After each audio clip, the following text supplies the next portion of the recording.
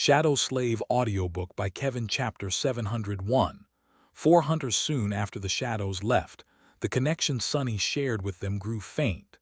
He could still feel their existence, but not much beyond that. The same happened with the happy and creepy shadows when Nightmare and the Soul Serpent left the range of shadow control, which had grown to about 4 kilometers. He lost the ability to perceive them, and the world through them. Sonny felt that they were out there somewhere, but that was it. The sudden loss of being able to see and hear through 2 out of his 3 shadows was abrupt and jarring, as though he had suddenly lost an eye and a limb. It made Sonny feel very uncomfortable. Not only was his power severely diminished in the absence of his loyal companions, making him extremely vulnerable, but he also worried about them. There had been many opportunities to send Saint away to hunt on her own in the past, but Sonny never did. The risk was just too high. Both for the shadow and for himself, they were stronger together. Shadows were not meant to be apart from their master, but there was no other choice now. He did not know when the 3 chain lords were going to act exactly, but there was not much time left before. Before the final confrontation began, Sonny had to become a devil. Neff was already a tyrant after all. It would not do to let her remain so far ahead. With a sigh, he turned around and walked back to his room. The gloomy shadow followed, trying to not show that it, too, missed its siblings. The shadows were gone, but there was still a lot Sonny had to do. He had to prepare himself for the battle, both mentally and physically. The next few days passed without too much happening. Sonny trained archery with Kai, practiced swordsmanship with Cassie, and sharpened his mastery of the spear with Effie's help. The other 3 were busy with their own preparations as well. From time to time, all 4 left the sanctuary to hunt and put their teamwork to the test. Sonny received a few fragments from those small expeditions as well. In the night, he continued to experiment with weaving. However, he was also careful to get enough sleep. It would not do to go into the final battle exhausted. After several days of this, while Sonny was laying in bed, the spell suddenly whispered into his ear, "You have slain a fallen monster, veiled slayer. Your shadow grows stronger." Sonny sat up and stared into the darkness, tense. So one of them had found a prey. He did not know which one it was, Saint, Serpent, or Nightmare, or even if they were wounded in the fight. All he knew was that one of his shadows had emerged victorious and was not destroyed. After that first kill, the shadow fragments started to pour into his soul frequently, making the goal of forming a new core before the fateful clash seem less hopeless. In the meantime, all Sonny could do was carry on. 2 weeks of practicing weaving later, he could proudly say that he had successfully managed to destroy 38 out of the 39 memories received in the Red Colosseum. The only one remaining was the emerald bone flute. However, that saved him from damaging his actual memories, at least. After the initial success of transplanting enchantments, Sonny found out that it was not as easy as he had thought. Well, it had never really been easy, but now, he realized that there were more things he had to consider than simply the pattern of the weave itself. Each memory had a certain capacity when it came to accommodating enchantments. The more powerful an enchantment was, the more burden it put on the weave. To withstand it, weaves needed to be moored to anchors, each serving as a nexus for the strings of essence. Sonny created those anchors from soul shards. The more he used, the higher the tier of the memory was, and the higher its capacity. However, the rank of the shards also played a role, albeit in a slightly different manner. Apart from capacity, weaves also had a threshold of intensity they could withstand. More powerful enchantments put too much strain on the strings and the anchors, and so, both the strings and the anchors had to be of a high enough rank to endure it. Additionally, only the weakest of enchantments could be activated passively. Relying on the memory's own ambient soul energy, everything else would only function when saturated by the flow of essence from the wielder's soul. But that was not all. Sunny had found out the hard way that not all memories could accommodate all enchantments, regardless of whether they had enough capacity and tolerance. Some were simply not meant for each other. He suspected that the name of the memory, and therefore its nature, played a role in that.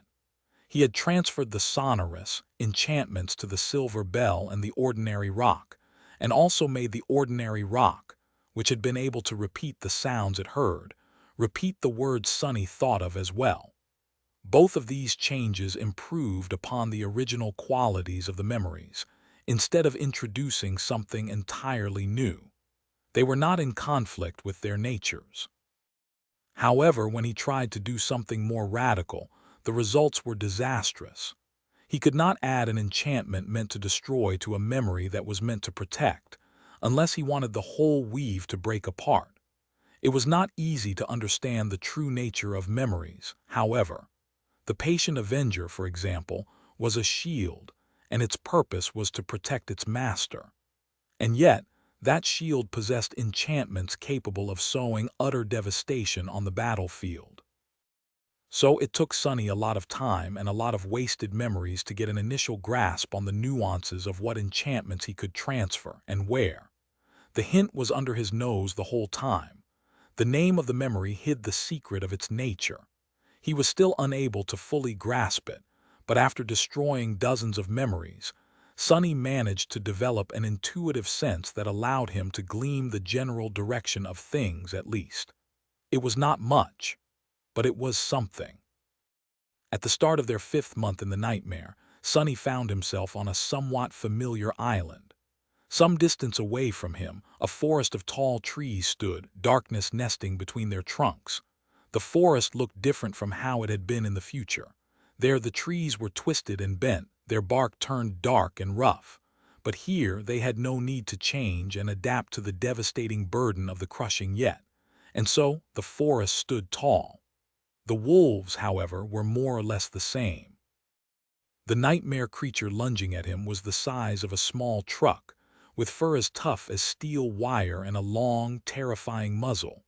Its jaws were wide enough to bite a human in half, and strong enough to crush both bones and armor into dust. As the giant beast jumped at him, Sunny dodged left and allowed Effie to barrel into the creature, her fist sending it flying to the ground with a whimper.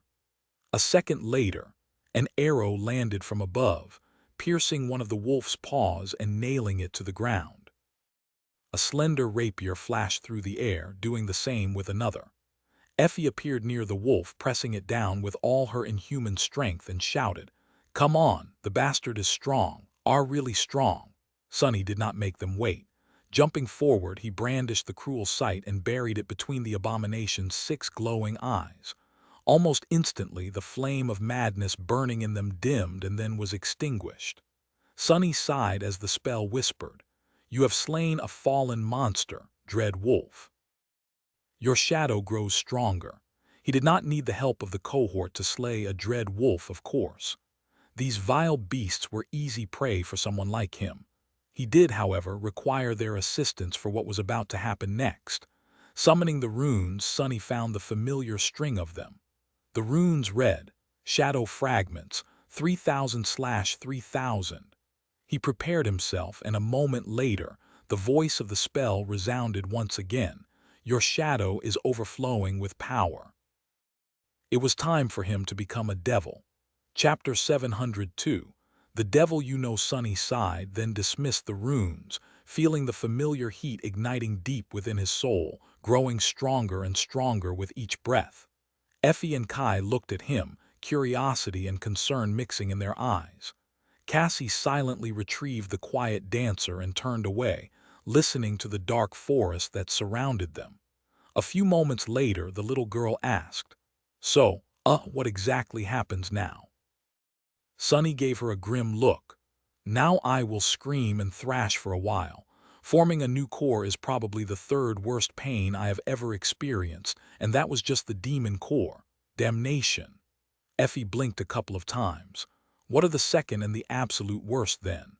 He hesitated for a bit and then said hoarsely, "Attaining a demon's lineage was pretty bad, But the most terrible thing by far was catching a glimpse of fate, that one eye only survived by accident. The gloomy shadow shivered, remembering their past. Sunny, meanwhile, scoffed.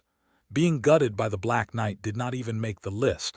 Maybe I need to rethink my life choices. At that moment, the heat burning within his soul reached a critical point, and the spell whispered into his ear, "Your shadow is taking shape."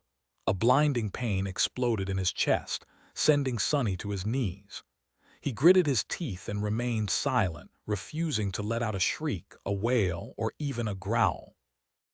This was not his first time experiencing that pain, even though, this time, it was far more intense. A human soul was not meant to contain many cores. That was the conclusion Sunny had come to a while back, thinking about how the process of awakening was pleasant and euphoric, but gaining new cores and a demon's lineage was harrowing and torturous. Humans were meant to walk the path of ascension, but becoming a different type of creature was against their nature. And Weaver's lineage was simply against all nature. It was aberrant and forbidden, something that was never meant to exist at all. Arg! The pain grew stronger and stronger and then stronger still. Just like before, he felt as though his soul was being torn apart, something rising from its depths and cutting his very being with its sharp edges. However, Sunny was used to this torment. He accepted it, allowed himself to dissipate into it, and endured. However, then, something entirely unexpected happened. As his soul was going through a transformation, his body followed suit as well, catching him by surprise. This time, Sunny failed to suppress a scream and fell to the ground in convulsions. Effie and Kai stared at him with worry. Curse it. What the hell? It felt as though his bones were breaking, his muscles were tearing, and his skin was on fire. Sunny clawed at the ground, then raised his head and let out a deafening, furious roar. As it rolled across the forest, the roar changed, growing lower and more frightening. Finally, an eternity later, the heat consuming his soul grew cold, and his tortured body was released from the cage of suffering. Sunny exhaled hoarsely, then relaxed and remained laying on the grass, motionless. The voice of the spell resounded from the darkness, echoing between the ancient trees. "Your shadow is complete." And a few moments later, he heard another voice, this one soft and childish. "God damn. He is even bigger now." Sunny slowly stood up, intending to take a look at his runes. However, even before that, he noticed that something was different. The ground was considerably further down than it had been before. Effie and Kai were staring at him, forgetting their task of watching out for a potential attack. Luckily, Cassie was still vigilant. Sunny frowned, then glanced down to take a look at his own body as well. It seemed that because he was in a body of a creature, the transformation into a devil changed it too. The shadow demon devil grew even taller, now standing at almost 3 meters of height. His skin had turned into a darker shade of gray, and his claws seemed as if they were cut out of glossy morion. Through the eyes of his shadow, Sunny could see that his horns had grown longer and sharper as well. More than that, there were now 4 of them.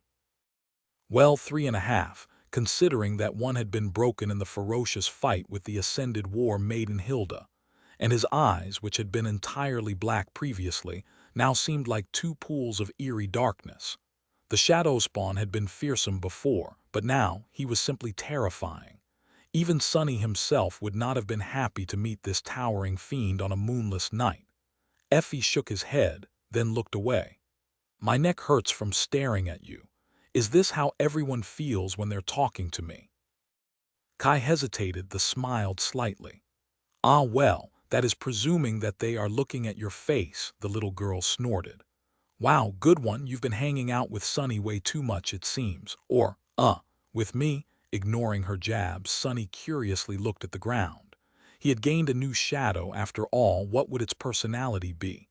2 identical shadows of a 4-armed devil were there, staring at each other.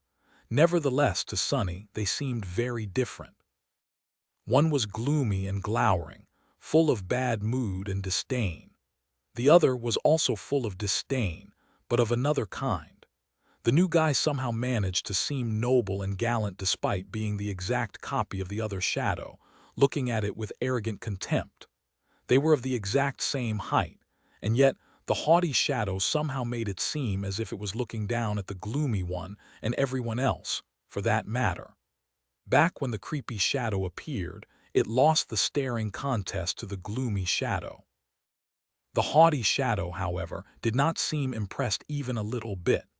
It was as though the very thought of looking away was beneath it. So the two of them just continued to drill holes into each other with disdainful stares, unperturbed. Sonny groaned, then covered his face with a hand. "Oh gods, there's two of them now." Observing the staring contest, Sonny sighed. He was beginning to miss the happy shadow, that hopeless fool, something that had never thought he would ever feel. Shaking his head, Sonny looked away from the shadows and summoned the runes. The familiar symbols shimmered in the air in front of him. Name, sunless. True name, lost from light. Rank, awakened. Class, devil. Shadow cores, 4/7. Shadow fragments, 0/4000. A tired but satisfied smile appeared on his lips. With a fourth core, his power would increase significantly. His essence reserves had grown, the range of shadow control had expanded, and most importantly, he now had an additional shadow to augment either himself, his memories, or his shadows. He could increase his physical prowess fivefold, or send one each to Saint, Serpent, and Nightmare while leaving one for himself. And that was not all. The Soul Serpent evolved its class when Sonny did, so it should have become a devil as well. That would make it the most powerful, at least in terms of pure status shadow of his. Not wasting any time, Sonny summoned the serpent's runes. Somewhat tense, he read, Shadow, Soul Serpent. Shadow rank ascended. Shadow class devil. Shadow attributes, Shadow guide, Soul weapon, Soul beast. Sonny was both glad and worried. Glad because his shadow had attained a new class, but worried because he did not see any new attributes. The transformation to a devil was supposed to gift creatures terrible and unnatural powers. However, the serpent was a bit strange in that regard. It had received a new ability out of order when rising to a new rank, so would it receive anything now? Luckily, he was wrong to fear. Looking lower, Sonny saw a few new runes among the serpent's abilities.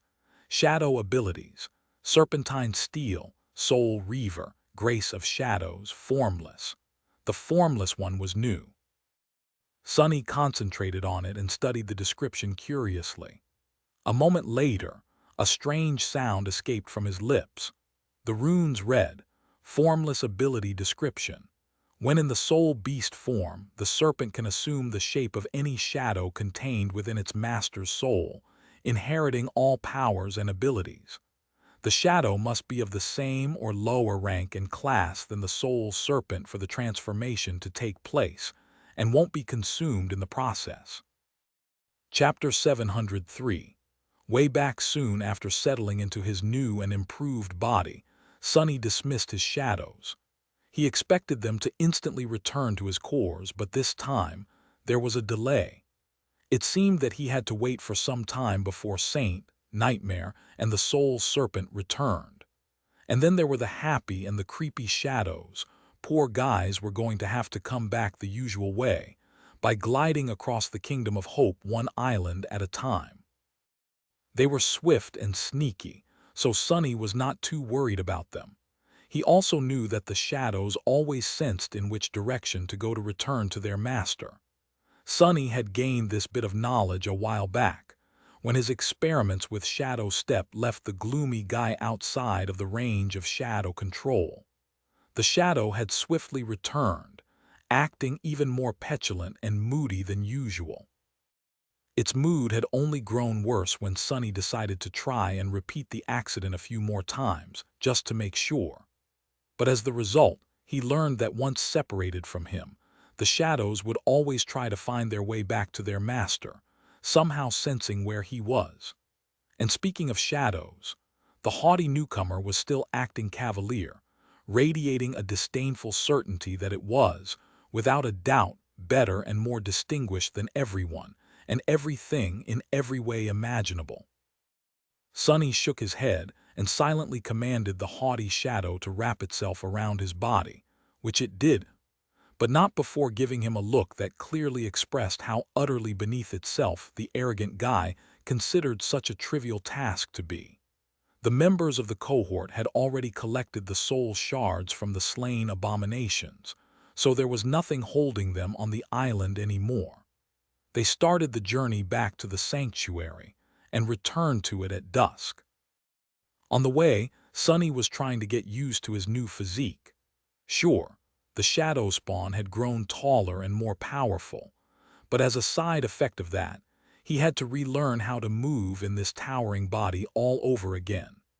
The shock was not as dire as when he had first appeared in the nightmare, but it would still require some time for Sunny to be able to adjust his mindset and battle technique for this new circumstance. Tired after the day of hunting nightmare creatures and traversing the heavenly chains, the four of them separated to go to their rooms. Reaching his own, Sunny fell on the bed, which was not a bit too short for him, and stared at the ceiling for some time, feeling restless and grim. Today, he had accomplished something that he never thought would be possible in such a short span of time. He had formed the fourth shadow core and become a devil. He was now more powerful than he had ever been, with three mighty shadows by his side, an arsenal of powerful memories at his disposal, and even possessing a nascent knowledge of sorcery and weaving. In fact, Sunny suspected that there had never been an awakened as powerful as him, except, of course, for Mordred. At least until Nephi's returned from being lost in the dream realm and awakened herself. And yet, he couldn't help but wonder, would that be enough for what was about to come? And if he survives the nightmare, would it still be possible for him to hide his strength and avoid the gaze of sovereigns? Tormented by these questions, Sunny remained awake for a long time and then finally fell into the embrace of shallow sleep. When the morning came, he opened his eyes and instantly sensed a difference. His heart felt at ease somehow, complete. His shadows had returned while he slept. Luckily, all three had survived their task. However, they were not unscathed. Both Nightmare and the Soul Serpent bore many wounds, and nestled in the nurturing black flames of his cores, slumbering as their bodies restored themselves. Saint was banged up too, but to a much lesser extent.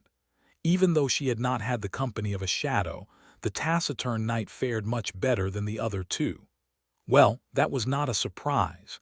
She possessed attributes that specifically made her tremendously stalwart and durable after all. Plus, Saint was Saint. In any case, she was going to heal and recover much faster.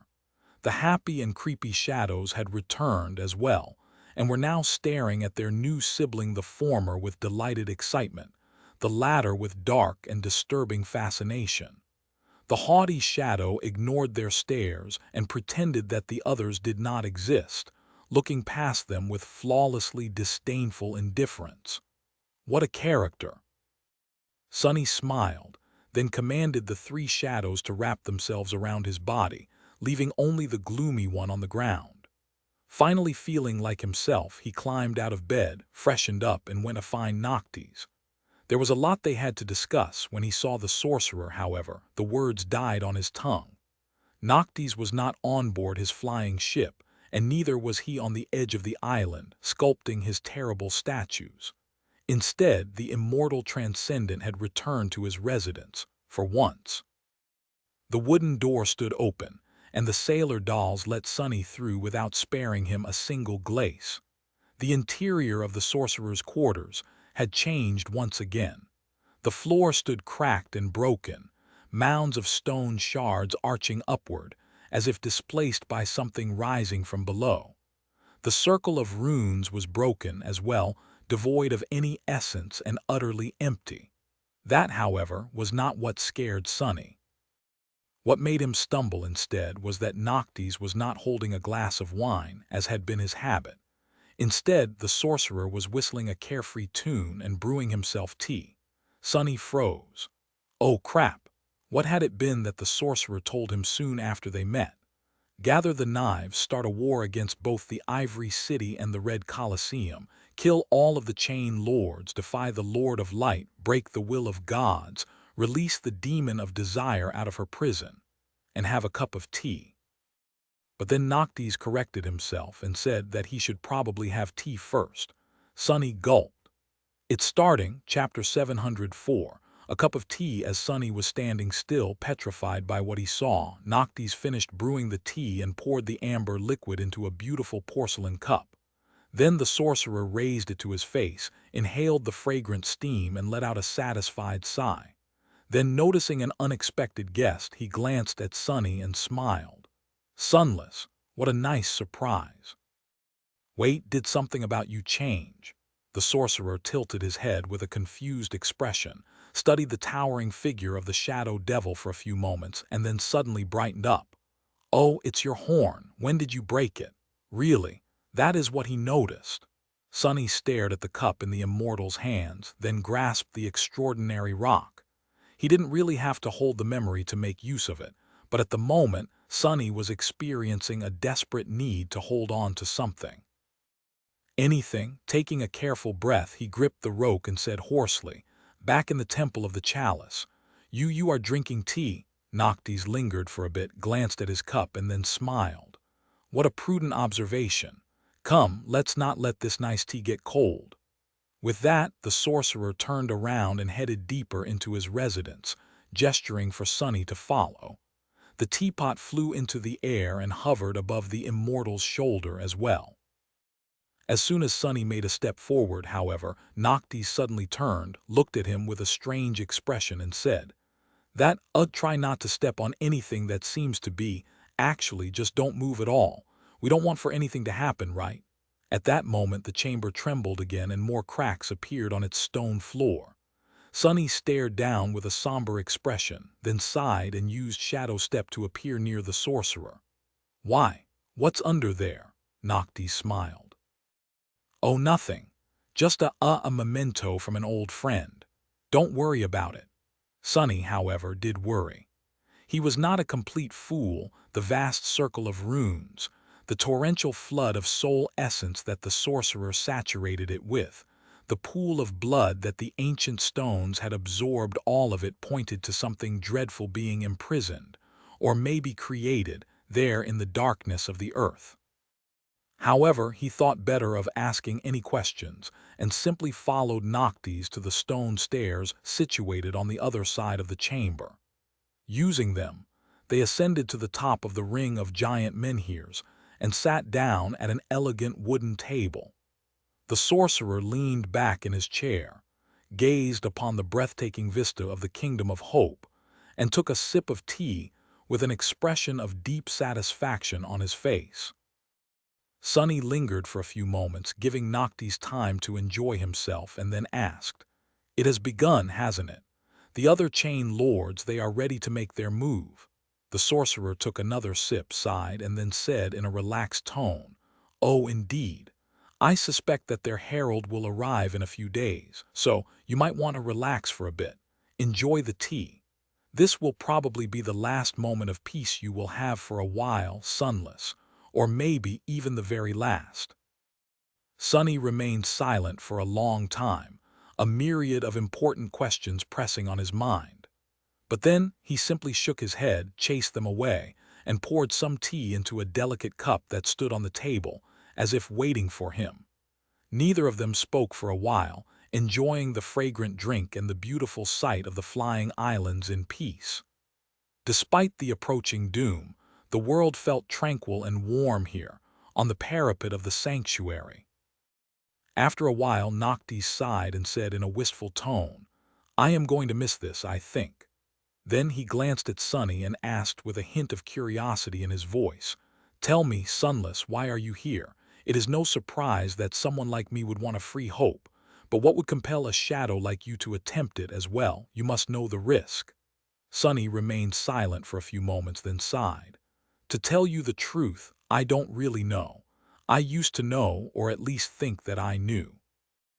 I had lofty desires, to grow stronger than others, to break free from the chains of fate, And maybe I harbor those desires still.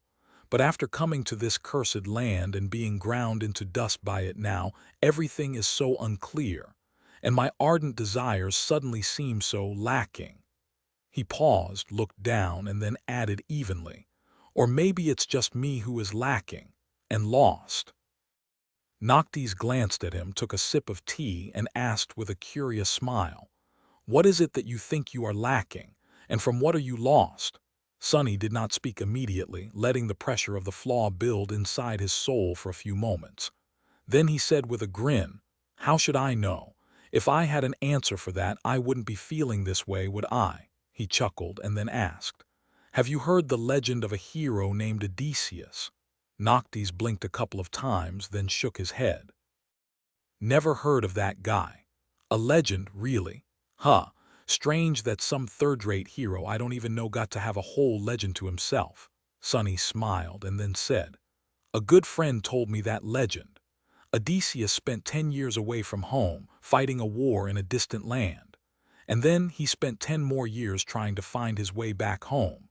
He lost all his friends and endured countless hardships, facing terrible monsters and dangerous beings of all sorts.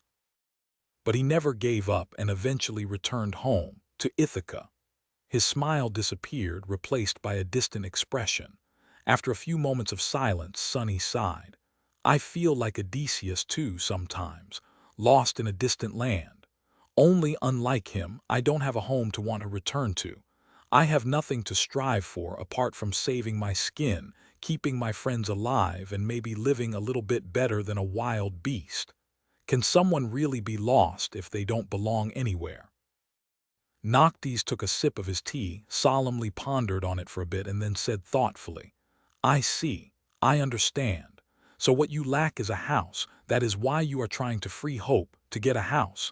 Wait, Sunless, are you trying to say that you want to repossess the ivory tower?" Sonny choked on his tea, then glared at the sorcerer with outrage.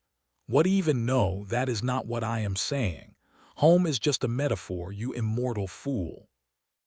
Noctis blinked a couple of times, then asked with a deadpan expression, "What's a metaphor?" Sonny stared at him for a few moments, then snorted and opened his mouth, intending to answer. Before he did, however, a loud rattling of chains resounded in the air, and the whole sanctuary shuddered slightly beneath them. No, it was the island itself. The whole island trembled. Sonny froze and then asked, his voice tense and grim, "What the hell was that?" Noctis calmly finished his tea, closed his eyes in delight for a moment, and then looked west. "It's their herald, I guess. He seems to have arrived sooner than I expected. Ah, what a bother. We didn't even get to drink the whole pot." Chapter 705. Herald of the Sun. Noctis sighed, then placed his empty cup on the table and stood up. He straightened the folds of his silk garment, then shook his head with a slight smile and headed across the stone plain of the menhirs. Sonny scrambled to catch up to him, full of apprehension. The first thing he said to the sorcerer, however, had nothing to do with the messenger of the chain lords. "A metaphor is a figure of speech, sort of like an analogy." Noctis glanced at him with surprise. "I must say your composure is commendable, Sunless. However, do you really think that this is very important right now? Come now, we need to meet our visitor before he reaches the sanctuary." The sorcerer gestured at the silhouette of the flying ship that hovered some distance away, almost at the same height as them. Sonny summoned the dark wing and then said, No, I don't. Why can't we meet the herald here, though? No, wait, if he did not even reach the sanctuary yet, why is the island shaking?" Noctis shrugged and gracefully rose into the air, flying toward the ship. What means he was using to do so, Sonny did not know. All he could do was jump as high as he could and then glide forward. The sorcerer glanced at him and then said somberly, "If we were to meet the herald here, my beautiful sanctuary might, well, get damaged. That would not do. As to why the island is shaking, I guess we'll see." Soon they landed on the deck. The sailor dolls had already raised the sails and were hurrying around, preparing the ship for departure. Cassie, Kai, and Effie were also there, although they seemed to have arrived only moments before Sunny and Noctis. As Sunny looked at them with a silent question, Effie simply nodded toward Cassie. The mystery of their swift reaction was easily revealed. The sorcerer went to the stern of the flying ship without wasting any time, and took his position as the Kybernetes, the guide who steered the ship as it flew through the air. The ancient vessel had no steering wheel, of course, and instead relied on two steering oars, which were situated at the very rear of it. There was a runic circle inscribed between the oars. Noctis stepped inside, turned, leaned comfortably on the bending inner surface of the tall apluster, and placed his hands on the oars with a relaxed expression on his face. A moment later, the circle shimmered with ethereal light. The flying ship had to be controlled both physically and with soul essence. There were invisible energy pathways spanning the whole length of it, all leading to the roots of the beautiful tree growing around the main mast. Luckily, it was the tree that produced the tremendous flow of essence required to propel the vessel through the air, and not the Kybernetes. Otherwise, Cassie would have never been able to fly it in the future. However, the pilot still needed to control that flow and serve as its nexus, and so only an awakened could do it, or a transcendent. Noctis sent his own essence into the runic circle, connecting his soul to the ship, and the ancient vessel slowly started to move, gaining speed as the wind filled its sails. Holding the oars with a carefree smile, the sorcerer then glanced at Cassie and said, "Song of the Fallen, my lady, you wish to observe how I control this beauty. Here is your chance to see a master at work. Truly, there is no helmsman more skilled and distinguished than me in the whole of the Kingdom of Hope. Granted, this flight won't be too long." He suddenly grew silent, glanced at the blind girl with a guilty expression on his face, and then awkwardly cleared his throat. "Well, I guess 'see' was the wrong word to use, him." Cassie remained silent for a few moments, then said neutrally, "I am used to it. Do not worry." Knowing that the young woman had been interested in the flying ship and its mysteries, Sunny left the two of them alone and walked to the side, staring into the distance with a tense look on his face. Noctis had failed to explain why the approach of the herald caused the sanctuary to tremble, but Sunny had an idea. The islands were all connected to each other by the heavenly chains, and so any strong tremor was bound to spread outward like a wave. The question was, what could have caused a quake strong enough for them to feel from several islands away? Perhaps a giant steel colossus could. He gritted his teeth. A messenger of the chain lords, was that a joke? Noctis conveniently failed to mention that this herald was going to be one of those lords himself. And what the hell had the sorcerer meant, saying that they had to meet the herald elsewhere to avoid damaging the sanctuary? Weren't they simply going to speak? That was what messengers were for, weren't they, to deliver words? As several islands flowed past beneath the speeding ship, he suddenly caught sight of an especially familiar one. Of course, in this era it looked different.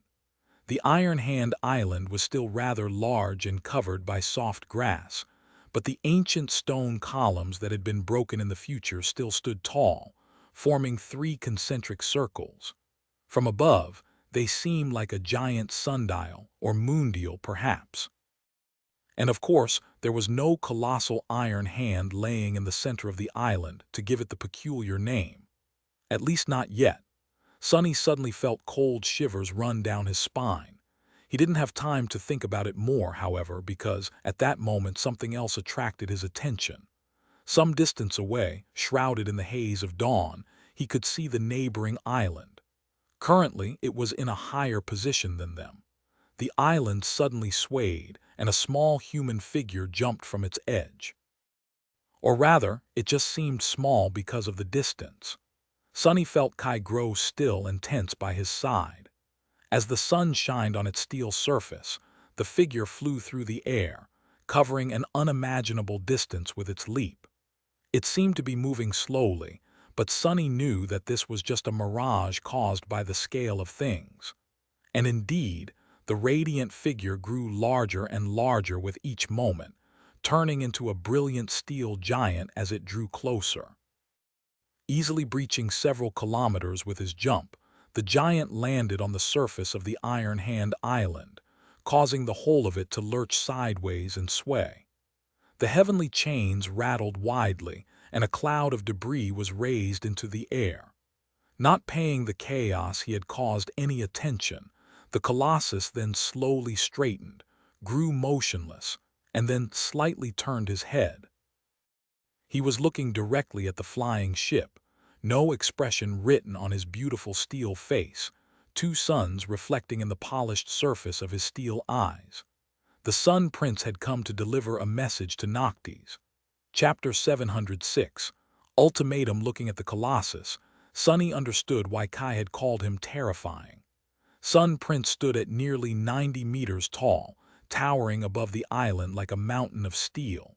He was cast in the shape of a noble warrior wearing light armor. The surface of the armor was polished and shone blindingly in the sun, while the rest of the giant was dull and gray. The colossal statues of the 7 heroes of the Forgotten Shore, including the walking one Sunny and the cohort had ridden once, were more than twice as tall, but it was hard not to get shocked by the sheer mass and crushing presence of the transcendent Chain Lord, or rather, of the steel shell he was entombed within. A sickening feeling of fear grasped Sunny's heart, which he then strangled and banished, looking at the towering lord with a grim expression. He had a reason to feel fear, however. A half-forgotten image of a nightmarish scene flashed before his eyes, a fragment of a nightmare where he stood petrified on a blood-soaked battlefield, watching in horror as a giant steel soul descended from above to turn him, and his fellow soldiers, into puddles of crushed bones and bloody sludge. And another, a memory of endless harrowing torture that he had endured at the hands of his brother, of a human-shaped cage and a pit filled with molten metal. And finally, the last one, the vision of a giant steel corpse swinging forlornly in torn chains, upside down, its chest shattered by some devastating strike. So this was Sun Prince. Sunny had never met him, and yet it felt as though they were old acquaintances, for better or worse. As the giant stared at the flying ship with a motionless face of a statue, Sunny turned to Noctis and scowled. "Now what?" the sorcerer sighed, then moved one of the oars, sending the vessel into a descent. His carefree smile was starting to look a little forced. "Now, well, we go and talk to him, I guess. Have a civilized discussion." Sunny turned back and looked at Sun Prince for a bit, then said somberly, "Do you think he knows that it was you who erased his memory of hiding the ivory knife, causing him to experience 100 years of torture and then end up in this state? And that you actually stole it instead?" Noctis suddenly choked, causing the ship to careen sideways, and hissed, "Say it louder, will you?" Sunny froze. "Oh, sorry," the sorcerer righted the vessel, then said with outrage, "First of all, I did not cause anything. I just granted a colleague's request. Back then, we did not even know that hope was driving us all mad, so how was I supposed to know what will happen? Secondly, I did not steal the ivory knife. I just happened to find it where he had left it, all right, by pure coincidence. And lastly," he paused and then added in a darker tone, "I am not sure that he really knows anything anymore. He is still alive somewhere inside, but I don't think he is fully sentient. At least I hope that he is not." The ship approached the ground in somber silence, stopping just outside the first ring of pillars and hovered in place. Noctis lingered for a few moments and then let go of the oars.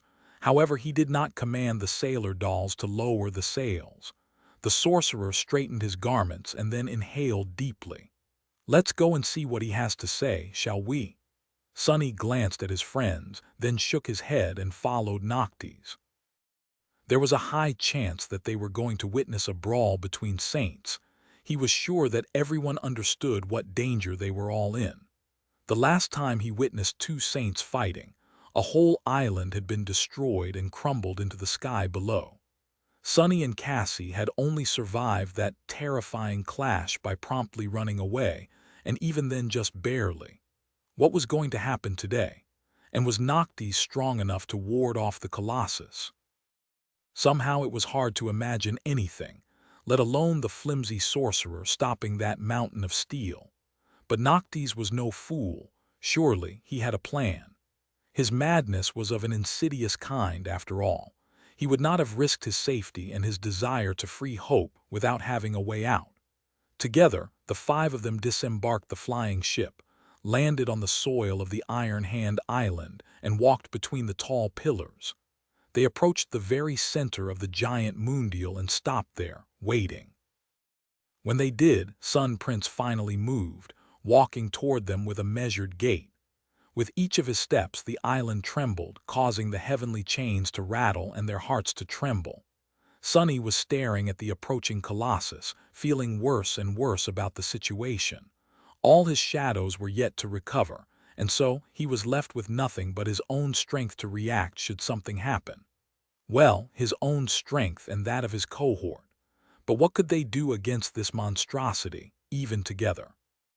Finally, the giant reached the pillars and stopped outside the outward circle, looking at them from high above. Drowned in his cold shadow, Sunny couldn't help but feel like a tiny insect. Looking up with a grave expression, he gritted his teeth and said, "I feel like an ant." Effie, who was also craning her neck to stare at the Colossus, glanced at him, hesitated for a moment, and then smiled. "You are not an ant, Sunny, you are a cockroach. Remember." He blinked a couple of times, then slowly grinned. Somehow that made him feel better, and then a thundering voice suddenly resounded from all around them, making their bones rattle. The giant spoke. He said, "Noctis, you have the knives." The voice of Sun Prince did not sound human, but neither did it sound robotic. It was just strange and empty, as if it was not a person speaking but the world itself, a desolate world full of ruins. Hearing it, the sorcerer grimaced, then covered his ears. He still remembers how to speak. The thundering voice of the Colossus resounded once more, making them shiver. "Surrender the knives." Sunny turned his head slightly and glanced at Noctis, wondering what his reaction would be. The sorcerer, meanwhile, blinked a few times and took a big step back, distancing himself from Sunny.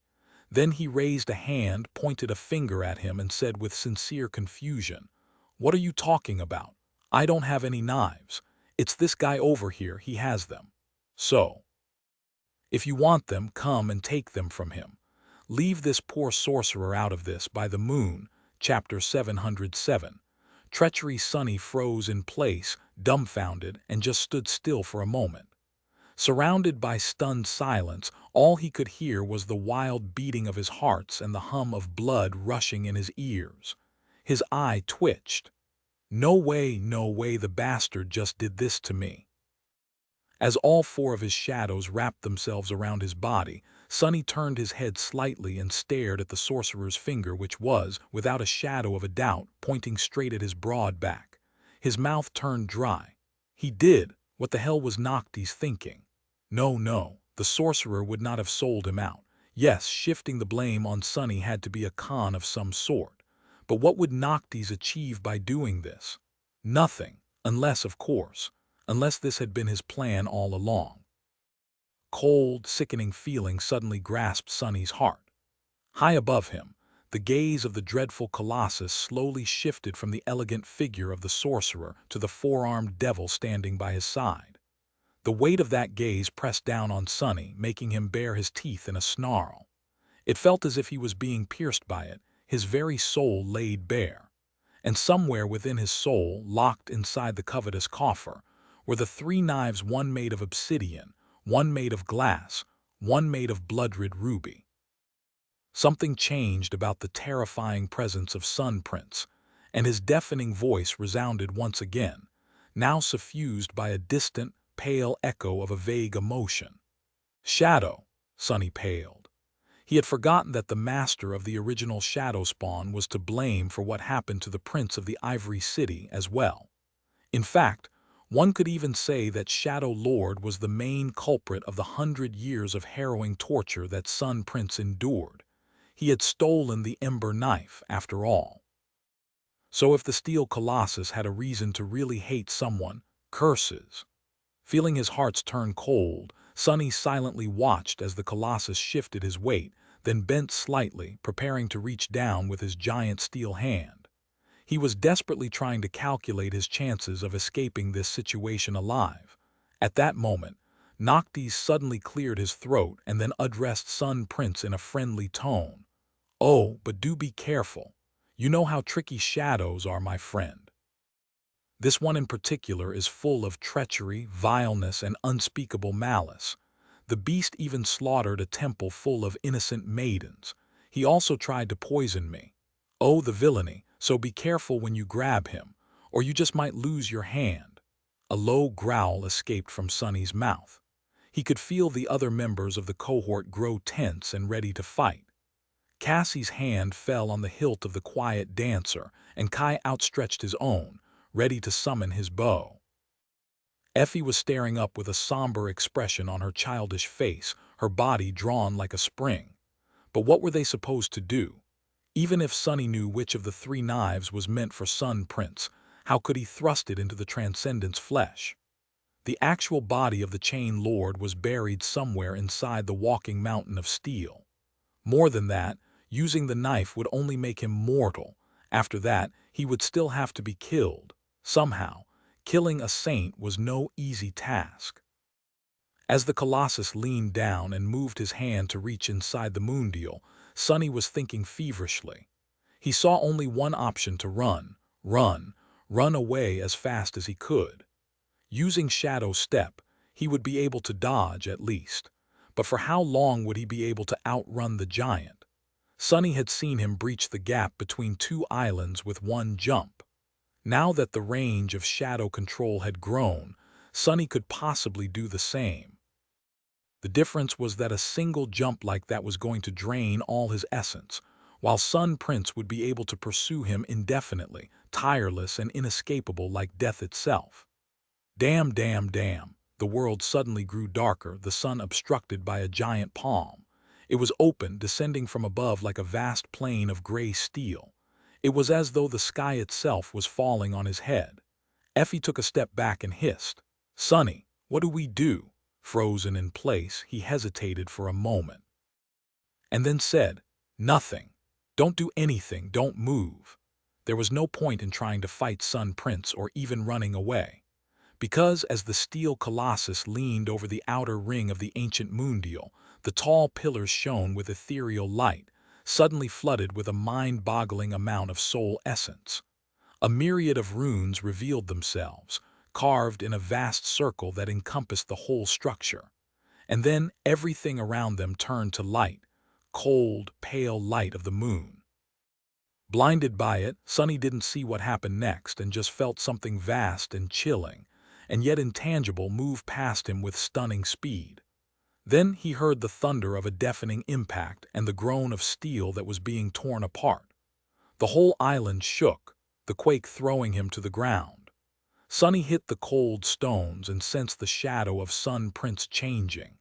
As the pale moonlight dimmed and was extinguished, he saw a shocking sight. The moondial lay broken, the pillars shattered and toppled over. Not too far away from him, a giant steel hand rested on the ground. However, it was not attached to the body of the colossus anymore. The giant was staggering back, his right arm torn at the shoulder. A river of molten metal was flowing from the terrible wound, falling down like blood. The grass was turning to ash where it fell. And amidst all of this, unperturbed, stood Noctis. The sorcerer's expression was calm and slightly amused. Staring at all the chaos, he flicked a speck of dust off his silk garments, shook his head and said, "Tusk, have I not warned him to be careful? I did, didn't I? By the moon, why does no one listen to me? I am the wisest man in all of Kingdom of Hope, after all." Chapter 708. Crimson beast of twilight, the colossus staggered back, swayed, and then moved his foot to balance himself. The island quaked once more, and the giant grew still, bent slightly and grasping the gaping wound with his one remaining hand.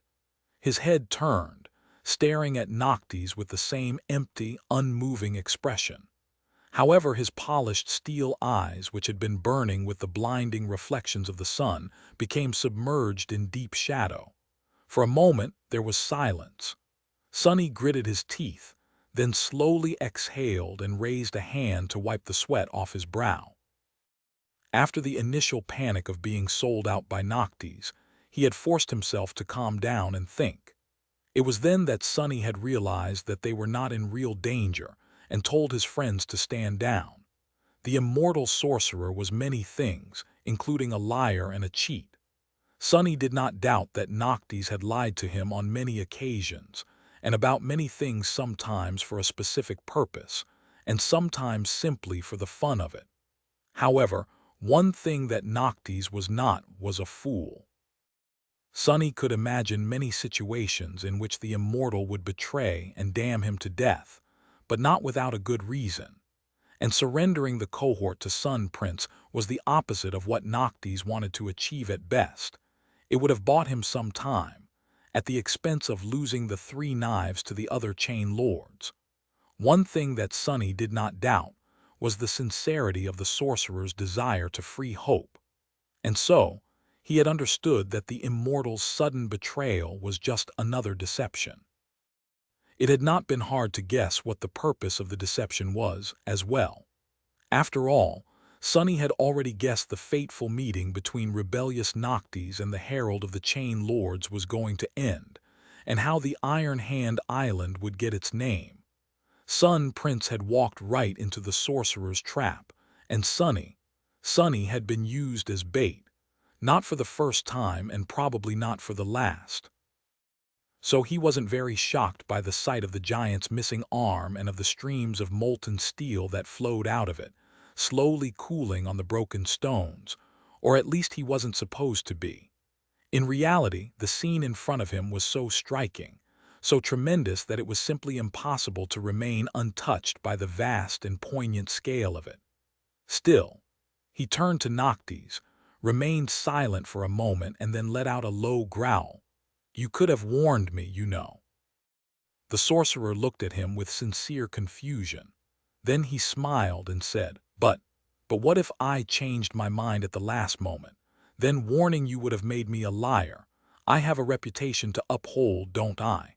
With that, Noctis winked at him, then turned to face the motionless Colossus. As Sonny stared at him darkly, the smile slowly disappeared from the sorcerer's face, making way for something cold and frightening. His gray eyes shone with distant moonlight, and in that moonlight there was madness. Taking a step forward, Noctis suddenly appeared to be taller than he had been, his previously contained presence spreading over the world like a flood. Sonny shivered, feeling like prey being stalked by a hungry predator. The air suddenly seemed to smell of blood, the light of the sun appeared slightly dimmer, and in the echoing silence they could almost hear the howls of countless beasts. Even though Sonny knew and somewhat trusted Noctis, he suddenly felt scared. And he wasn't even the focus of the immortal's furious gaze. Instead, it was aimed at the hunched Colossus. The sorcerer grinned, revealing his canines, and spoke, his clear voice flowing across the island like a river of blood. "Surrender the knives." "Ah, I don't think so, my old friend. If I do, how will I kill you and your vile brother?" He laughed, and then took another step forward, raising his hand.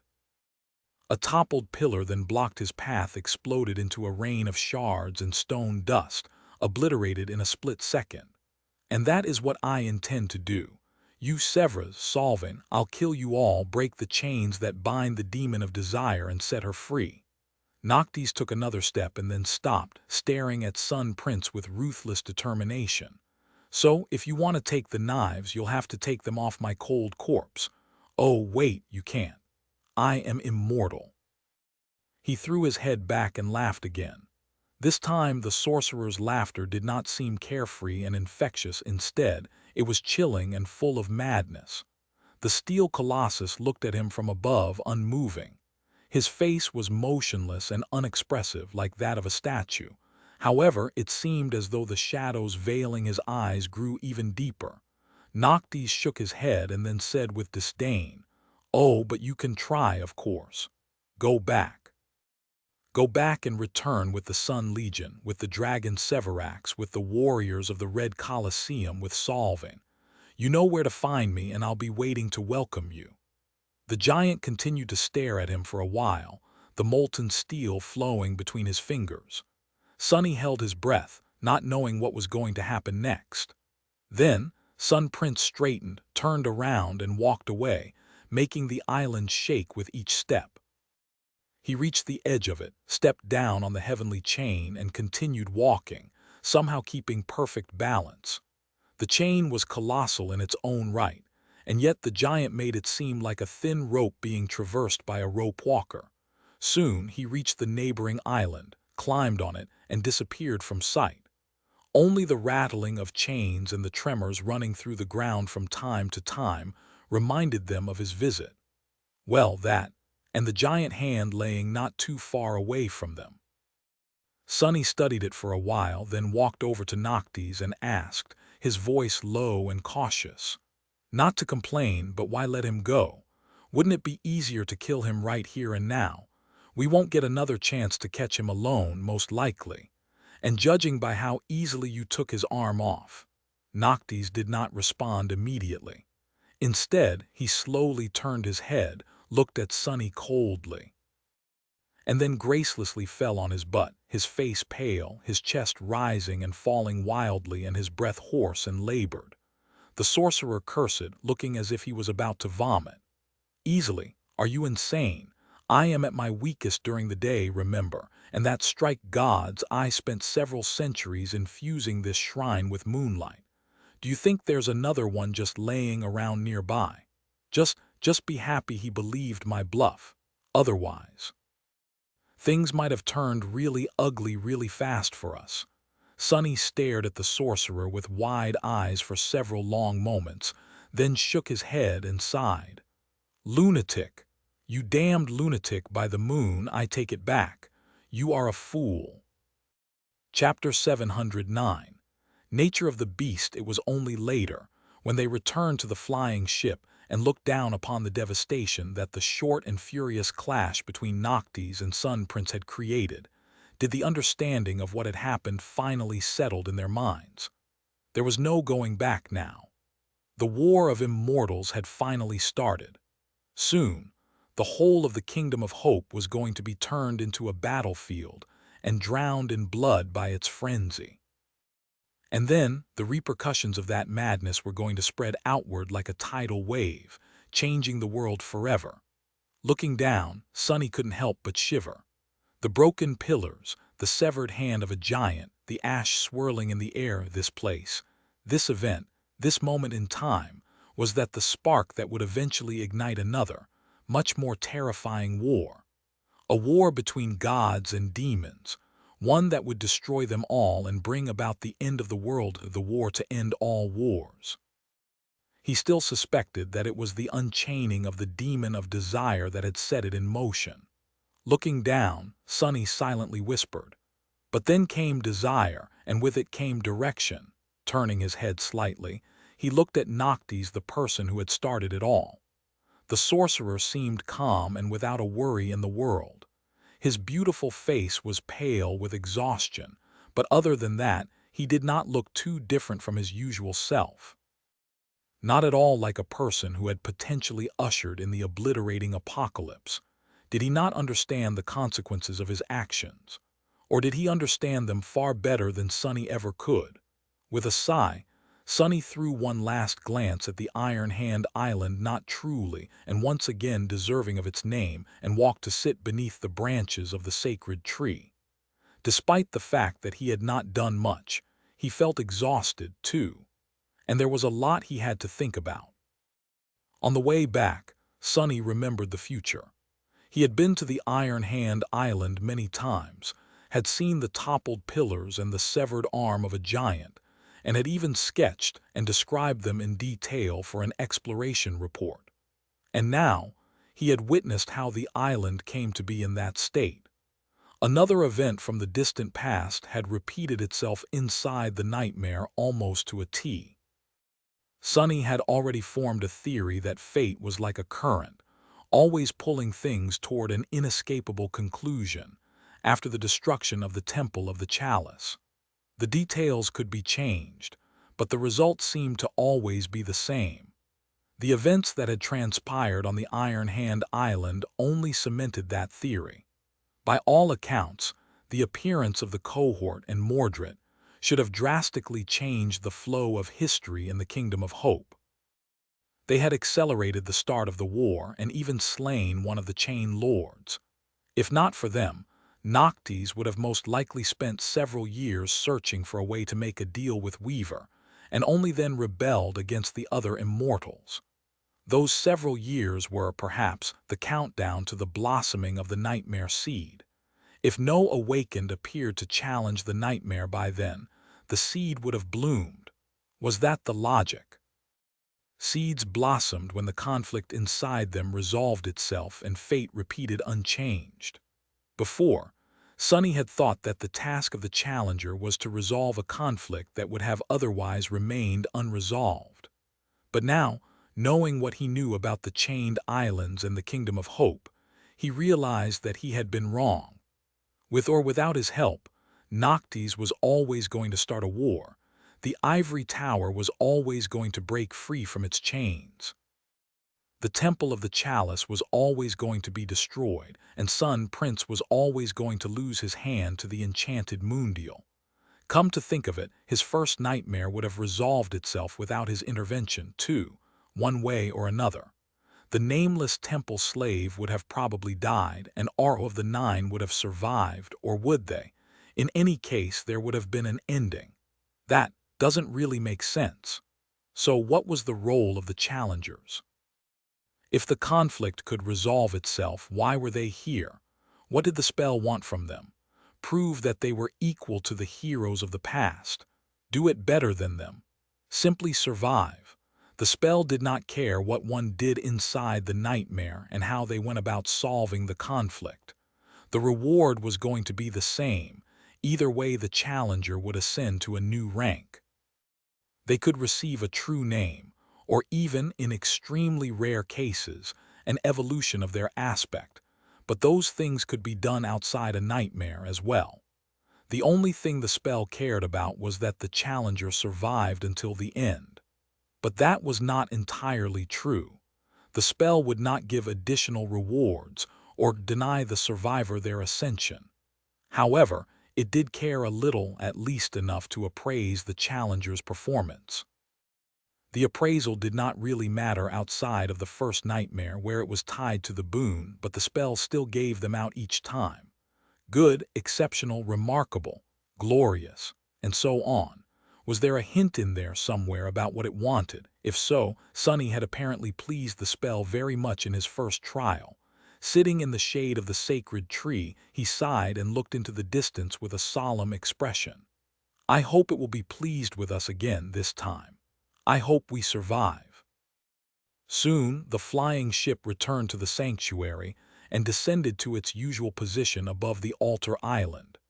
As they returned to the ground, Sunny could see hundreds of faces turned to them, fear and uncertainty written in their lines. The inhabitants of the sanctuary had not seen the clash between Noctis and Sun Prince, but they all knew that something was wrong. By now, the island had stopped trembling, but their hearts did not. Without paying them any attention, the sorcerer tiredly landed on the grass, then turned to Sunny and frowned slightly. I am going to rest for a couple of days. That most of the Sun Legion, as well as the army of the Red Colosseum, are arrayed along the border between Solvin's territory and that of the Ivory City. It is going to take them at least 2 weeks to assemble together and march east, so we will give them enough time to break the current formation, but not enough to build a new one. We attack in 7 days. He hesitated for a few moments and then suddenly smiled.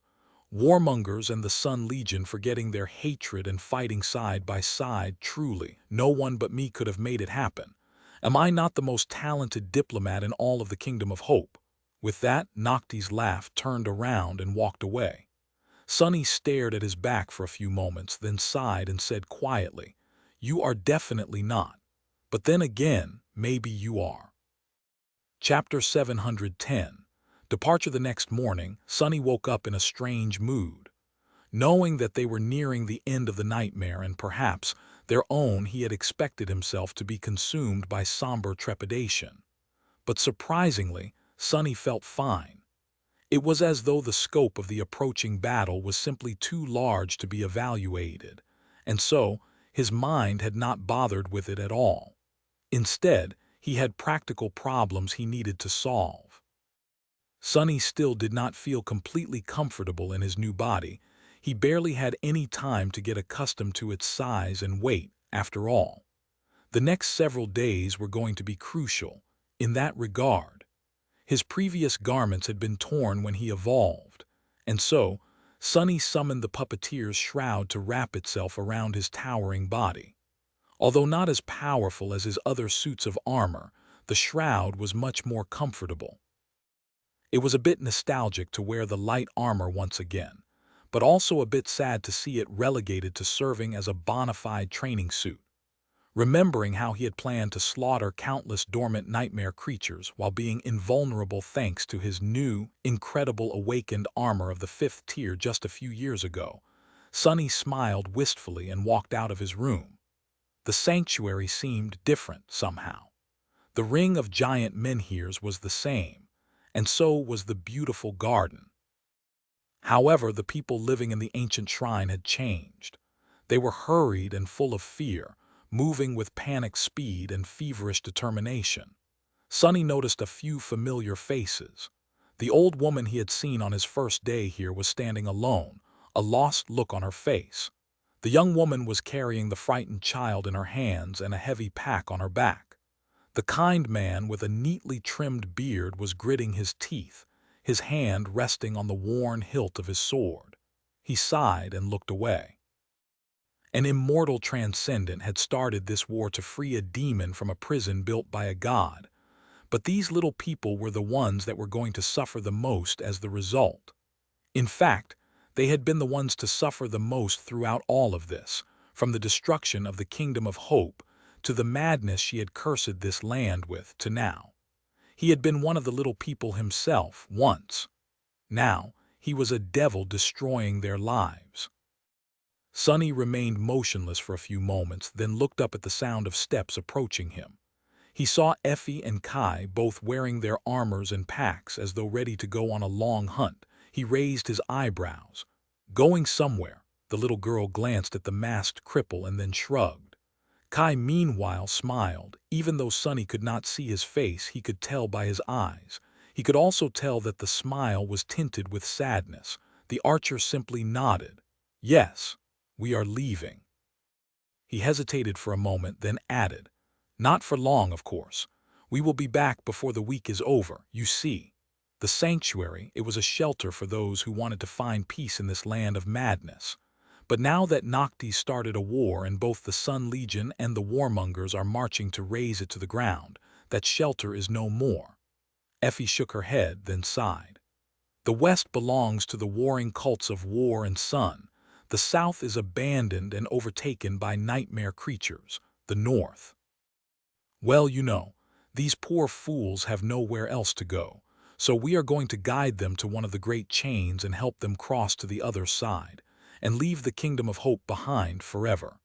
She scratched the back of her head, then said thoughtfully, "Actually, we are not even sure if the nightmare goes that far. Maybe there's nothing out there beyond the chained island.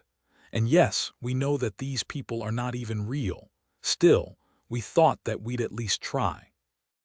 Cassie even went and convinced Noctis to lend her the ship to help transport them. Sonny stared at her, surprised. The little girl raised her chin. "What? I know that it's stupid. People need to do stupid things sometimes, you know." He slowly shook his head. "No, actually, I don't think that it's stupid at all. It's just the three of you are going, so why didn't you invite me as well?" Effie grinned. "You have stuff to do. How are you going to get used to that lanky body of yours while babysitting a bunch of refugees? So, Don't be lazy and get that stone girlfriend of yours to beat you black and blue while we are gone. We have a date with 2 whole armies in a week's time, remember." Sonny made a sour face, then looked away. "Believe me, I remember. I am going to train hard." Kai gripped his shoulder for a moment well, the top of one of his lower arms that were in reach anyway, and then the two walked away without saying anything else. There was no need to say goodbye. With them gone, Sonny suddenly felt a bit lost. Shaking his head, he threw stupid thoughts out of his head and walked to the center of the garden, intending to spend the rest of the day practicing with the cruel sight. Saint would have probably healed enough to be summoned, too, so he had his work cut out for him. Finding a secluded spot near the clear lake, Sonny went through the intense set of steps and exercises that he had developed to condition his body for the shadow dance. Of course, that had been in his human body. The shadow spawn, meanwhile, was a very different beast, or rather devil. Despite its size, the gaunt body of the devil was incredibly nimble and swift. It was also capable of bursts of monstrous, explosive strength that would leave many people stunned. In addition, it was itself a weapon with his talons, claws, fangs, and horns. Sonny was capable of delivering a lot of damage even unarmed. He could even kill things with the spike at the end of his tail. After that initial practice session, he summoned Saint and started the real training. As they sparred, Sonny observed the departure of the inhabitants of the sanctuary. They left in a column, with Kai in the front and Effie walking behind. Some were carrying their meager belongings, while some were empty-handed. Some cried, while some remained silent and stoic. Some even smiled. Above them the flying ship moved, carrying those who could not walk. Sonny could not see, but knew that Cassie was controlling it. For a moment he was curious about how she was able to communicate with the sailor dolls. However, that short distraction cost him dearly when Saint delivered a painful blow to his abdomen, and so Sonny decided to concentrate on himself. Turning his full attention back to the training fight, he thought, "I wish them well. Even if they are not real, I wish them all the best." Long hours passed in arduous training. Slowly but surely he was growing accustomed to the new proportions of his strange and powerful body. His height, his reach, his might, all of it was starting to click, making him feel confident in his own skin once more. At some point, dead tired, Sonny decided to take a break. Commanding Saint to stand down, he crouched near the lake and drew some water to wash the sweat off his face. Then he poured some on his head and sighed, looking at the clear surface of the lake. The graceful figure of Saint reflected on it, and near her his own. Obsidian skin, bestial features, eyes that seemed like pools of liquid darkness, twisting horns. Master Jet had once joked that he would be a flower boy one day. Remembering it, Sonny smiled. "I wonder what she would have said if she saw me that way." And then he froze. His sweat turned cold. There was a third reflection on the surface of the lake. It was a tall and slender young man with pale skin and raven-black hair. His face was sharp and thin, not exactly handsome, but at the same time charming and strangely beautiful. His striking eyes didn't seem to possess a color of their own, and instead reflected the world back on itself like 2 pools of liquid silver. Currently, they were as blue as the boundless, vast sky. The young man smiled pleasantly and then raised a hand in greeting. A painfully familiar voice suddenly resounded in Sonny's mind. "Ah, Sunless, how nice it is to meet you again after all this time. Just look at you, goodness. I almost failed to recognize you behind that fearsome face." Chapter 711. A simple task. Hearing Mordred's pleasant voice reminded Sonny of the time they had shared in the sky below and the closeness that had existed between them back then. A long time ago, he had considered the mysterious prince if not a friend, then at least an ally. He had been fond of the owner of the disembodied voice enough to worry when it disappeared. Of course, all of that had been a lie. a masterfully crafted net of deception that Mordred had created to lure Sunny into bringing the mirror shard into the Night Temple and setting him free. The memory of the dark conclusion of that story, the fear, the pain, the shame of having been led astray and betrayed. The slaughter gripped his heart with icy claws. Sunny glared at the reflection of the young man for a few moments, then gritted his teeth. He hated to admit it, but there was no escaping the fact that he feared Mordred. Sunny had met many powerful men and even more terrifying abominations, but the Prince of Nothing was perhaps the only one whom he was truly scared of.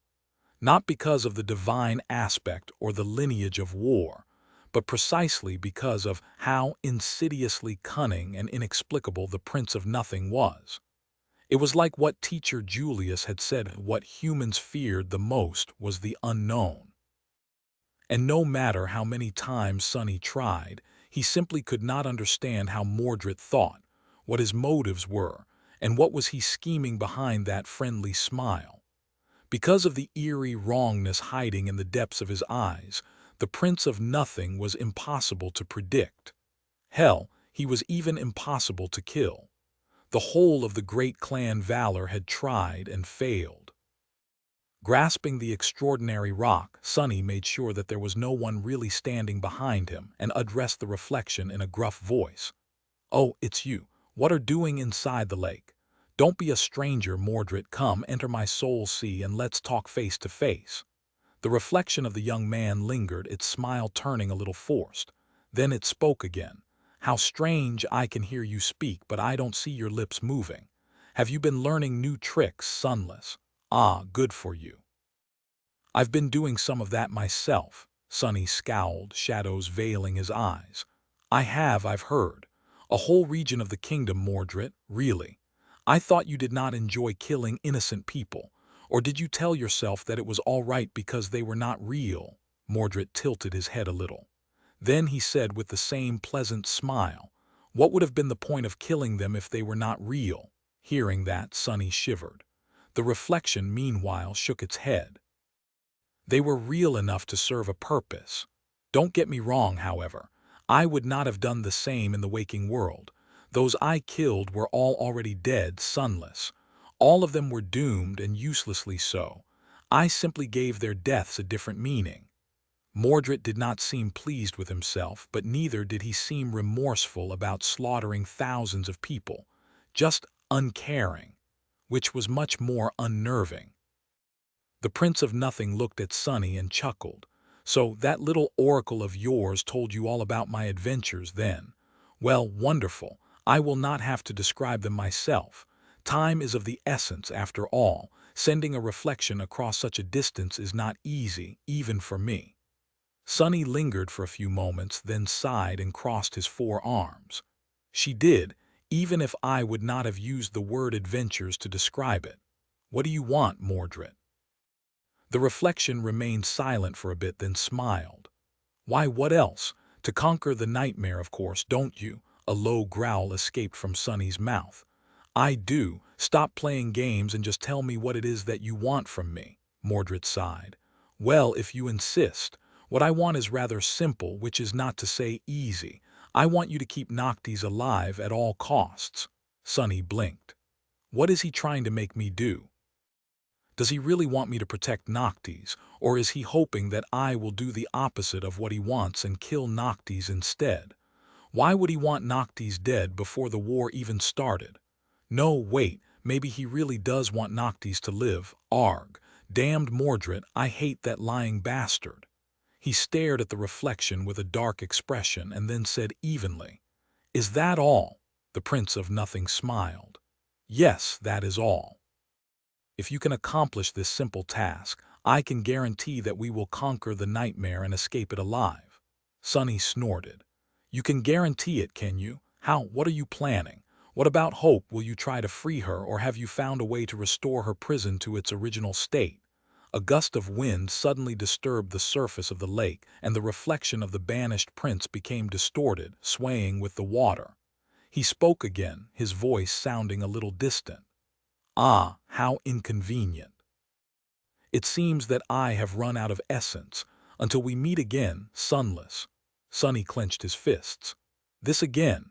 Disappearing just when you have to answer a question, bastard, you do understand that we are on the same side right now. We can kill each other after we ascend, but first, we need to survive the nightmare. Mordred laughed, his voice growing ethereal and almost inaudible. Not a bastard. Ah, I wish I was. With that, he was gone. The reflection disappeared from the surface of the lake, and Sunny was left alone once more. He glared at the clear water for some time, then grimaced. A simple task, as if anyone can keep up with that lunatic, let alone keep him alive. With that, he gritted his teeth and rose to his feet. It was time to continue his training. Time was short. Chapter 712. Leaving the sanctuary, a few days passed. The sanctuary stood empty and silent. The beautiful garden was devoid of its usual liveliness, and the winds howled as they passed through the ring of giant menhirs. Here and there, mundane things left behind by the people that had departed in a hurry lay, forlorn and forgotten. No one was ever going to return for them. Sunny had never seen the sanctuary this desolate and hollow, not in the future and not now, in the distant past. The sight of it was sad and eerie. He had spent these days training tirelessly and learning to control his new body. This latest transformation had not been as fundamental as becoming a demon after living his whole life as a human, so his progress was swift. More than that, mastery of shadow dance made Sunny especially attuned to his physicality and change. In truth, he did not need a whole week to achieve the goal. Practicing with Saint reminded him of the simpler times, and so helped him prepare himself for the battle ahead mentally. On one of the last nights he had to spend in peace, Sunny woke up suddenly, thinking that he had heard a distant scream. Had he really, or was it just a vestige of a dream? He sat up and glanced into the window, a deep scowl appearing on his face. What dream, you fool? Awake and don't dream. But who could have screamed in the sanctuary? There were only two people left here. Sunny himself and Noctis. He hesitated for a moment and then stood up, summoning the puppeteer's shroud. After thinking for a bit, he also summoned the cruel sight, wrapped his shadows around himself, and walked outside. The full moon shone in the night sky, drowning the world in ghostly blue light. Guided by it, Sunny walked across the empty garden and approached the residence of the sorcerer, where the immortal had disappeared 2 days earlier and never came back out. The door stood open, and the sailor dolls guarded it silently, their wooden faces devoid of any sign of worry. Passing between them, Sunny entered the residence and studied the familiar chamber. It had changed slightly. The stone floor was even more broken and littered with deep cracks. The piles of shards had grown taller. However, there were no tremors running through it from time to time anymore, as if whatever it was that had hidden beneath had either died, fallen into a slumber, or gone elsewhere. Noctis was in the middle of the room, sitting on a pile of rubble with a pained look on his face.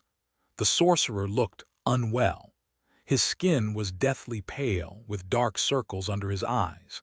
His lustrous hair had grown dull and was disheveled. Even his elegant garments, which had always been flashy and immaculate, were now wrinkled and in disarray. What's more, Sunny could have sworn that there was something moving beneath the sorcerer's skin. It appeared for a moment and then was gone, making him unsure if he had seen it or just imagined the whole thing. Noticing his presence, Noctis slowly turned his head and smiled weakly. "Ah, Sunless, you are just in time. How do I look?" Sunny stared at him for a moment and then said, "You look like crap." The sorcerer blinked a couple of times, then threw a hurt look at him. "No, not me, you idiot. How does he look?" With that, Noctis gestured at a sailor doll that stood motionlessly a few steps away. Sunny had grown so accustomed to the silent mannequins that he did not pay the doll any attention after registering its presence and position. Now he took a closer look and raised his eyebrows, confused by what he saw.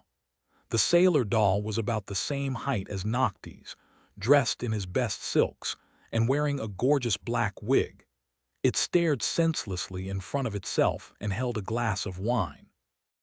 He titled his head, opened his mouth, then closed it, then opened it again. "What the hell?" the sorcerer shrugged. "Well, we are going to unexpectedly attack the Ivory City, are we not? Surely the other chain lords would notice if I suddenly disappear from the sanctuary, so I prepared this doll to make it seem like I'm still here."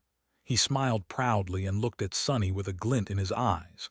Sonny covered his face with a palm for a moment. "Do you really think that this thing will fool anyone? You lost your mind. I mean, lost it even more." Noctis glanced at him in confusion and then laughed. "Oh, I forgot the last touch." With that, he raised his hands and clapped them a couple of times. A moment later, there were two sorcerers in the chamber, one sitting on the pile of rubble, the other standing a few meters away and staring at Sonny with an obnoxious smile. Even though he knew that the second one was just a sailor doll, he couldn't tell the difference. "How about now?" Sonny gulped. "Yeah. It looks fine." The sailor doll remained motionless for a bit, then raised the glass of wine to its lips, pretending to drink. The likeness was uncanny, but more than that, Sonny could feel that the real enchantment went much deeper than just looks. He could actually feel a suffocating presence radiating from the mannequin, similar to what he had felt on the Iron Hand Island from Noctis himself. Looking beneath the surface of the sailor doll, he was stunned to see something that looked exactly like a transcendent soul core burning in its chest. Sonny slowly inhaled. If Cassie were to look at the mannequin, would she have seen an aspect name and a list of attributes? "Better than fine. It is very convincing." Noctis grinned, then rose to his feet with a grimace. Once again, it seemed as if something moved under his skin, but a second later, he seemed fine. "Good. Well then, one last thing left to do before we leave. Follow me." Sonny threw one last look at the broken floor of the stone chamber and then turned around. He knew that he would never return here again. Together, the two of them entered the garden and walked across it. Sonny did not know where Noctis was leading him, but felt that it was important. One of the sailor dolls followed them, carrying something heavy. As they walked, the sorcerer suddenly spoke. "I thought a lot about what you have told me, Sunless. About wanting to return home." Sonny glanced at him with surprise but did not say anything. Noctis remained silent for a few moments and then said in a wistful tone, "I used to have a home too, you know, a long time ago. There was a beautiful temple where my siblings and I grew up, being taught by priests and priestesses. It was surrounded by a vast forest where we played and hunted. There was a lake where we caught fish and swam to escape the summer's heat, without a care in the world." The smile slowly disappeared from his face and his eyes shone softly, reflecting the pale moonlight. "I returned to that place some time ago. Ah, but it was not. It changed. The temple lay in ruins, the forest had been chopped down, the lake had dried up. Everything felt unfamiliar and strange, like a distant dream. And for a moment I felt as if my whole life was just a dream that I have dreamt, and maybe was dreaming still." He paused, sighed heavily, then suddenly smiled and looked at Sonny. "But hey, by then I already had this. This sanctuary that I have built with my own two hands, the people that I saved, the land that I tried to protect, the duty I made mine to uphold, this was my home." He inhaled deeply and looked around. Enjoying the sight of the sanctuary, Sonny suddenly realized that the sorcerer was perhaps seeing it for the last time. His face grew heavy. After a few moments, Noctis said, "What I am trying to say, Sunless, is that you don't need to belong somewhere or to something. You just need to make something belong to you. That is how you can find home." The sorcerer hesitated and then added with a proud look on his face, "I mean it as a metaphor, of course." Sonny looked at him for a long time, then smiled. "That was a great metaphor," Noctis grinned. "It was, wasn't it? Well, why wouldn't it be? I am the most learned man in all of the Kingdom of Hope, after all." At that moment, they passed between the menhirs and approached the edge of the island, where the ugly monstrosities that Noctis had called statues of him stood. There were 14 of them, each at least twice as tall as Sunny and cut of solid marble. He had not looked at the fruits of the sorcerer's labor after that first time, and was momentarily disturbed. If the first statue could have been remotely called an image of a person, the rest of them, without a doubt, resembled terrifying abominations much more. They were giant and heavy, with talons, claws, fangs, spikes, and horns that made Sunny's own look pathetic in comparison. The giant gargoyles looked frightening, unsightly, ferocious, and each had mighty stone wings. Surrounded by monuments of harrowing creatures, he suddenly felt small and weak. Feeling uneasy, Sunny glanced at Noctis and asked, "These are statues of you?" The sorcerer laughed. "Oh, well, I might have lied a little. These were never meant to look like me." With that, a sailor doll silently appeared from the darkness, carrying a heavy box that was wrapped in thick, heavy chains. As soon as Sunny saw the box, he felt his heart turn cold and muffled whispers invade his ears. Involuntarily, he took a step back. "What the hell is in that thing?" Noctis calmly took the box, which trembled slightly, as if something inside was trying to break free. At the same time, Sunny thought that he noticed a movement under the sorcerer's skin. The immortal grimaced and then said, "Souls, a few especially vile souls that I have collected across the centuries." Sunny scowled, gripping the cruel sight tighter. "And what exactly are you planning to do with these souls?" Noctis glanced at him, smiled, and then easily tore the heavy chains keeping the box shut. "What else? I am going to create a few little helpers for you and your strange friends." "What, were you really going to take on the armies of the Ivory City and the Red Colosseum all by yourself? By the moon, sunless. I do trust in your abilities, but what would people say if I turned out to be the only chain lord without an army? How would that look? Ah, no, such an embarrassment would simply not do." With that, he opened the box, his eyes shining with cold moonlight. And in the next moment, the 14 terrifying stone beasts suddenly moved. Chapter 713. War drums. The flying ship was moving through the deep darkness of the sky below, escorted by 14 stone fiends. With the ocean of flames burning below and vast nothingness above, it seemed as though they were sailing through purgatory. Noctis stood at the steering oars, slouched, with a pale face and dark circles under his eyes. He did not seem to be doing too well, but his hand was steady as it controlled the ship. On the upper deck, the sailor dolls were preparing for battle. They were moving wooden ballistae into position and loading heavy bolts into them, with an especially fearsome siege engine placed at the bow. The bolts themselves were not that simple, too. Their surfaces were carved with runes, which shimmered with stored soul essence and brimmed with power. The mannequins themselves were armed as well, their elegant liveries replaced with chainmail. They carried heavy bows, sabers, and hatchets, both to kill the enemies and defend the ship from boarding hooks. There were plenty of quivers full of arrows around, as well as barrels of water to douse the flames should the sails catch on fire. The sails, meanwhile, were turned at a strange angle to catch the hot air rising from below, surrounding the vessel from the sides like wings. The ship was flying swiftly, but in the emptiness of the sky below, it was hard to measure how much distance they were covering. Sunny could only tell that their speed was tremendous because of the powerful torrent of essence flowing through the ancient wood, and the howling of the wind that was being cut by the armored ram of the ship. At this rate, they were going to reach the Ivory City soon. The cohort was preparing for battle, too. Kai had summoned his white and gold armor, a memory he had earned while commanding a centuria of the Sun Legion. Behind the charred wooden max, his eyes were serious and focused.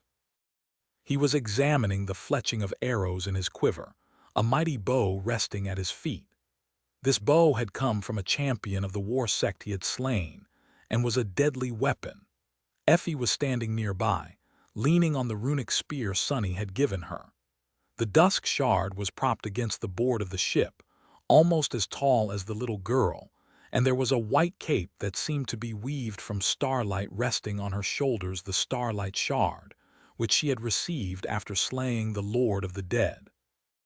Of course, Effie had a whole arsenal of other memories at her disposal, those that she had collected over the years on the Forgotten Shore, and those she received for slaying countless abominations to saturate her awakened core before venturing into the seat of nightmare. Weapons, tools, charms. She was going to summon them when the need arose. Knowing that the battle ahead would be long and arduous, the little girl was hungrily devouring a pile of roasted meat. Cassie was quietly observing Nox, her hand resting on the hilt of the quiet dancer. Her role in the approaching battle was going to be especially important. When the sorcerer clashed with Solvin and Sun Prince, she would have to control the flying ship and command the sailor dolls, drawing the bulk of the enemy's ire. Sunny was getting ready too. He had summoned the mantle of the underworld, which covered his demonic body like an onyx carapace. Since this battle was going to be against humans, and not mighty nightmare creatures, he had judged that its utility would be more valuable than the impregnable defense of the undying chain.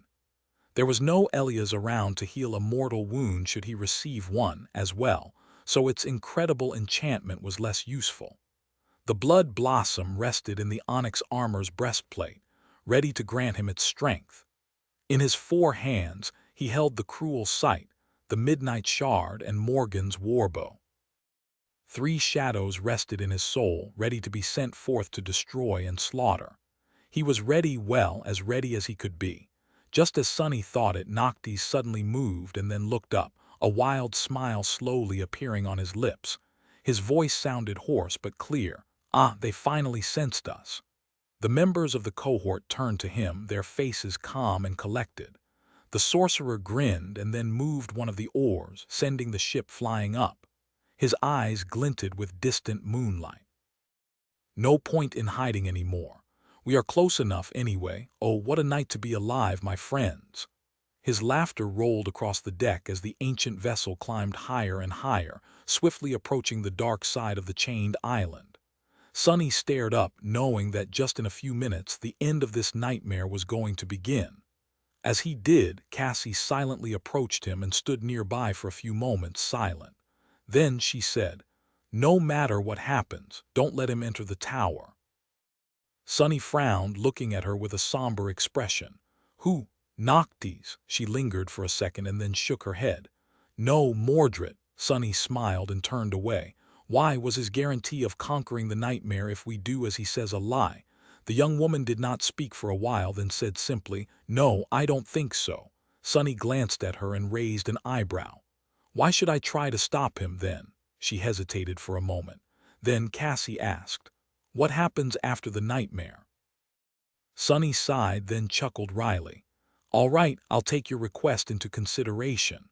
He could already see the dark underbelly of the Kingdom of Hope above them and hear the distant whisper of war drums.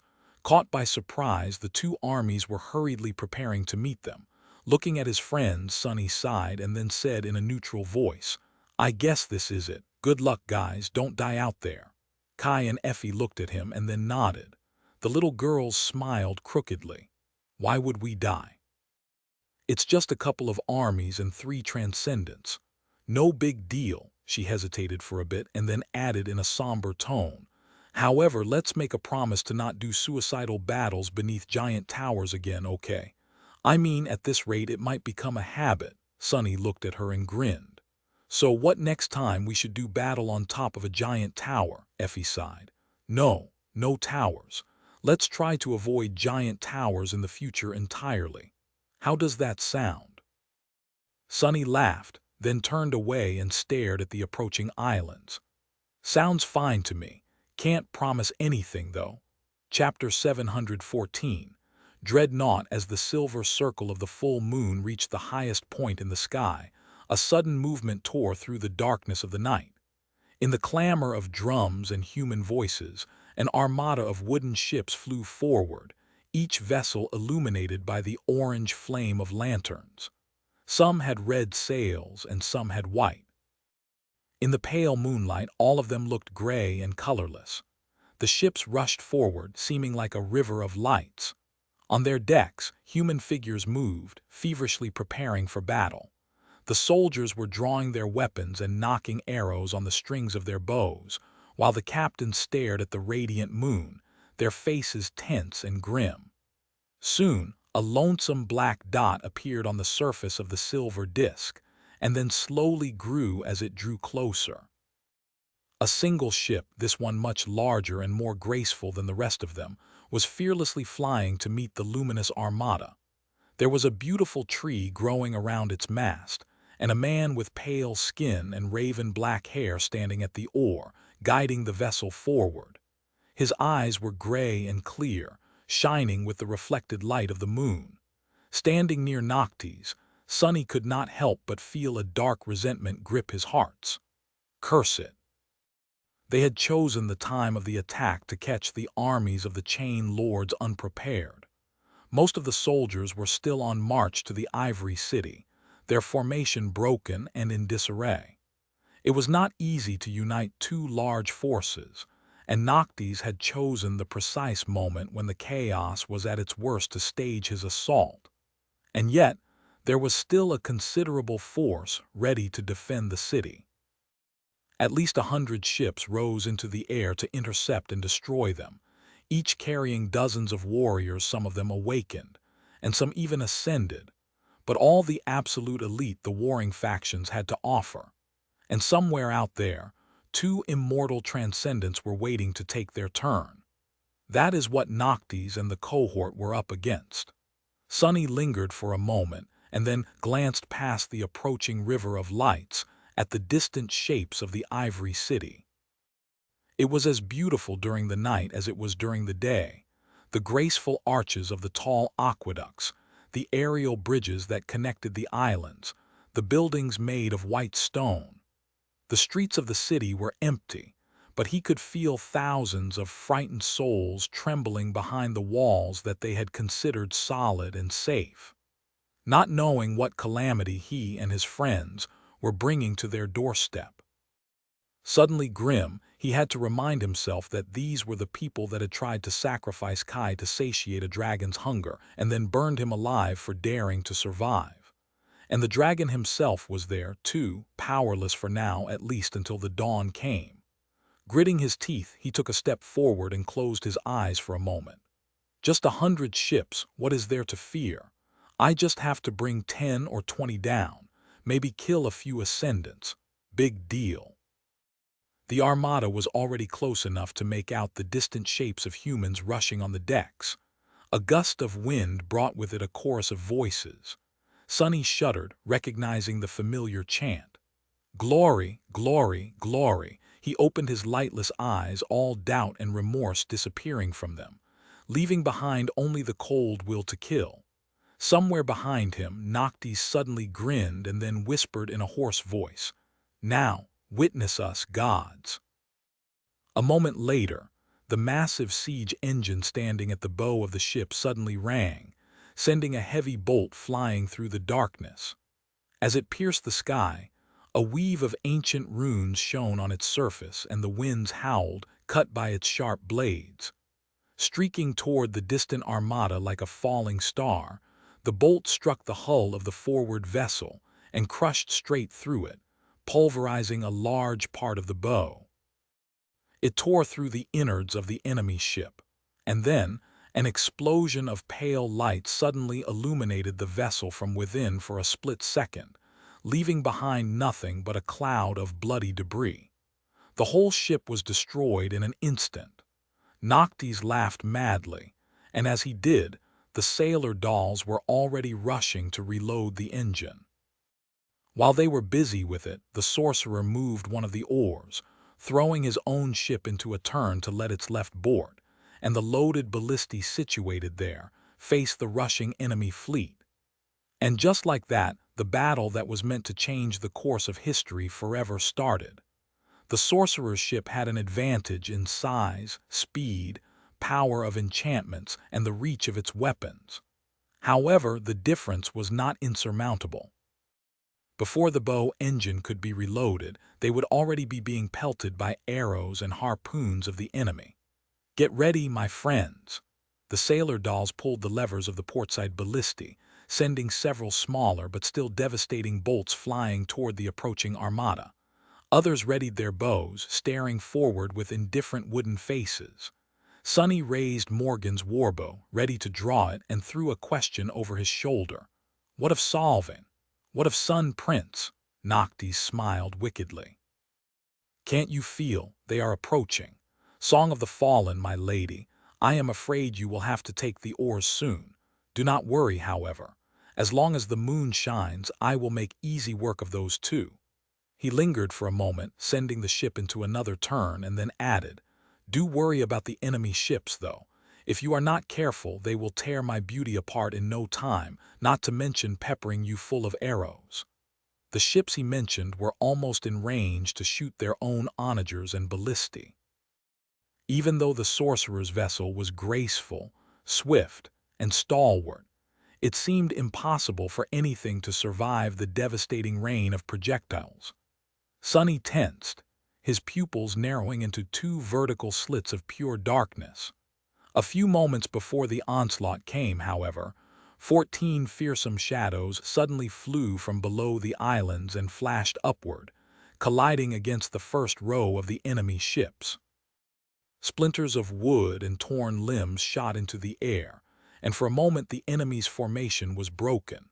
Using that moment, Noctis sent the ship into a dive, narrowly avoiding the aim of the armada and at the same time presenting its starboard. Another set of ballistae shot their bolts, adding to the mayhem. The sorcerer glanced at Sonny, Effie, and Kai with a wild smile. "It is your turn, Sunless. Now or nev." Then, however, he abruptly grew silent and flinched. Noctis's face, which had already been pale, turned white as a sheet. He groaned and then slowly turned his head, looking up with a stunned expression. A moment later, Sonny heard the immortal let out an ominous whisper. "Oh, this is not good at all." Feeling a cold shiver run down his spine, Sonny turned and followed the sorcerer's gaze up and up into the night sky. Then he froze. What? The moon was disappearing. Chapter 715. Boarding party. Out there in the sky, the silver disk of the moon was slowly being devoured by darkness, as if drowning in a vast and impenetrable shadow. One of its edges was already gone, and with each moment more and more of it was being erased by the shadows. It looked like an eclipse. Noctis paled, and at the same time, Sonny suddenly felt reinvigorated. It was as though every shadow in the world had just become deeper and darker, and as one of them, he did, too. The feeling was strange and euphoric, but Sonny knew that this eclipse was an ill omen for all of them. Turning to the sorcerer, he asked, "What is going on?" Noctis stared at the disappearing moon with a dark expression and then shivered. I guess Severus had a trick of his own up his sleeve.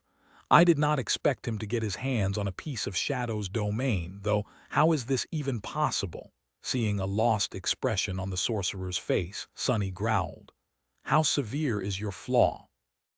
How weak are you going to be when the moon is fully gone? What do we do now?"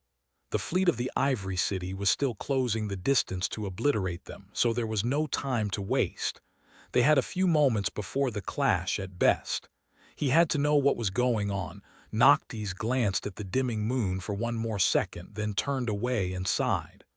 "Well," a pale smile appeared on his lips. "Do you guys remember how I told you that I will take care of both Solvin and Sun Prince while you distract their armies?" The sorcerer's smile grew wider, a mad glint appearing in his eyes. "Change of plans. You will have to keep the prince busy for a bit too. I will try to deal with Solvin. Best of luck to you, my friends. And to me as well." With that, he stepped out of the magical circle and gestured for Cassie to grab the oars, which she hurriedly did. A moment later, Noctis was already standing on the board of the ship, his raven-black hair dancing in the wind. Sonny opened his eyes wide and screamed, "Wait, how the hell are we supposed to keep a transcendent busy?" The sorcerer threw a quick glance over his shoulder and laughed. "I don't know, figure something out. Try to stab him with my knife, maybe." "No, stabbing that steel behemoth won't do anything." With that, he simply took a step forward and fell down, disappearing in the darkness and the howling wind without a trace. Just like that, Noctis was gone. Sunny stared at the empty space where the sorcerer had been just a moment ago with a stunned expression. His momentary stupor was broken by Cassie's shout. "Sunny, there are only a few seconds left. What do we do?" The blind girl was controlling the flying ship, desperately trying to right its course so that it wouldn't take the full brunt of the Armada's siege weapons all at once. Sunny had no idea how she was able to fly the ancient vessel without being able to see, and it did not matter right now.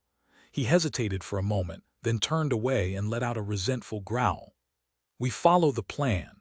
Nothing really changed."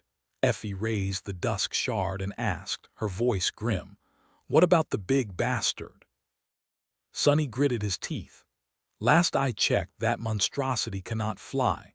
As long as we stay in the air, we should be fine." Cassie pushed one of the oars down, then frowned. Her voice sounded hesitant. "But how do we stop him from going after Noctis?" He looked at her, then cursed. "No idea. Shoot him with the damned bolt thrower, the big one."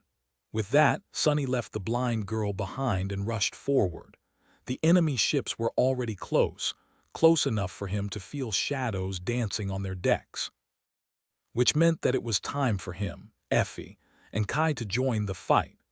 A large fleet was closing in on a swift vessel, its formation in a mess because of the 14 ghastly stone abominations wreaking havoc on the flying ships.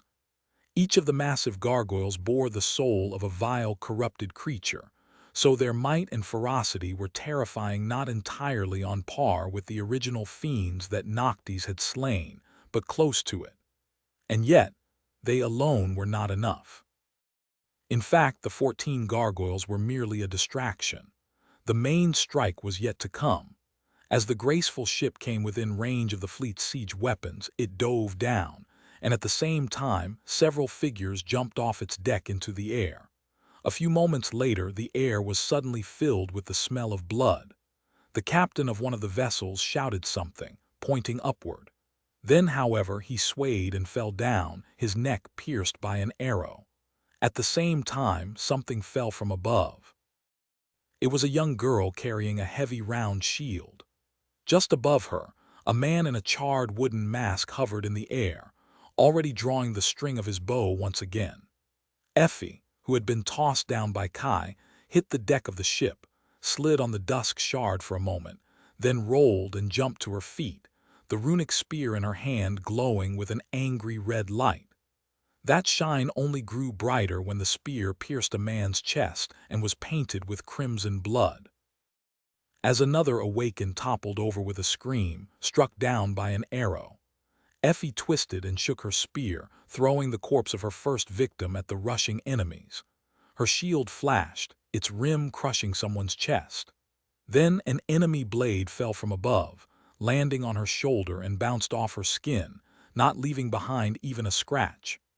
A split second later, the attacker was already dead, and the young girl continued her slaughter, fighting like a demon released from the depths of hell. Like a perfect vessel of war. There were only 2 pupils of the Red Sect left alive in the whole world, after all. One of them was Solving, and the other was here on the ship, killing Solving's followers one after another with a feral grin on her childish face. If warriors on the other vessels of the fleet could have seen what was happening, they would have felt lucky to be safe from the little beast and her guardian's deadly arrows, but their relief would have been misplaced. Because the young warrior and the flying archer were not the only ones boarding the flying ships. Much more terrifying than them were the coming shadows. Chapter 716. Head of the Snake, a swift figure streaked across the sky, and then a black steed landed on the deck of a flying ship, its eyes burning with crimson light. The stallion had a coat that was as black as night, 2 horns of adamantine metal, and fangs that resembled those of a wolf. On its back rode a graceful knight clad in onyx armor, the scarlet blade of her odachi matching 2 ruby lights shining behind the visor of her closed helmet. Without pause, the dark rider sent her steed forward, and her sword flashed, beheading the nearest warrior of the Sun Legion in one smooth strike. The other awakened froze for a moment, suddenly grasped by a cold feeling of dread. And as fear crawled into their hearts, the terrifying crimson flames burning in the eyes of the tenebrous stallion ignited even brighter. It moved its head, biting into the neck of another soldier and tearing it wide open. More blood flowed onto the deck. On another ship, the soldiers suddenly screamed and aimed their bows up as a massive shadow suddenly covered the deck. But they were too late. As a gale of wind raised by mighty wings threw some of them off their feet, a repulsive creature crashed into the deck. It resembled a giant lion with the head of a raven, its body gaunt and entirely black. The creature had 2 powerful hind legs and 6 limbs protruding from its wide chest, each ending with a set of long talons. Lean muscles were rolling under its skin like worms, and its terrifying beak was open, revealing rows of sharp, needle-like fangs and a long tongue. Both the fangs and the tongue were of the same black color as the rest of the abominable monstrosity. Using the momentary shock of the warriors, the Soul Serpent, who had assumed the form of a spire messenger, reached out with its 6 arms and sliced 6 bodies apart with its talons. Blood sprayed into the air, and a chilling, ghastly wail escaped from its beak. And lastly, on the stern of yet another ship, a towering devil wearing black armor simply appeared out of the shadow, silently and without anyone noticing him for a split second. That 1 second was enough for a bolt of lightning to fly off his bow and hit a warrior in red armor that had been preparing to pull the lever of a ballista on the bow of the ship. Instantly, arcs of furious radiance chained to a dozen nearest soldiers, killing several, burning a few and stunning the rest. Dismissing Morgan's warbow, Sonny dashed forward and brandished the cruel sight, as well as the austere tackei he held in the other 2 of his 4 hands. He knew that his time was short. Yes, Sonny was powerful, and so were his shadows. But when the defenders of the Ivory City recovered from the initial shock, they were going to show that each of them was an awakened too. And then, who knew how long he would be able to survive? The first thing to do was to cut off the head of the snake, ramming into a tall soldier with his shoulder. Sonny sent him flying away and raised the midnight shard for a devastating downward slash.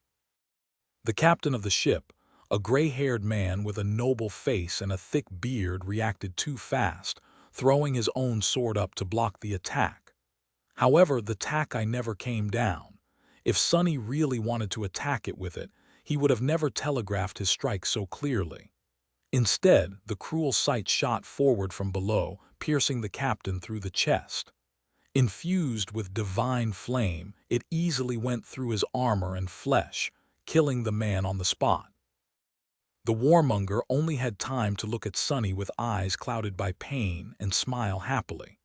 Then he fell down like a tree that had been cut down by an axe. Damned crazies. The captain was dead, which would make things easier for Sonny. However, there were still dozens of awakened warriors on the deck of the ship, now fully aware of his presence and clamoring to spill his blood. Sonny had fought plenty of Solvin's followers in the Red Colosseum, and knew very well how skilled and powerful they were. He was not sure of his ability to survive a battle against that many, especially now that he had no shadows augmenting his body. 3 of them were with Saint, Serpent, and Nightmare, and the 4th one lay on the bloody deck behind him to serve as his eyes. With the enemy possessing such a terrible numeric advantage, he judged that being aware of his surroundings would be more useful than a bit of physical might. Regardless, Sonny was not going to fight them all unless he absolutely had to. Throwing the captain's corpse out of his way with a powerful kick, Sonny dashed forward and grabbed one of the steering oars the man had been holding. He might not have known how to fly a ship, but from watching Noctis and Cassie do it, he at least knew how to crash one. As the shadow lantern appeared on his belt and devoured all light nearby, thus hiding him in a cloud of darkness and making it harder for the archers to hit him. Sonny pulled the steering oar all the way to the right. Slowly, the flying ship started to turn left, going off course and breaking formation. A few arrows zipped past Sonny, one bouncing off his helmet and throwing his head back. He could see 10 or so of the closest warmongers already running at him, and further back, even more rushing to join their comrades. Those who had been stunned by the strike of thunder were coming to their senses as well. Crap! Forced to keep the oar in place and thus immobilized, he gritted his teeth and threw the cruel sight as a javelin, aiming to kill the nearest of the approaching enemies. However, his spear simply froze in the air, as if the attackers were surrounded by an invisible barrier. In the next moment, a ball of furious light invaded the cloud of darkness that protected him, dimming somewhat, but not disappearing instantly. That was the problem with fighting against awakened. Every one of them had an aspect, and each aspect was unique, making them excruciatingly unpredictable and hard to deal with. As more arrows were aimed at his head, Sonny cursed, let go of the oar, and dissolved into shadows. Left with no one to hold it in place, the steering oar returned to its natural position. But the damage was already done. Before anyone could get to it, the flying ship careened and rammed straight into the side of another one, piercing it with the metal beak of the forward ram and wedging itself deep into the Allied vessel. Both ships were heavily damaged by the collision, but the situation was still not unsalvageable. If an experienced captain acted with haste, at least one, or maybe even both vessels could be saved. But before that could happen, a four-armed demon suddenly appeared from the shadows on the stern of the rammed ship, and a few moments later its captain was dead, too. Just like that, Sonny had doomed 2 ships and 100 souls to death with 2 strikes of his weapons. He glanced into the night sky for a moment and groaned. Just 90-something or so left. Great. A muffled, mad laugh suddenly escaped from his lips. Chapter 717. Slick with blood as 100 souls plummeted to their deaths in a rain of wooden debris, the four-armed devil who had doomed them to death laughed madly. Of course, he was falling with the rest. But unlike most of the warriors on the broken ship, the devil had long grown accustomed to plummeting from great heights. After all, he had once spent a whole month falling into the endless darkness of the sky below. Dissolving into the shadows, Sonny appeared on the deck of the nearest ship. His sword flashed, ending the life of a Sun Legion soldier that stood in his way and sending blood spraying into the night air. There was only a moment before the enemies would shrug off the shock of his sudden arrival. And so, he did not waste any time. Lunging forward, Sonny struck another warrior in the back with the cruel sight, slashed the midnight shard across the throat of an enemy archer, and wrapped his tail around the neck of a third soldier. Sending the last one overboard with a powerful throw, he bared his teeth and briefly glanced into the night sky. Out there in the lightless void, Effie and Kai had managed to slaughter the entire crew of one of the ships and sent the vessel crashing into the rest of the formation. The little girl jumped off the rails at the last moment, and the swift archer caught her, carrying both of them away toward the next target. The ship where Saint and Nightmare landed was silent and dark, with not a soul moving on it. Everyone was already dead, and the vessel was careening to the side, ready to plummet down. The black courser galloped across the bloody deck and soared into the sky, breaching a gap of 100 meters with a single jump and landing among fearful awakened on a different ship. Saint's scarlet Odachi flashed. The Soul Serpent crashed on the deck of another flying vessel, the previous one he had visited breaking apart as it fell into the darkness. Before the warriors could react to the appearance of the ghastly abomination, its shape suddenly shifted, turning into a mass of liquid darkness. Then, the darkness flowed into a figure of a menacing knight, his black armor forged from a lusterless anthracite steel and decorated with intricate engravings. The great sword of the knight rose and fell like a guillotine, severing flesh and bone. Sonny grinned. Not bad. Effie and Kai had taken out 2 ships, while he and his shadows took out 4. The gargoyles had destroyed even more at this rate. Obliterating the entire fleet was not going to be as impossible as it had seemed. But of course, that was just an illusion. The main reason for that was a simple but inescapable fact, that their reserves of essence were not going to last that long. Every time Sonny used Shadow Step to travel between ships, he wasted a big chunk of his, not to mention the fact that using multiple active enchantments at the same time was constantly draining it, as well. The Shadow Lantern was especially gluttonous. Every time Serpent killed an enemy, a small amount of essence flowed into Sonny's cores. However, the formless shadow was consuming its own essence at a terrible speed. Not only did it have to expend it to maintain the form of other creatures, but using their abilities had a cost, too. The Soul Serpent was not going to be able to keep it up for long.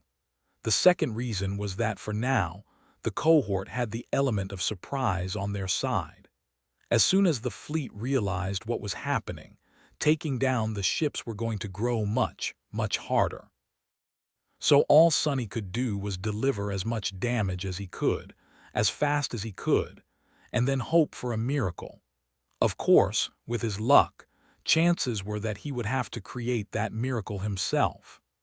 Killing another enemy, Sonny threw his corpse aside and dashed toward the captain of the ship, hoping to slay him and sow discord in the coordination of the vessel's crew. However, this time he failed to behead the snake with one swift strike. The officer of the Sun Legion that commanded the ship deflected his attack with frightening ease, and then delivered a blow of his own, throwing Sonny back. An angry hiss escaped from his lips. Damnation! The captain was an ascended, and one of remarkable might as well.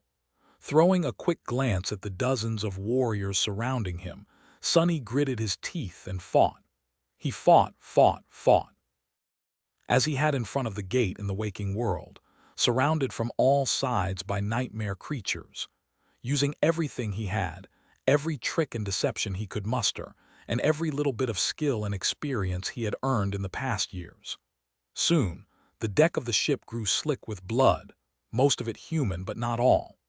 There were a few drops of his own mixed into it as well, shining with the invisible light of divinity.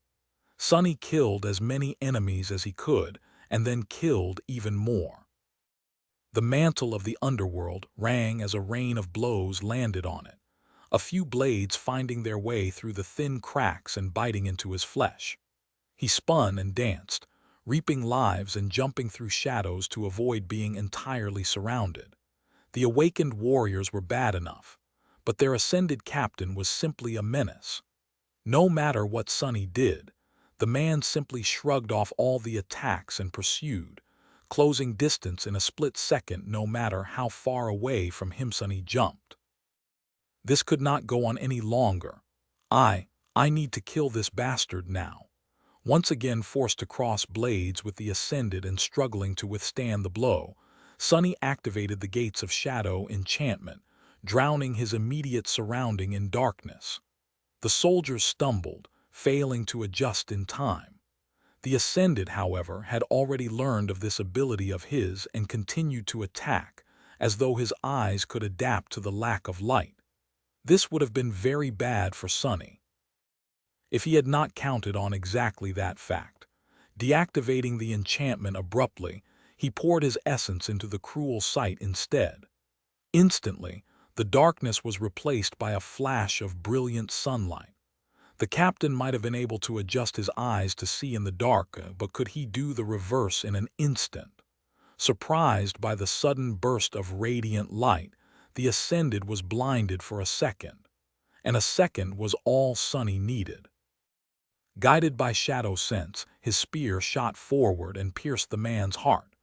A pulse of divine flame was all it took to make the terrible wound inescapably lethal. The rest was if not easy, then at least simple. Sonny faced the remaining soldiers of the crew and slaughtered them one after another.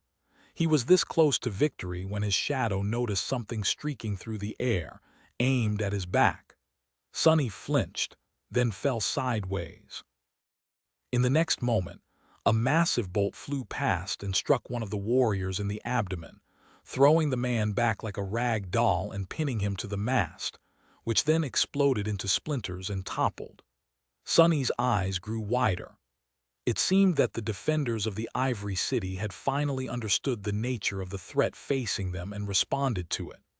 Two more ships were hovering some distance away, both aiming their ballistae, as well as numerous arrows, at one spot, him. Sunny gritted his teeth and then dashed forward as fast as he could. Crap. Chapter 718. Heavenly carnage. Sunny rolled over his shoulder, and just as he did, countless arrows hit the deck in the spot where he had been just a split second ago. Sent from powerful bows made for awakened archers, each carried enough force to pierce plate armor with ease. Of course, the mantle of the underworld was not just any armor. And yet, Sunny was extremely apprehensive of the threat posed by archers. Being battered by a rain of arrows was going to take a toll on his body, and all it took was for one to slide into the slit of his visor, not to mention that there were all kinds of aspects the enemy could possess, and all kinds of runes the bows and the arrows could be enchanted with. The heavy javelins sent flying by the bolt throwers came next. Streaking through the air with terrifying speed, they hit the ship like missiles. Each possessed enough momentum to tear a hole in the deck, sending an explosion of splinters into the air. Sunny was not sure if he would be able to survive being hit by something like that, so he took no risks, diving into the shadows and turning into one of them. The wisest move right now would have been to step onto the deck of a different ship. However, only the two attacking vessels were close enough to not require a truly vast expenditure of essence to perform a jump, and their crews were undoubtedly already prepared to resist an assault. Plus, Sunny was reluctant to leave without killing the remaining soldiers and destroying the ship completely.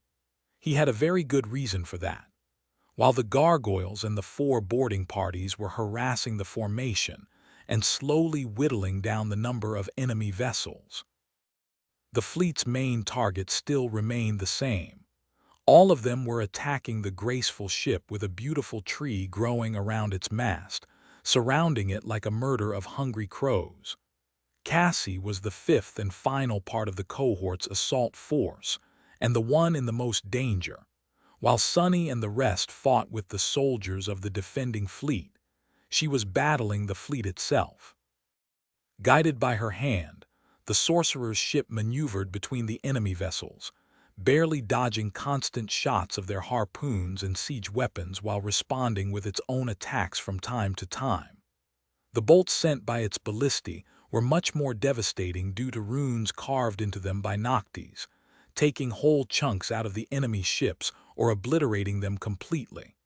It was larger, faster, and much more durable, but it was also alone against countless foes.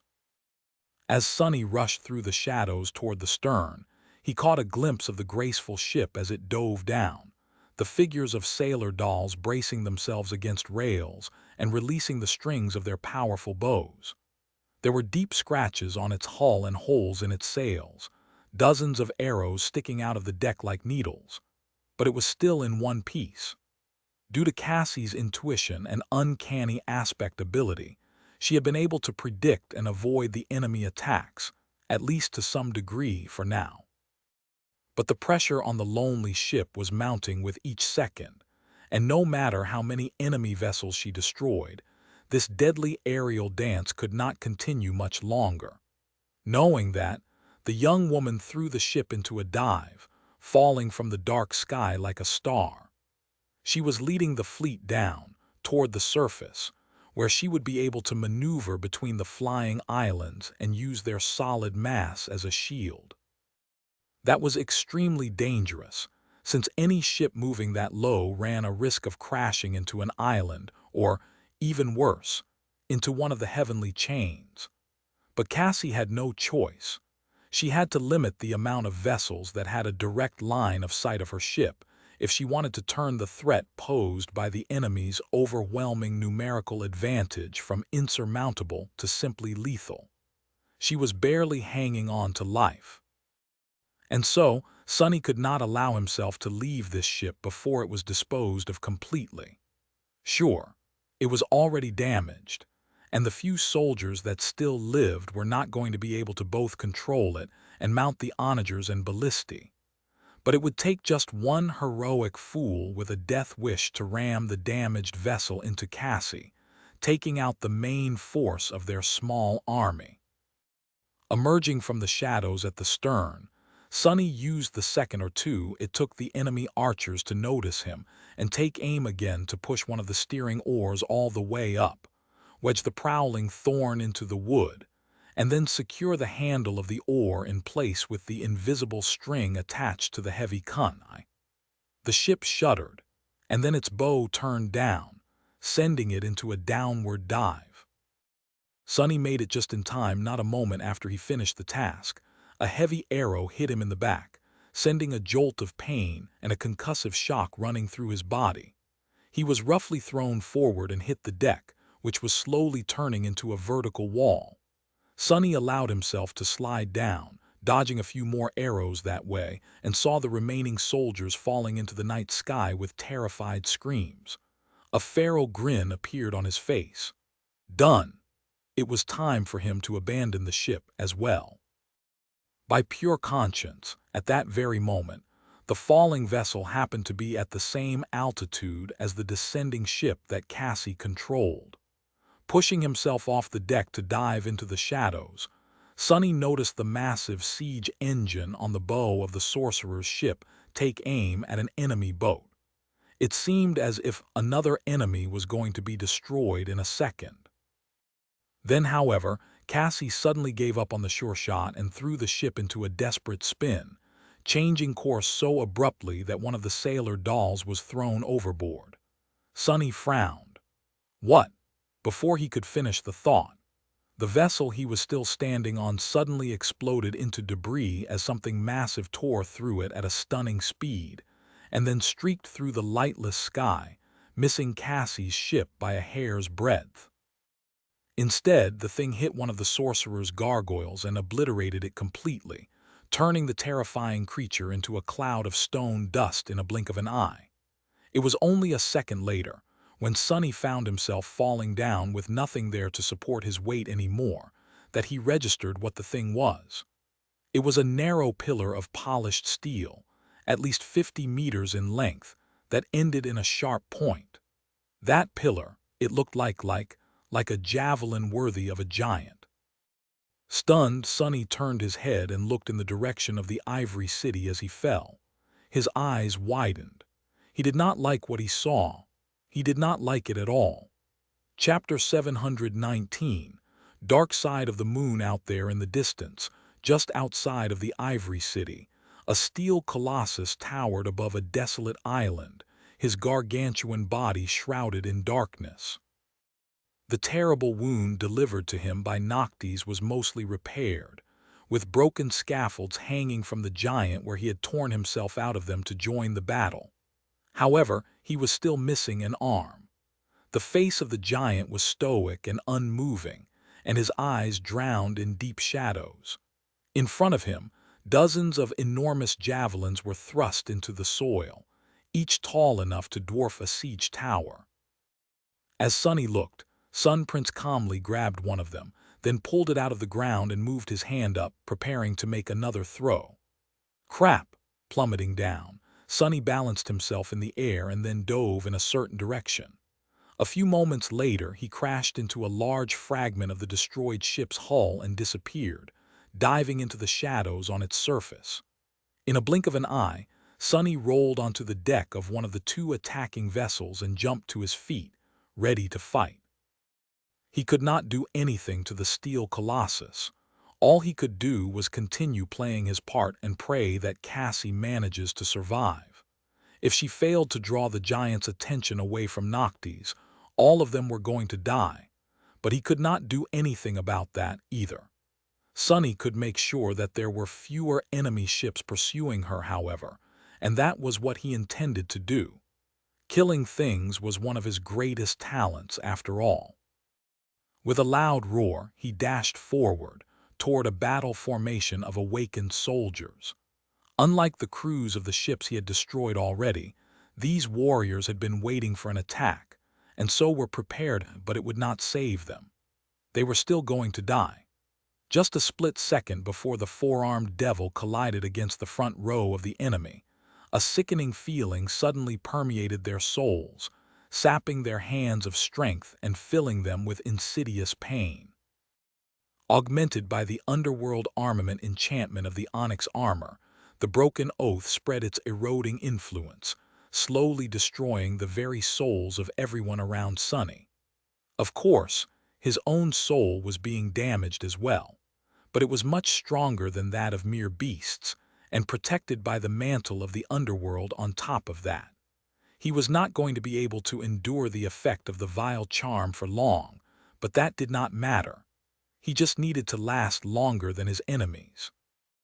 Turning the cruel sight into a sword and summoning the patient avenger into a free hand, Sonny crashed into the formation of weakened enemies and spun, dancing as he sowed death among them.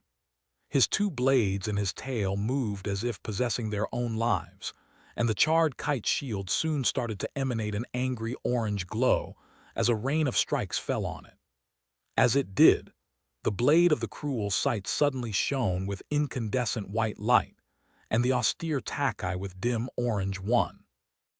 Infused with flames one divine, the other mundane, both blades cut through steel armor as if it was made of paper.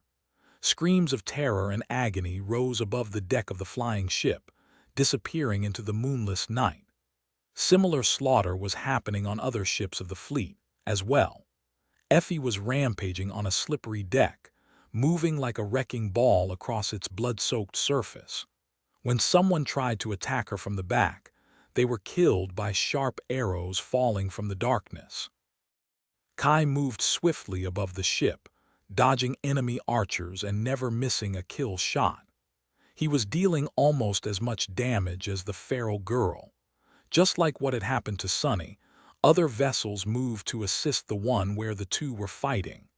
But as they did, a black steed landed on the deck of one, while a dark abomination with the head of a raven landed on another. For a few minutes, the defensive formation was in chaos, and then even more ships had to abandon the hunt for the graceful vessel of the traitorous sorcerer to come to their rescue. When they did, however, the stone gargoyles attacked them, causing even more mayhem.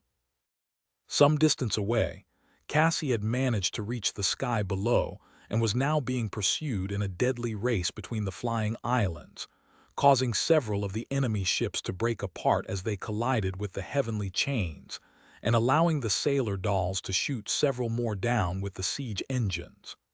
Down there, she was protected both from the unobstructed attacks of the fleet and from the steel giant's javelins. For a moment, things seemed to be going well, but that was exactly the problem. Left without a target, the steel colossus threw two more javelins, destroying one or two gargoyles with each of throw, and then paused, his gaze traveling across the lightless islands. Just as it did, one of them quaked viciously, and a large chunk of it suddenly crumbled, falling into the abyss of the sky below in a cloud of stone debris. The heavenly chain attached to it was released and whipped across the sky, pulverizing a couple of unfortunate ships that happened to be in its way. Then, something strange happened. The shadow devouring the moon finally spread across all of it, leaving nothing but an empty circle of darkness on the surface of the night sky. But then, that circle suddenly became infused with a dim red glow, and the moon slowly revealed itself once again. Only now it was not silver anymore. Instead, the moon was red as blood and drowned the whole world in an eerie crimson radiance. Still fighting on the deck of the ship and being poisoned by the soul erasure of the broken oath, Sonny spared a moment to glance at the sky, and then pulled his attention back to the battle. Moving through the dim crimson light, he killed another human, gritted his teeth, and then thought, I wonder if this is good news for us, or bad. A distance away, Sun Prince stared at the crimson moon for a few moments as well. Then he shifted his gaze back to the broken island and raised his hand, aiming a javelin at something only he could see on its dark, shattered surface. Chapter 720. Crimson Sky Sunny did not know much about astronomy. However, due to being born during a solar eclipse, he knew a thing or two about eclipses. A useless piece of knowledge he had never thought would become so vital one day. After being devoured by the shadows, the moon had turned red, which seemed like a sign of its return. However, in reality, it just meant that the moon was now fully submerged in the deepest, darkest part of the planet's shadow. So, did Noctis get his power back? Had he grown more powerful than ever even? Or was he currently the weakest he had ever been? Was the damn dream realm even a planet? Sunny did not know and had no time to wonder. He was being destroyed from the inside by the broken oath, and relentlessly attacked by the warriors of the Ivory City at the same time. No matter how many he killed, their tide did not seem to wane. Well, in that case, he just had to kill even more. Jumping back, Sunny braced himself and then put his shoulder behind the patient avenger. In the next moment, a fiery explosion boomed on the deck of the ship. Far away, on a desolate island bordering the Ivory City, Sun Prince raised his hand and aimed the gargantuan javelin, his gaze locked on the ferocious battle between Noctis and Solvin that no one except for him was able to see. His emotionless face glistened with crimson light, reflecting the radiance of the blood moon. Damnation! Thrown down by the detonation of the flames contained within the kite shield and surrounded by a red haze, Sunny rose shakily and stared at the steel colossus, his heart growing cold. Noctis, the bastard, had to be aiming at Noctis. If the sorcerer died, they were going to die with him. Powerless to change anything, Sunny just gritted his teeth and watched. That was why he saw a graceful ship suddenly emerging from the darkness of the sky below, its bow aimed at Sun Prince. Left with no other choice, Cassie had abandoned the safety of the treacherous gaps between the islands and threw her vessel up in a desperate attempt to stall the monstrous giant. The massive siege engine on the bow of the ship shuddered, and a heavy bolt streaked through the dark red sky, hitting the Colossus right in the chest. Then it detonated, drowning the world in pale blue light for a moment. Sunny froze, his eyes opening wide. Crazy girl, she actually did it. When the flash of the explosion disappeared, he saw the towering figure of the prince sway slightly and take half a step back. Then, Sun Prince indifferently looked down, at a barely visible scratch left on the breastplate of his polished armor. He did not seem damaged by the devastating detonation of the enchanted bolt at all. However, he did forget about Noctis, at least for now. That had not come without a cost, though. Cassie's desperate maneuver might have distracted the Colossus, but it left her in a vulnerable position. 4 of the pursuing enemy ships had managed to close distance and surrounded the graceful vessel, showering its deck with arrows. Several sailor dolls fell down, their wooden bodies damaged heavily or destroyed completely. The rest released their own arrows. There were 2 mannequins standing beside the blind young woman, each holding a heavy shield. By now, both shields were riddled with arrows, and this time, their protection turned out to be lacking. 2 arrows slid past Cassie's defenders. She deflected one with the quiet dancer, but the second struck her in the shoulder, throwing the slender girl back. At the same time, the 4 enemy ships shot the heavy ballistae standing on their bows, and 4 wicked bolts hit the hull of the graceful vessel. 2 bounced off, but the other 2 must have possessed powerful enchantment. They lodged themselves deep into the ancient wood, but failed to deal any substantial damage. However, dealing damage was not their real purpose. Each bolt was connected to the ship that had shot it by a thick chain.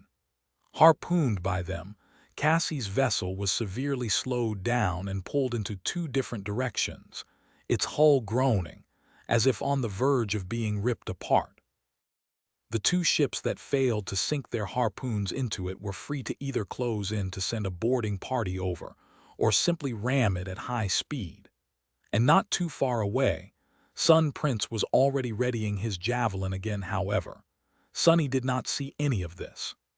After a few moments of disorientation, those warriors who had survived the blast of fire from the patient Avenger had renewed their assault, thrown into a frenzy by the death of so many of their comrades. He was forced to fight without paying attention to anything else. In this battle, each of the members of the cohort had a role to play. He was powerless to help Cassie, even if he wanted to. Sunny had to survive his own ordeal, and the blind girl had to survive hers, that bitter feeling of powerlessness. He had not tasted it in a long, long time. Deflecting a deadly blow of the enemy's sword and killing the man wielding it with a lightning-fast slash of the midnight shard, Sunny let out a hoarse, resentful growl. "Hate it, I hate this feeling." Far away, the sailor dolls somehow managed to sever one of the harpoon chains, a few of them silently falling into the crimson darkness in the process. Cassie broke the shaft of the arrow lodged in her shoulder, gritted her teeth, and took the oars again. Now held by only one vessel, she did not try to escape by playing tug-of-war with it, and instead suddenly turned her ship in the direction of the enemy. Not expecting this, the enemy captain did not react in time. As the result, the metal beak of the sorceress ship's ram crashed into its side at full speed, piercing the hull and splitting the whole vessel in half. A moment later, the sailor dolls shot the portside ballista, several more bolts glancing ineffectively off the giant's impenetrable steel body without leaving even a scratch. It did get his attention, however. Another javelin flew at the graceful ship, missing it just by a meter or two. Cassie did not die, and Sunny did not die either. He slaughtered the last of the ship's defenders and drew in a rugged breath, then braced himself when the deck suddenly shuddered under him. Looking up, he saw boarding hooks biting into the wooden railings, and planks being thrown from the deck of another ship to the one he was standing on. Dozens of warriors in red armor were already jumping over, their eyes burning with bloodlust and a maniacal dream of glory. He remained motionless for a split second, and then tiredly smiled. "Oh, they came themselves. I see. How convenient. I won't have to waste essence on using Shadow Step." Gripping his weapons, Sunny threw a glance overboard. Only 9 gargoyles remained, but all members of the cohort seemed to be still alive, if a little worse to wear. The enemy fleet was missing 24 ships, or even more. Things were about to get really hard, however. Now that they had the undivided attention of Sun Prince, now that their reserves of essence were starting to run dry. The real trial was about to start. Illuminated by the dim crimson radiance, Sunny bared his fangs and dashed toward the rushing enemies. Chapter 721. Dreadful threat. Sunny cut through the crew of the boarding ship, leaving no one alive. His towering figure moved among the enemies with incredible speed and grace, as if performing a macabre dance of death. His battle style was as shapeless and unpredictable as the devil himself, effortlessly switching from grounded defense to explosive offense, to monstrous ferocity that only a nightmare creature could possess. He fought with his 4 hands, with his fangs and horns, even with his armored tail. As more and more enemies fell, cut down by the burning blades, a scorching haze of evaporating blood surrounded him like a crimson mantle. Here and there, the 2 connected ships were already catching on fire, their sails burning in the dim red darkness of the night sky like funeral pyres for the warriors dying by his hand. And then, suddenly, there was no one left for him to kill. Dismissing the broken oath, Sunny groaned and leaned heavily on the cruel sight. His breath was labored and rugged, and the mantle of the underworld was covered by countless scratches. Beneath the onyx armor, his body was bruised and battered, with several shallow wounds seeping with blood where the enemy blades or aspect abilities had found their way through the cracks. Sonny gritted his teeth. How many ships did I take out? 3, 4. No, 5. He looked around, trying to ascertain the situation. The others had done well, too. Together with the gargoyles, the cohort had managed to destroy. His eyes widened. Almost half of the enemy fleet was gone. Dozens of ships were obliterated, thousands of brave warriors killed. A lion's share of that had been done by Cassie and the sailor dolls as well as the gargoyles, but still, Sonny drew in a hoarse breath. When did we become so scary? The thought of being the big dreadful threat for once was refreshing, and yet his excitement was short-lived. No matter how powerful the cohort had become and how well they had planned the battle, it was still not enough. By now, the tide of it was already shifting, their temporary success waning with each second. Sonny, Effie, and Kai had exhausted most of their essence. The soul serpent was mere moments away from losing its ability to assume the form of other shadows. Saint and Nightmare were faring better than the rest of them, but they, too, seemed to be slowing down, more and more injuries accumulating on the black body of the fearsome steed, its taciturn rider moving with visible strain. Much worse than that, the sorcerer's ship was playing a deadly game of cat and mouse with Sun Prince. Guided by Cassie's hand, the vessel was still in one piece, but it was unclear how long she would be able to outrun death. Without her presence on the battlefield, the rate at which the enemy ships were being destroyed diminished drastically, and each had more freedom to move and attack. And the gargoyles were no more. Most of them were destroyed by the steel colossus. Some were overpowered and shattered by the ascended warriors of the defending fleet. The few that remained were struggling, caught in enchanted chain nets and moments from being obliterated. The blood moon still shone with crimson radiance, as though the eclipse had no intention of ever ending, and there was no sign of Noctis. There was no sign of solving, too, which meant that the sorcerer was still alive, at least. The only indication that the two immortal transcendents were out there, somewhere, locked in a vicious fight, were the loud rattling of the heavenly chains and sudden quakes that run through one island after another. The islands swayed as pieces of them crumbled into the sky below. Hoping that Noctis would arrive and save them all like a god out of the machine was pointless. Hoping for anything was pointless. They were here to release hope from her shackles, after all, and not the other way around. The situation was about to turn really, really bad for the cohort, and there was no way Sonny could think of to change it. No problem. I'll just go and destroy 5 more ships somehow. And then 5 more, falling down, he dove into the shadows and stepped through them, wasting some of his last essence to appear on a different ship. Sonny might have been tired, but the battle went on. The world did not care about his exhaustion. It only cared about one thing: Sonny had to fight or die. On a different vessel, Effie stared at the broken remains of the runic spear in her hand for a short moment, then let out an infuriated shout and bashed the attacking enemy with what was left of its shaft, using it as a club to shatter his leg. The dusk shard was growing heavy in her hand, and she had no essence left to spare to activate the indomitable enchantment and change its weight. Because of that, Effie was a split second too slow, and a sharp blade passed beneath the shield to slash her across the shoulder.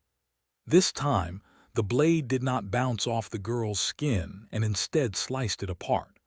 Drops of blood fell down to the slick deck. High above, Kai barely dodged an enemy arrow and reached toward his quiver, only to find it empty. Gritting his teeth, he dashed to the side, caught another arrow out of the air, then instantly knocked his on the string of his bow and sent it flying back at the archer, hitting the man in the eye. His essence was nearly gone as well, and he had already lost too much blood to the blood arrow. Mundane ones were all he could use, and now he had none left. A few moments later, the man in a charred wooden mask crashed into the deck of the ship a few steps away from Effie and spun, summoning a sharp saber. He was prepared to cover the young girl's back to his last breath, if need be. And some distance away, Cassie finally failed to dodge one of the monstrous javelins completely. It streaked across the deck of the graceful ship, turning the massive siege engine on its bow into a cloud of splinters, tearing out a part of the hull and obliterating a dozen sailor dolls along with it.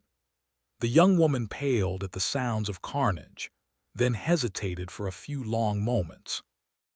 Then a resolute expression appeared on her beautiful face. With a steady hand, she pushed one of the oars all the way down. Following her command, the ancient vessel abandoned the border between the two skies and started climbing up. Higher, higher, and then higher still, as if trying to reach the crimson moon itself. Chapter 722. Soul Reaver landing on the deck of the enemy ship, Sonny swayed and caught himself, then stared somberly at the warriors of the Sun Legion, all of whom had already noticed his arrival. Following the command of the captain, the swordsmen advanced in a loose but orderly formation. Behind them, the archers drew their bows and aimed them at the towering devil, their eyes shining with faith and resolve. They did not get a chance to shoot, however. A split second later, a ghastly abomination landed between them, its 6 front limbs and terrifying beak reaping half a dozen lives in an instant. This was Sonny's signal to move. He dashed toward the ranks of the advancing swordsmen, and at the same time, the Soul Serpent attacked them from behind. The two cut through the defenders of the ship and met in the middle of its deck. It was at that moment that the shadow finally exhausted the last of its essence.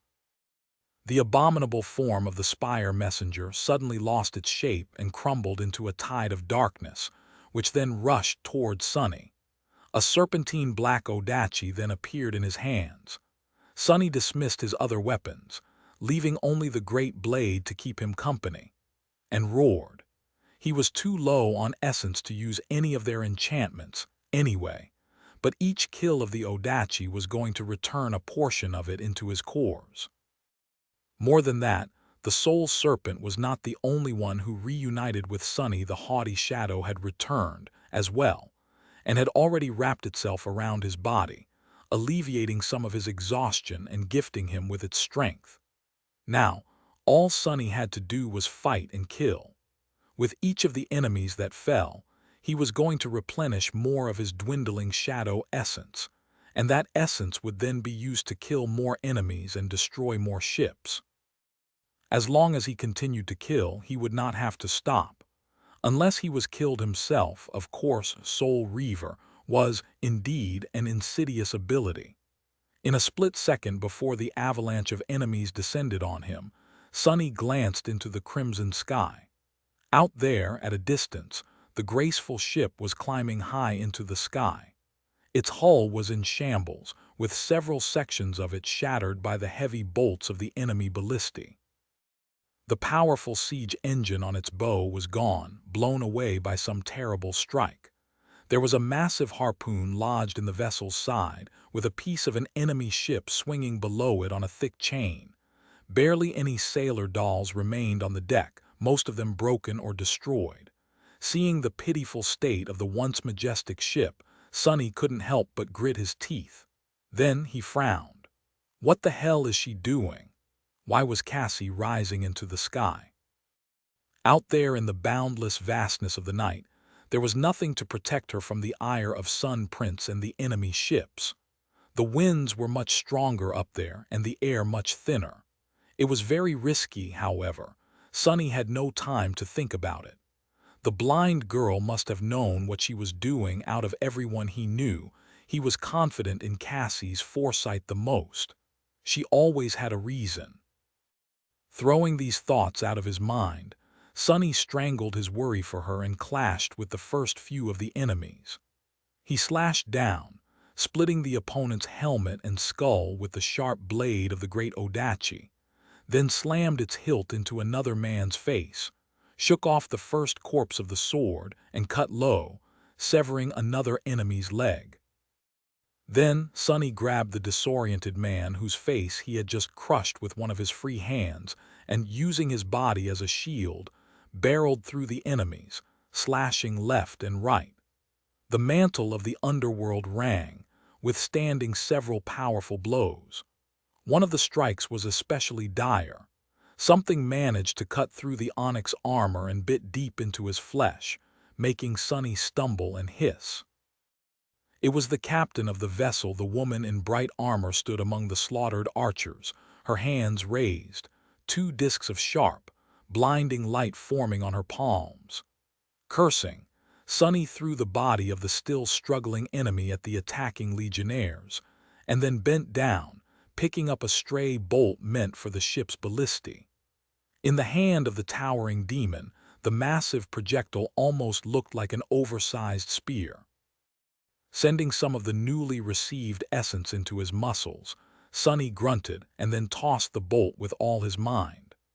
The captain's eyes widened, but before she could even move, the improvised javelin struck her in the chest with the force of a siege ram, ending the woman's life immediately. "You have slain and ascended." Sonny had no time to celebrate, because he was once again being attacked from all sides. The corner of his mouth twitched. She was an ascended, huh? He slaughtered the remaining crew of the ship, then rammed it into another vessel and slaughtered its defenders as well. By then, the mantle of the underworld was full of cracks and gaps, and his battered body beneath was full of holes. On the bright side, he had regained enough essence to freely activate the living stone enchantment of his armor, which allowed it to quickly recover from the damage and glisten darkly once again, its surface flawless and pristine. Sonny could not say the same about himself. Even though he had managed to recover some essence, his physical state was swiftly deteriorating. The countless shallow wounds were not too dangerous, especially because Blue Weave refused to allow his blood to flow out of them. A couple of the more serious injuries he had received were not too bothersome for now as well. However, his endurance was not limitless. Sonny was dead tired, and no amount of essence could fix that. He had only managed to last that long because of the blood blossom and the underworld armament, but even that was not enough to sustain him anymore.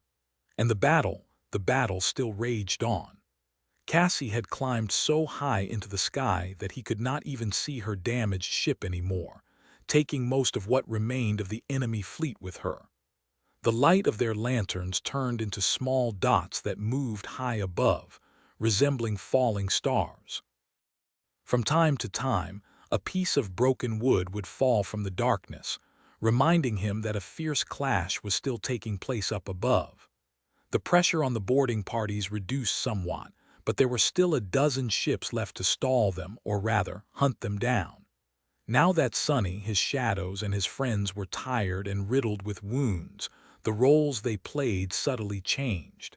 He was not sure who was attacking whom anymore. But worse of all, with the distraction of Cassie's ship gone, the steel colossus once again resumed his search for Noctis. Sun Prince grabbed two of his gargantuan javelins, then bent slightly and lunged forward. Gaining incredible speed, the giant leaped into the air, flew across a vast gap between two islands, and landed on the surface of a new one with a thunderous crash.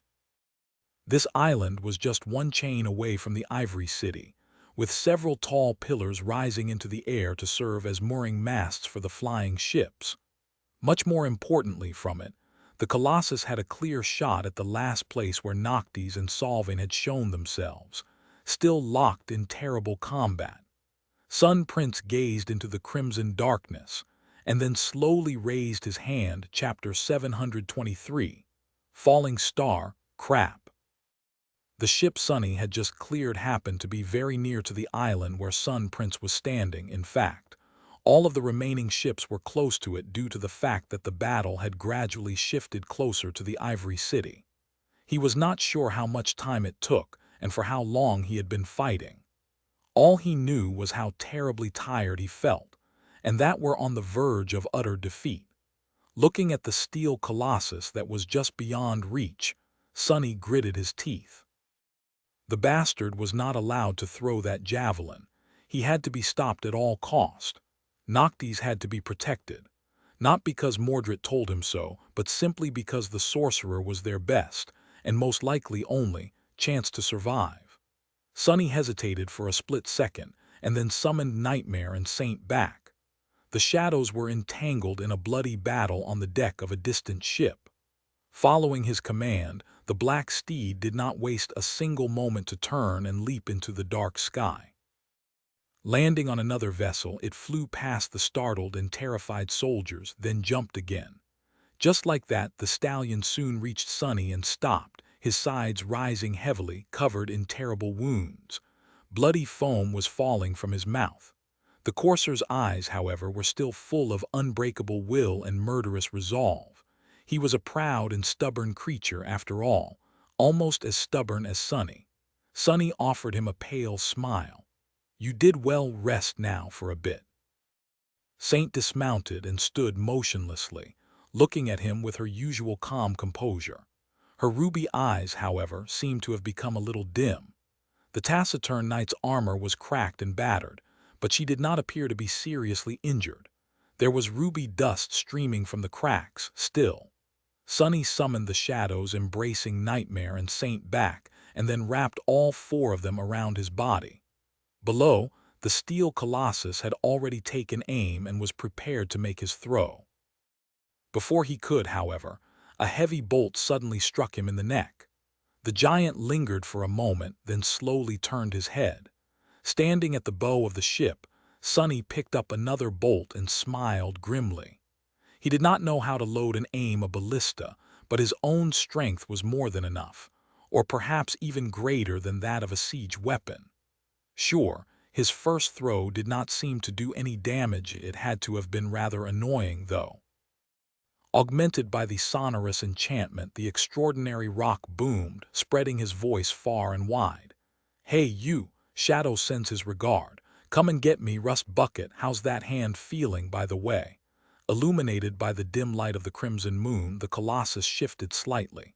The shadows veiling his eyes grew deeper, and then his javelin slowly moved, changing its aim. Sonny laughed. "I guess he remembers me," which was good. What was bad was that Sonny did not really know how to steer a flying ship, and so he currently was a stationary target. A sitting duck, basically. With a shrug, he dismissed his shadows and tossed the second bolt at the giant, then looked in satisfaction as it bounced fruitlessly off the chain lord's stoic face. "My aim did improve, huh? Just one more throw, and it would time for him to abandon ship." Sun Prince lowered his head and then suddenly lashed out, moving with stunning speed for a creature of his size. It was as though he was trying to kill an irritating fly. Sonny's smile froze. He had not expected that fast of a reaction at all. A split second before the javelin hit the ship, a hand grabbed him from behind, and Sonny felt himself moving. Then something exploded below him, and everything was momentarily enveloped in a cloud of splinters. Kai, who was holding him as he tried to fly up, grunted, "Heavy." In the next moment they were hit by the shockwave, and the archer lost his hold of the four-armed demon. Together they plummeted down.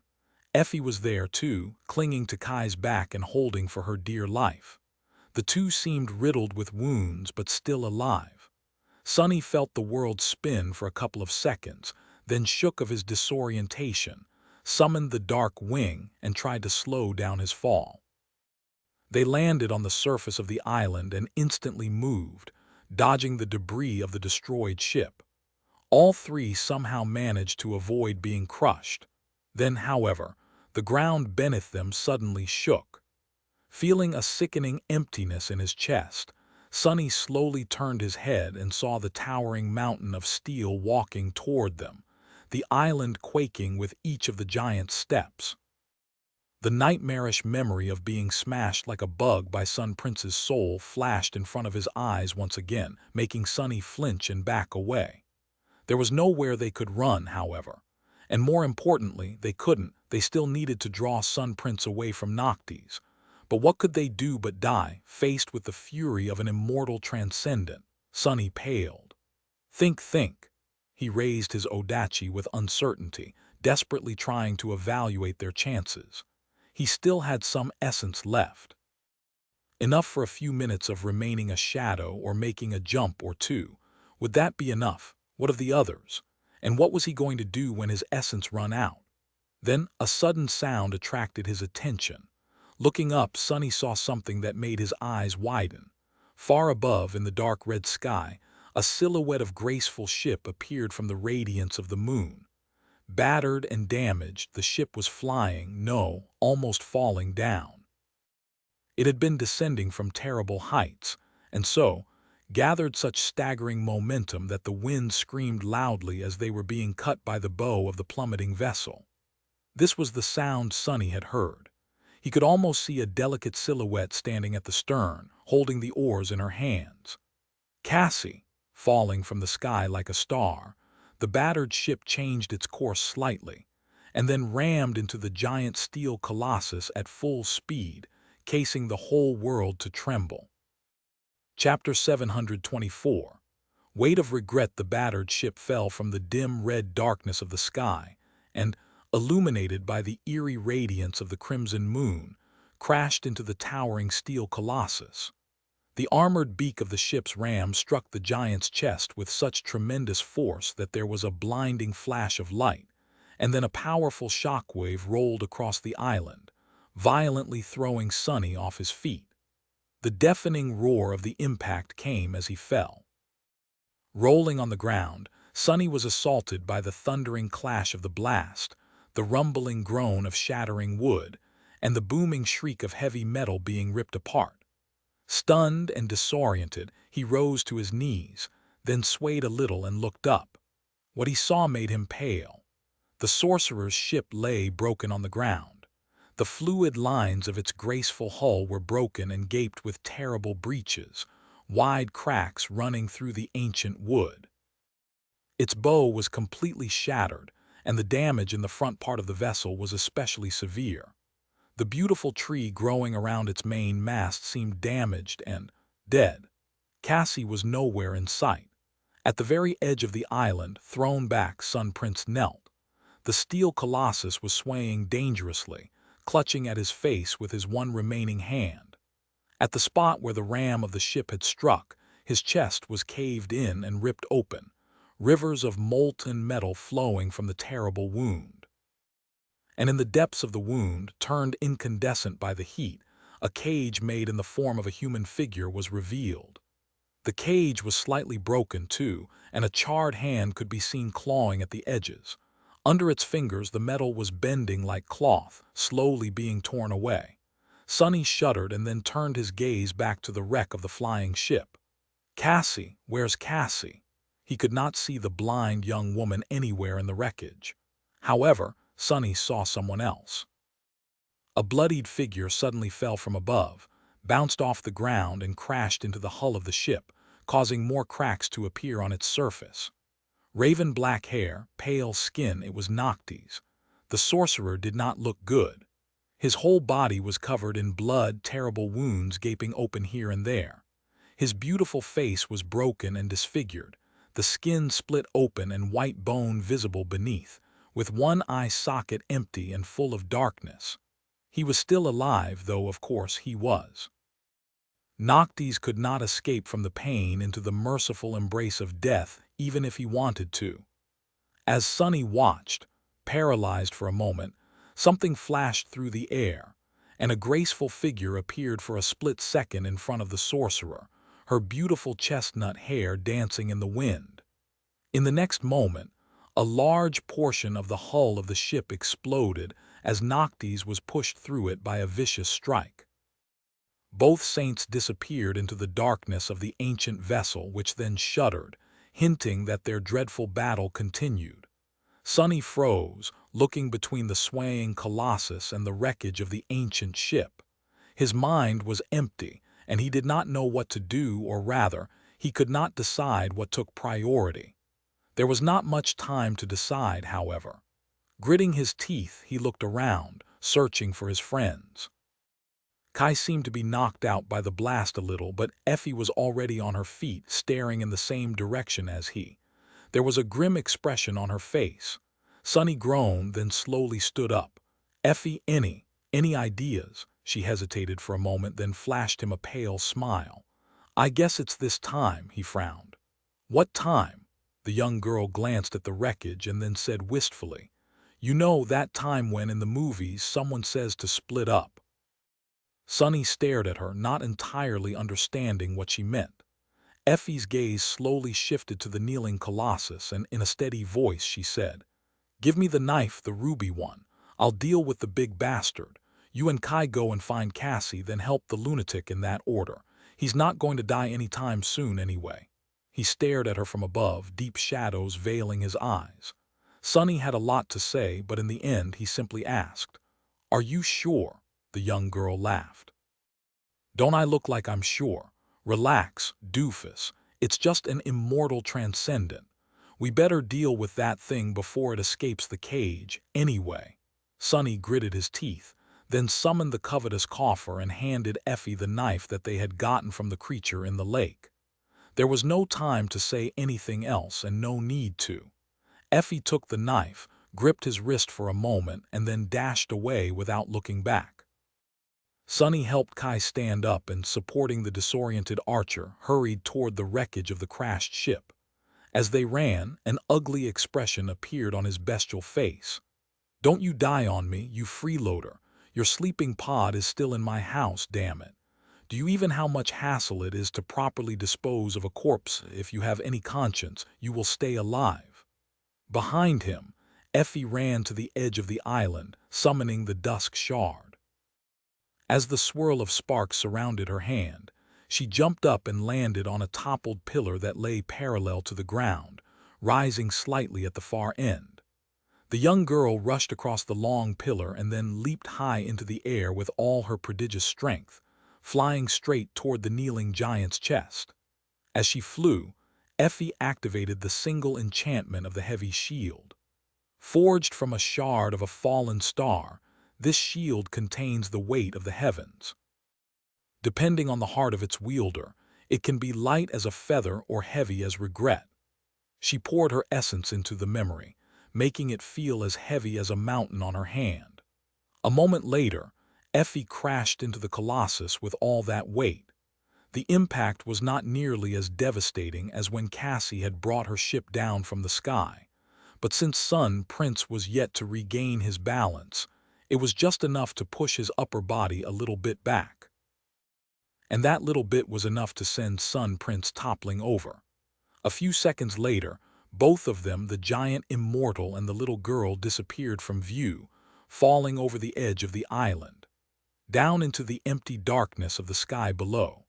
Chapter 725. Shipwreck Elsland. As Sunny and Kai moved toward the wreck of the ancient ship, the heavenly chains suddenly rattled deafeningly, and the whole island quaked once more as it shifted higher. Turning back, they saw that the steel colossus was gone from the edge. Effie was nowhere in sight as well. Sunny stared at the empty space where the giant had been kneeling not too long ago, then gritted his teeth and looked away. Effie knew what she was doing. No one was more motivated to survive the nightmare and return to the waking world alive. Not even Sunny. She would not have done anything that would leave her no chance to escape. In any case, every one of them was in terrible danger. If Solvin managed to defeat Noctis, she would be coming for them next. And Cassie could have been dying or dead already, somewhere in the wreckage. There was no time to waste on unnecessary thoughts. Sunny dragged Kai forward, lamenting the fact that the archer was coming back to his senses so slowly. His incredible sight would have been very useful right about now. His four shadows flew toward the wreck, gliding between the debris in search of the young woman. However, it was hard to make out anything in the chaotic mess of splintered wood, upturned soil, and shredded sails. And then finally, he thought that he noticed weak movement under a pile of debris. With his two hearts beating wildly, Sunny rushed forward, then threw a piece of the ship's hull aside and bent down, digging through the soil. Soon he saw a piece of black fabric, and then removed some more dirt to reveal Cassie's pale face. She struggled to sit, and then coughed violently. The blind young woman seemed to be fine. The piece of cloth covering her eyes had slid down, revealing 2 empty eye sockets, and her dress was soaked with blood from the arrow wound on her shoulder. But other than that, there were only mild scratches and lacerations on her body. Miraculously, Cassie was alive. Sonny stared at her with wide eyes, a sense of profound relief slowly spreading through his chest.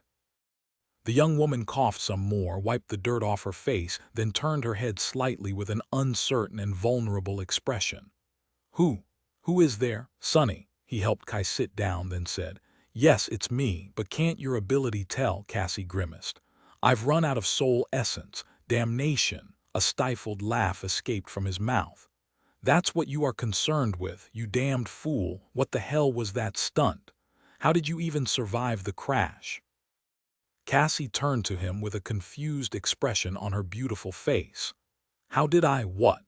I jumped off the ship a few moments before it hit the prince, of course. Dancer carried me down. I am not crazy." He stared at her for a moment, then covered his face with a hand and let out a long, relieved sigh. "You've been spending too much time with me. Only a madman would call ramming a flying ship into an immortal steel giant at full speed not crazy."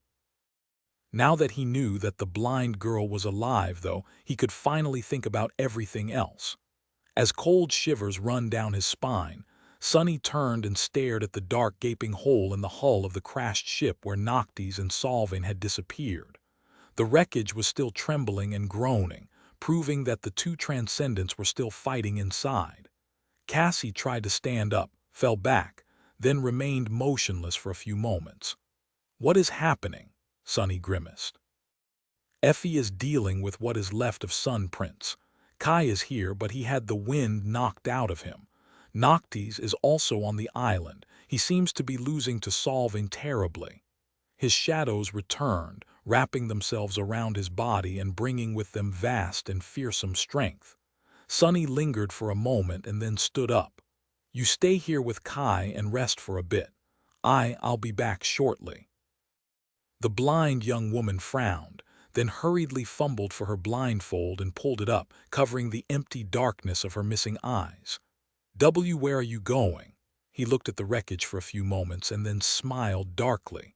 "I am just going to return a debt." He owed Solving quite a lot after all. Months of agony and desperation, the life of a dear friend, and even a heart. When would he get a chance to repay her hospitality again? Leaving Cassie and Kai behind, Sonny gathered his courage and dashed toward the wreck. Jumping through the breach in the hull, he landed on the skewed floor of one of the compartments at the stern of the ship and froze for a moment, hit by a strong sense of déjà vu. All of this, did it not feel very familiar? Was it not the same compartment he had entered the wreck through all that time ago, in the distant future, while hunting for miraculous coins? Of course, back then, the ancient ship had looked vastly different, at least on the inside. It had been infested by a sprawling mass of brown vines and moss, the murky air full of poison they secreted. Back then, Sonny had not known who Noctis was, and how his ship had ended up broken and abandoned on a desolate island near the rift. Well, now everything fell in its place. This island was going to become the Shipwreck Island. The wound in the chest of the giant steel corpse, the terrible damage done to the bow of the crashed vessel, it all made sense now, except for one thing. How would Solving end up trapped for thousands of years in the cargo hold, so that Sonny could kill her in the future? Sonny did not consider his chances in a battle against the living embodiment of war to be very high, but the mere fact of knowing the future told him that it was not impossible to defeat her. At least that was what he wanted to believe, sneaking through the broken ship as he came closer and closer to the sounds of the furious battle. If he was wrong, however, The possibility of Sunny himself becoming the host of a monstrous corrupted parasite was not out of the question. Chapter 726. Sweet release. As Sunny slowly approached the main cargo hold, he felt doubt crawl into his mind. What was he actually doing? A battle between two saints was no place for an awakened, no matter how powerful he had grown after absorbing thousands of shadow fragments and forming the fourth core. The gap in power between Sunny and Solvin was just too vast. He had faced her twice in the past, and each time, the War Maiden crushed him without even putting any effort into her attacks. The bitter taste of those defeats still lingered in his mouth, especially of the second one, when he watched helplessly as she slaughtered Elias in front of his eyes. When he remembered that vile day, his pupils narrowed. An overwhelming feeling of hatred and anger drowned his mind, so scorching and consuming that Sunny was momentarily stunned by the intensity of it. Every wound, every second of torturous pain, every night of quiet desperation he had experienced in the Red Colosseum rose from the depths of his memory, making him feel as if he was reliving all that torment. The memory of the burning sacred grove was there, too, as well as that of an old man crying as he cradled the dead body of his mother in his trembling arms, and that of Elias's bright eyes suddenly turning empty and hollow. The grief, shame, and fury of not having been able to keep his promise and save the young man. Sunny tried to resist the hatred but failed. It was just too vast, deep, and deserved. Solvin had deserved his hatred. She put him in a cage. She tried to make him a slave. Gritting his teeth and suppressing a bestial growl, Sunny continued to move forward. I'll make her pay. It is not impossible. His task was not as hard as he had made it to be. He did not need to defeat Solvin.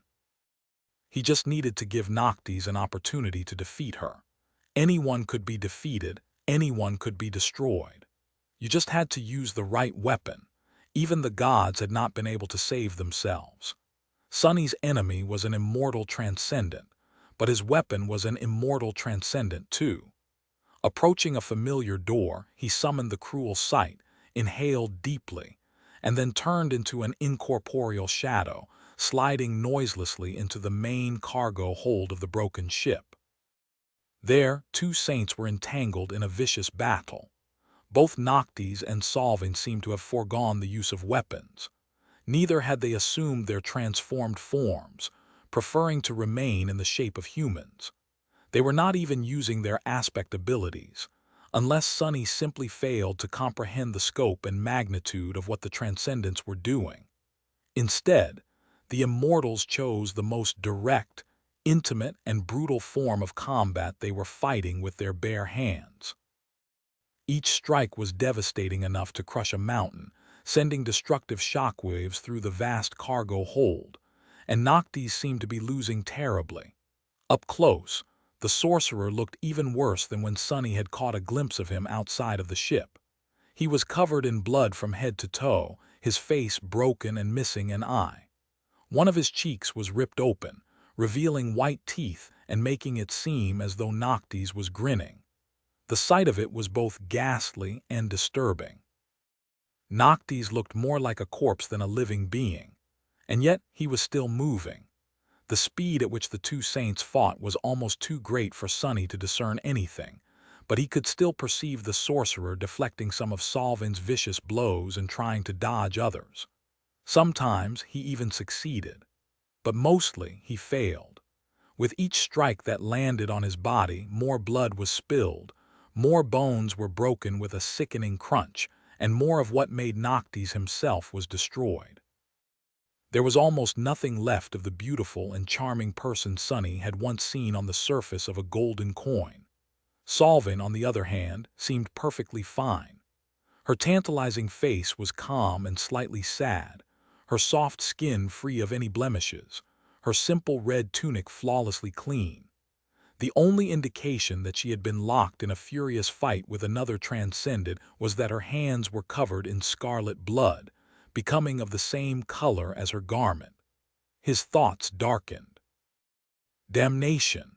Sonny hid in the shadows, watching tensely and waiting for his chance to interfere.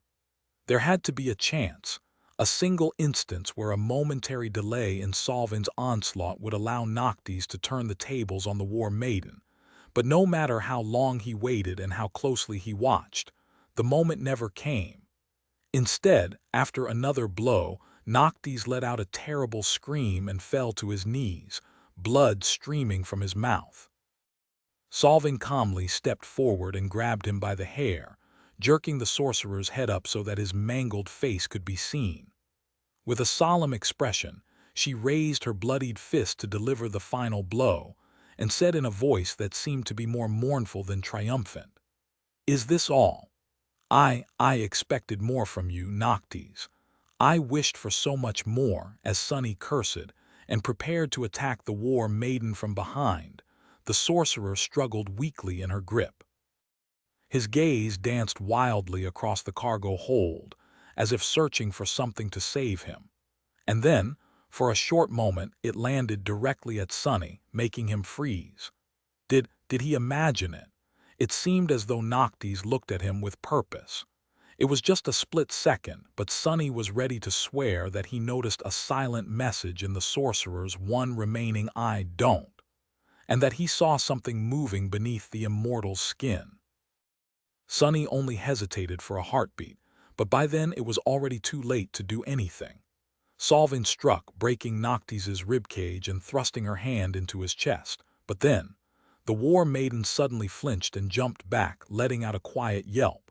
Her bloodied hand was pressed tightly against her body. Noctis, meanwhile, continued to kneel, staring expressionlessly at his broken chest. Then he shifted slightly and let out a long, deep sigh of relief. "Ah, this is so much better. So much easier."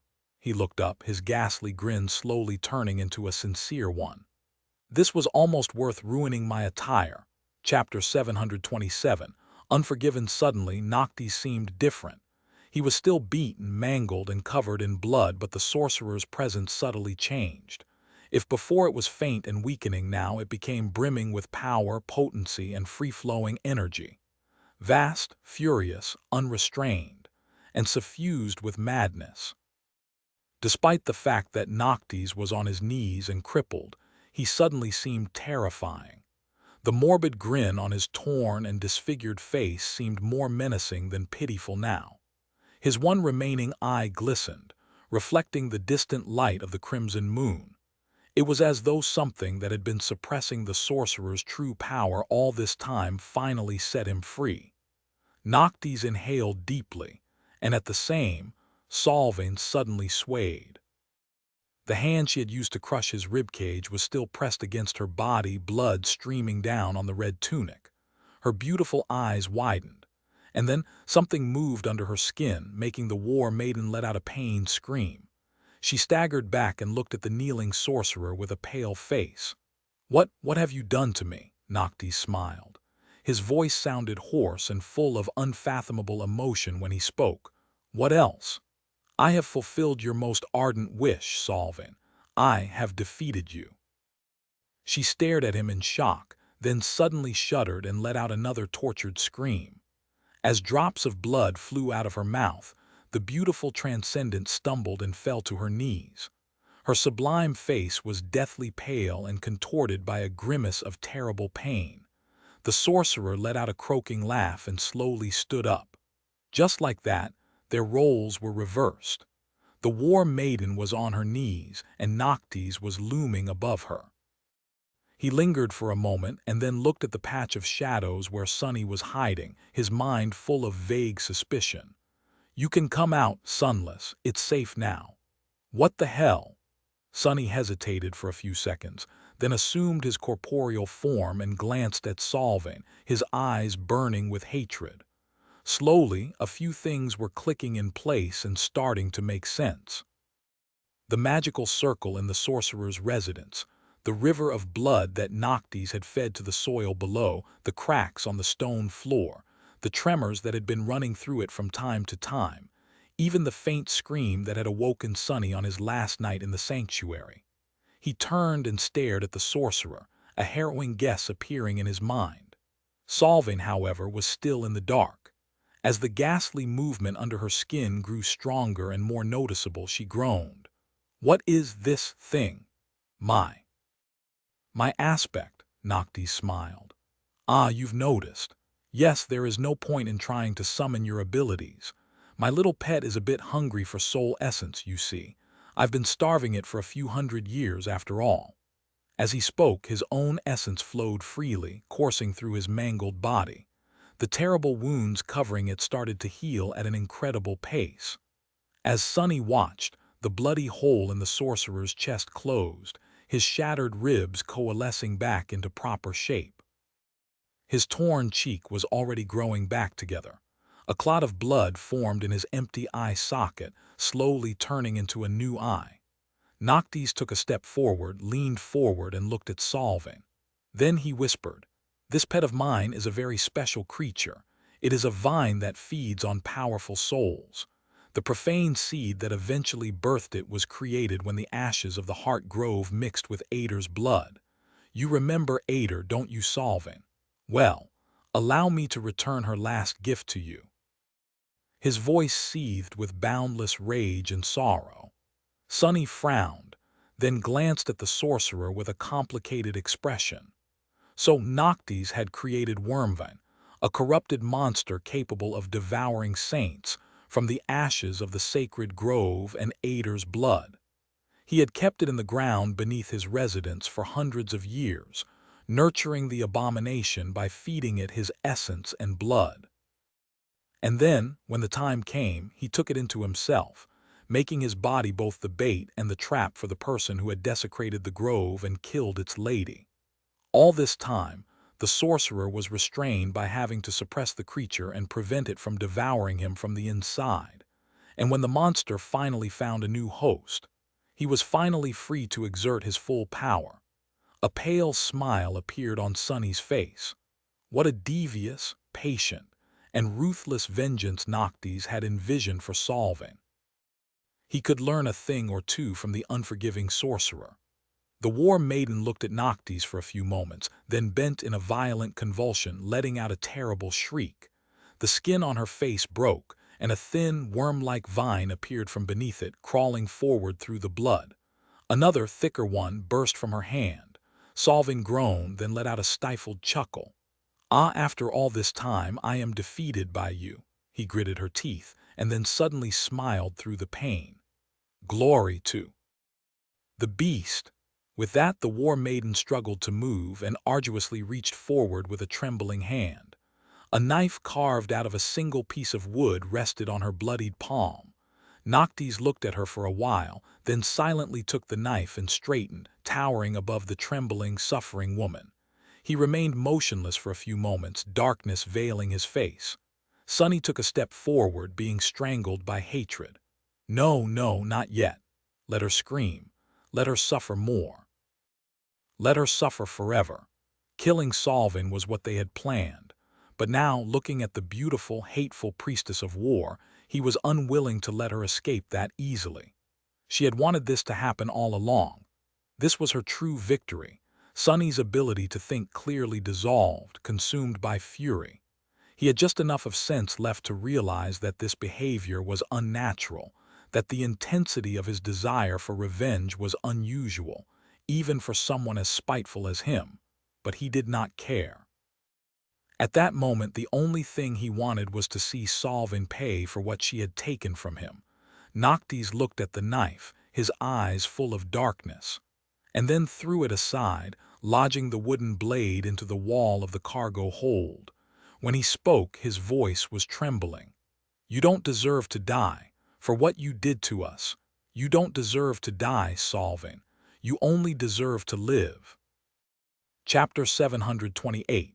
Spiteful Shadow. Hearing the cruel words that sentenced Solving to thousands of years of harrowing torment, Sunny couldn't help but feel a dark, euphoric sense of glee. The memory of pain she had visited upon him and the faces of those she had killed flashed in front of his eyes once again, making that glee grow even sweeter. Good, good. The only thing Sunny regretted was that he had killed Solving in the distant future, releasing her from that torment. If he had known better back then, he would have left her to rot. Noctis coldly stared at the squirming priestess for a moment and then turned around as if intending to leave. Solvin let out a groan of agony, more vines breaking through her skin and crawling down to the floor. Wait. She struggled to raise her head and look up, her eyes full of fear. Noctis, you have to kill me. You won't be able to free her if I am alive. Sorcerer stopped, lingered for a moment, and then glanced at her over the shoulder. His face was cold and unmoving. After a long pause, he said nonchalantly, Hope is a great, powerful demon. She can handle a shackle or two on her own. As Solvin's eyes widened, Noctis looked away and took a step toward the gates of the hold. And Sonny, meanwhile, was doing the hardest thing he had ever done in his life. Sonny was walking toward the edge of the cargo hold, where the wooden knife was lodged into the wall. Every step he made felt as if he was dragging a mountain with him. No, it was much harder than that. A mountain would have been heavy, but dragging it along was a simple task. Hard, or maybe even impossible, but simple nevertheless. However, he was not struggling against physical weight. Instead, Sonny was struggling against his very nature. He had grown up in the outskirts, fighting for his life in a cruel, indifferent world.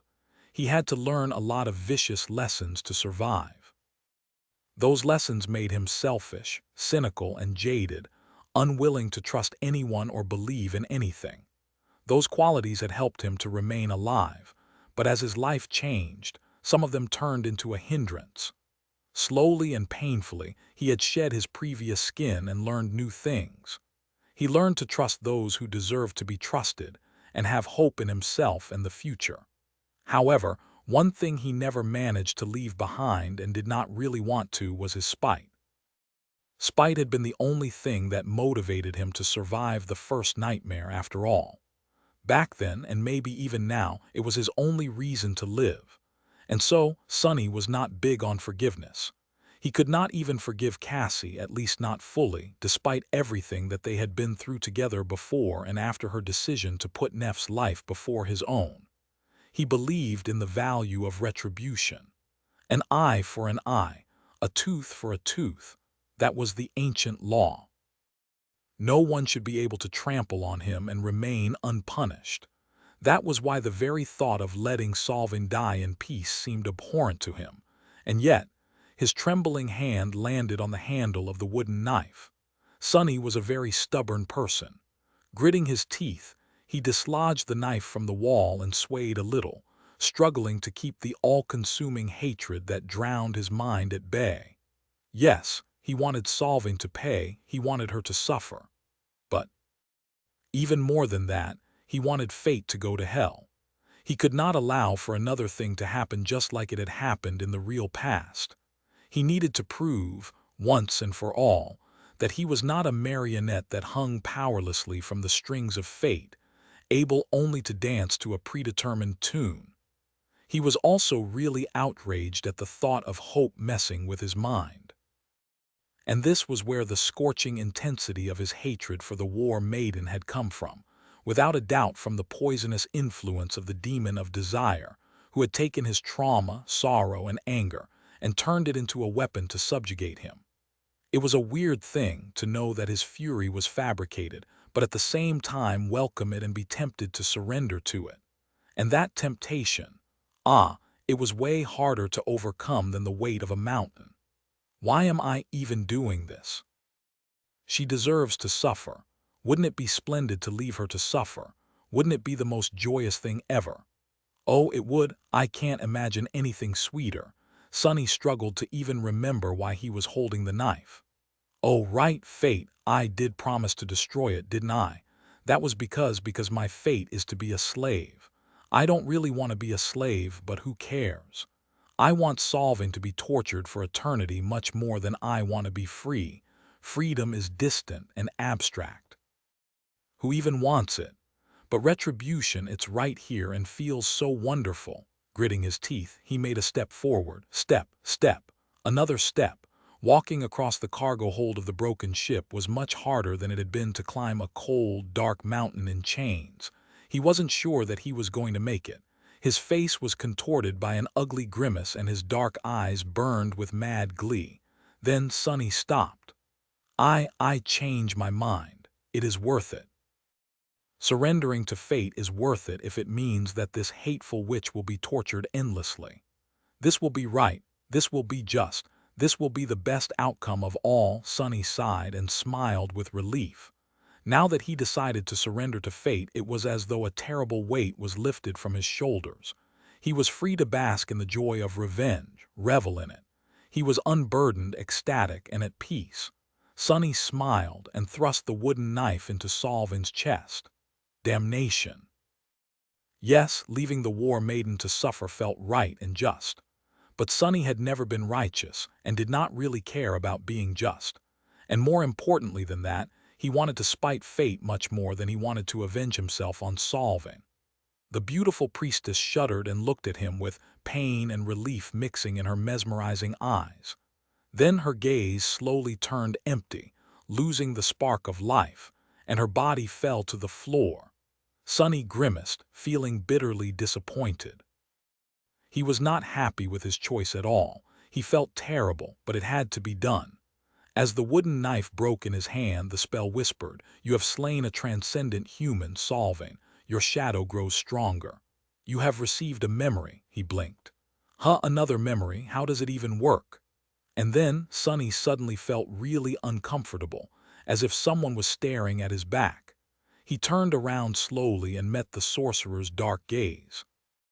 Noctis looked at him and then bared his teeth in a dangerous smile.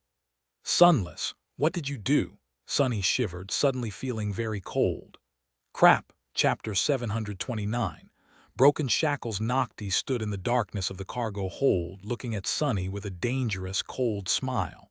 One of his eyes glinted with pale moonlight, the other, still suffused with blood, with a mad red glow.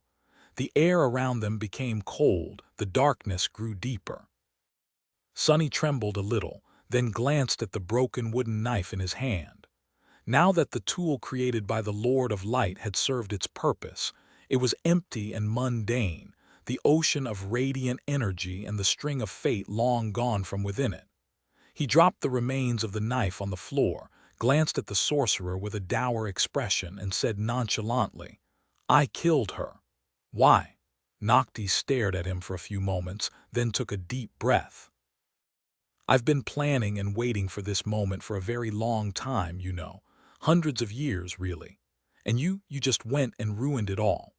Ah, Sunless, we are friends, but I'll be honest, I am a little bit cross right now." Something shifted in the darkness, and the walls of the cargo hold groaned. The sorcerer continued to stare at him, his red eye glowing brighter and brighter. Sunny himself winced, feeling the sorcerer's presence crash into him like a wave. Then he pretended to look unimpressed, took a step forward and shrugged. "Well, get over yourself." Noctis blinked. Then he tilted his head a little. Then he stopped smiling. "Get over myself." It did not seem like he liked that answer at all. Sunny nodded. "Yeah, snap out of it and get over yourself." He pointed at the body of Solvin and frowned. "First of all, do me a favor and remember why we started all this mess in the first place. It was to kill the Chain Lords and free Hope." "Oh look, a dead Chain Lord, isn't it wonderful?" He smiled, revealing his sharp fangs. However, Noctis remained unmoved, still staring at him with a frightening coldness. Sunny took another step forward and pointed a finger at his chest. "Second of all, aren't you too full of yourself? Ader's last gift, really." He judged that if there was a moment when the Transcendent would simply kill him with one strike, it would have been now. So despite the smile, Sunny was actually trembling inside. Nox gritted his teeth. "What's wrong with that?" Sunny crossed his arms. "Who are you to deliver gifts on her behalf? Unlike the two of us, Lady Ader had no hatred for Solvin. In fact, she was grateful to her. She swore to carry that debt of gratitude to the Shadow Realm. Even I saw it all in one of the nightmares you had sent me into." The corner of the sorcerer's twitched. "You are lying. Why would she?" Sunny shook his head. "I never lie." "Lady Ader was the first of the eternal shackles to question your duty, wasn't she?" She came to the conclusion that hope should be liberated, and that was where you got that idea. From her, he sighed. Well, who has done more to make it happen than Solvin? Without her, Hope's prison would still have been perfect. The chain lords wouldn't have been driven to desperation and madness, and we wouldn't be standing here trying to break the chains that bind desire. Sonny grimaced and looked away, still in the throes of crushing regret about gifting Solvin an easy death. So, as much as it pains me to admit, in a sense, Solvin is the true architect of this rebellion. She made Lady Ader's desire come true, and although I would have loved to let her suffer for an eternity, our task comes first. Noctis remained motionless for a while, staring into the distance. The mad light in his eyes seemed to subside a little. Then he shifted slightly and glanced at Sonny. His voice sounded grim. I suggest you run, Sunless. Sonny froze. Crap, it didn't work. He took a step back and shuddered, staring at the sorcerer with fear. Noctis, wait, what I meant to say was, the sorcerer shook his head. No, you idiot, I'm not going to kill you, but have you stopped to think what would happen if Solvin dies? Sonny raised his eyebrows. I, was a bit preoccupied. Wait, what? Noctis glanced at the body of the war maiden and backed away, too. The wormvine. It doesn't have a host anymore, you foolish shadow. So run. Some distance away, at the edge of the island, a small hand appeared from the darkness.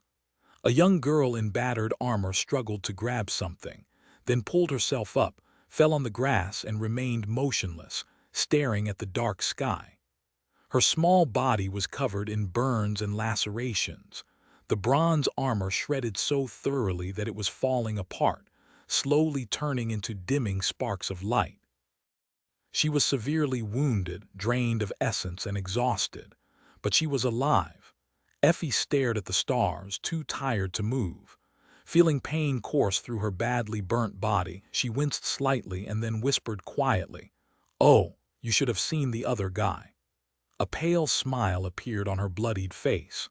Far below, a giant steel carcass was swaying in the wind, its leg tangled in a heavenly chain that the colossus had broken as he fell.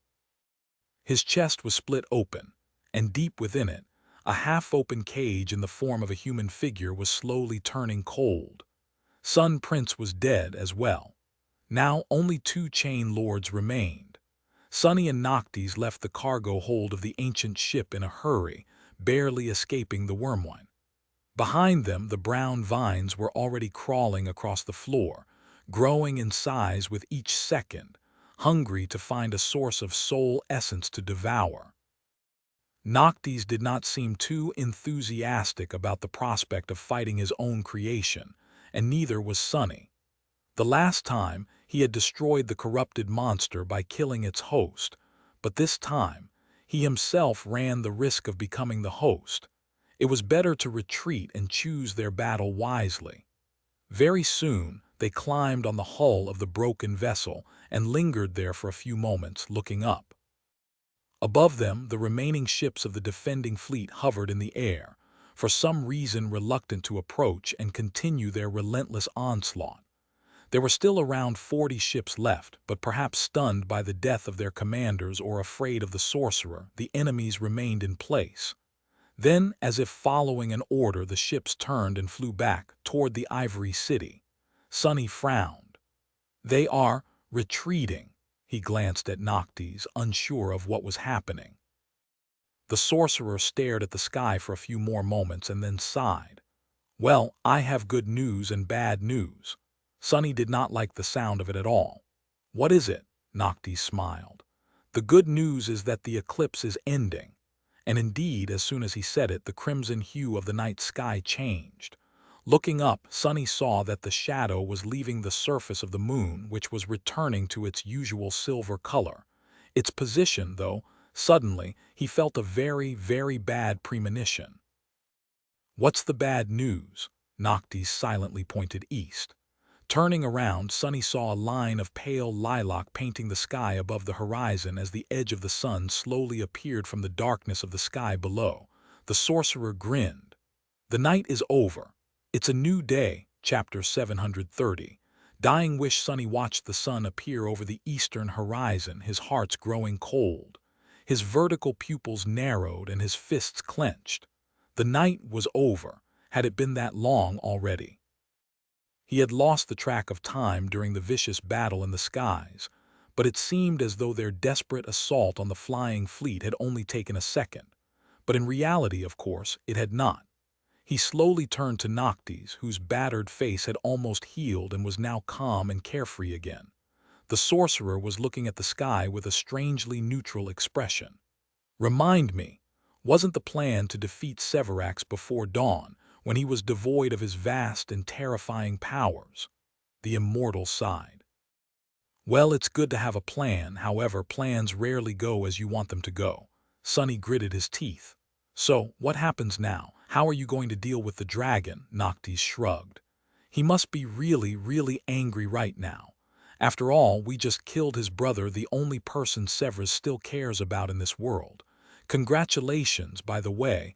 I really did not expect you. Sunny interrupted him with a low growl.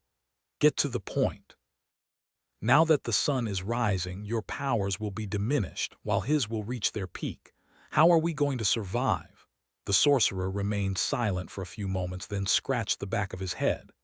I will come up with something. Sunny stared at him in disbelief. You are joking, right?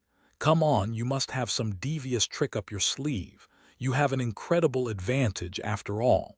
You have the knife that can make him mortal while he doesn't have yours. Should I give you the knives? You have never asked me for the damned knives. Wasn't that the reason you befriended me in the first place? Noctis looked at him for a while, then simply shook his head. No, that was not the reason, Sunless. In any case, giving me the knife won't do much good. I will still have to defeat Severus whether he becomes mortal or not. Either I subdue him and we can use the knife to finish the job, or he subdues me and then there's no point. And I really don't have any tricks left. He smiled and then added wistfully, except one. Sunny exhaled with relief. Finally, what is it? The sorcerer turned to him with a smile. Why, it's you, Sunless, of course. Did I not say that fate brought us together for a reason? Sunny stared at him, his expression slowly turning dark. You didn't, but what the hell do you mean? Noctis looked away at the beautiful silhouette of the flying city. After a few moments he said, no matter how my battle with Severus goes, it will end near the ivory tower. One of us will fall, maybe it will be him and maybe it will be me. However, that doesn't matter. He sighed and then glanced at Sunny. As long as one of us dies, there will be only one chain left. It won't hold hope for long. So, Sunless, my dear friend, Noctis lingered for a moment and then smiled. Should I lose, I want you to kill me. That is my desire. The sorcerer looked at him, the smile disappearing from his face. Then he said softly, that is the fate I spoke about. You are my death, Sunless, didn't you know? Then Noctis suddenly cleared his throat and awkwardly looked away. That is if I lose, of course. Don't kill me by mistake if I win. That would be very inconvenient, a bit funny, though. Sunny glared at him for a while, then faced the ivory city and scoffed. I know, you'd better win then. As the moon disappeared and the sky slowly grew brighter, Noctis and the members of the cohort gathered together and silently watched the sun rise. The five of them had just accomplished something truly impossible. They had battled an army and two immortal transcendents under the dim light of the crimson moon, and won. The army had retreated, the immortals were dead, and the five of them, somehow, were still alive. And yet, none of them felt relieved or triumphant. The incandescent disk of the sun was rising like the blade of a guillotine, ready to cut down their lives. The sorcerer was sitting on the grass with his eyes closed, gathering his strength for the approaching fight with the ivory dragon and trying to recover from his wounds as much as he could. Effie lay on the ground, too battered and tired to move. Cassie was tending to her wounds. Kai was grimly counting the arrows he had managed to gather. His charred mask was gone, revealing his burned, disfigured face. Sunny was standing a small distance away, looking at a small statuette that lay in the palm of his hand. connected to a thin chain. The statuette was cast of iron and depicted a beautiful young woman wielding a spear in one hand and gripping a human heart in the other, her nakedness covered only by a beast hide tied around her thighs, her face lost in the shadows.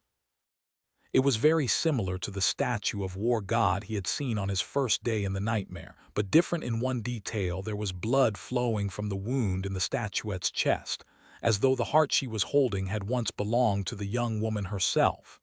Her figure felt strangely familiar. This was the memory he had received for killing Solving the second time. The runes read: Memory, Dying Wish; Memory Rank, Transcendent; Memory Tier, I Memory Type, Charm. Memory description: a young woman once wished to be free but could only find her freedom in death. She called upon it, and touched by her sincerity, death came. But instead of embracing it herself, the young woman delivered death to those who held her in chains. Memory enchantments, Death Wish. Enchantment description: those who witness the wielder of this memory are compelled, friends to be inspired, foes to seek the wielder out. The power of the memory grows the more enemies they give the gift of death, and can be consumed to heal the wielder's wounds. Death charge: 0/1000. Sunny hesitated for a bit and then dismissed the charm with a sigh. This new powerful memory of his could be extremely useful, without a doubt, especially its ability to bring him back from the brink of death. However, he suspected that he would have to kill 1,000 enemies to make that healing really worthwhile. It was still a powerful ability to have, but not in the current situation. He would have to build the charm's charge up for a long time to make use of it. For now, there was only one kill he was concerned about. He was going to deliver the killing blow to either Noctis or the Ivory Lord. As if answering his thoughts, a sudden movement attracted his attention out there in the Ivory City. And then a thundering roar split the world apart. The dragon was coming. Chapter 731. Child of the Sun, Child of the Moon. Sunny shuddered, turning his head to the center of the Ivory City. The thunderous roar that just rolled across the flying islands chilled him to the bone, making both of his hearts stutter. The voice of Severax, the Ivory Dragon, was filled with so much sorrow, wrath, and madness that every dire horror Sunny had experienced in the Kingdom of Hope paled in comparison.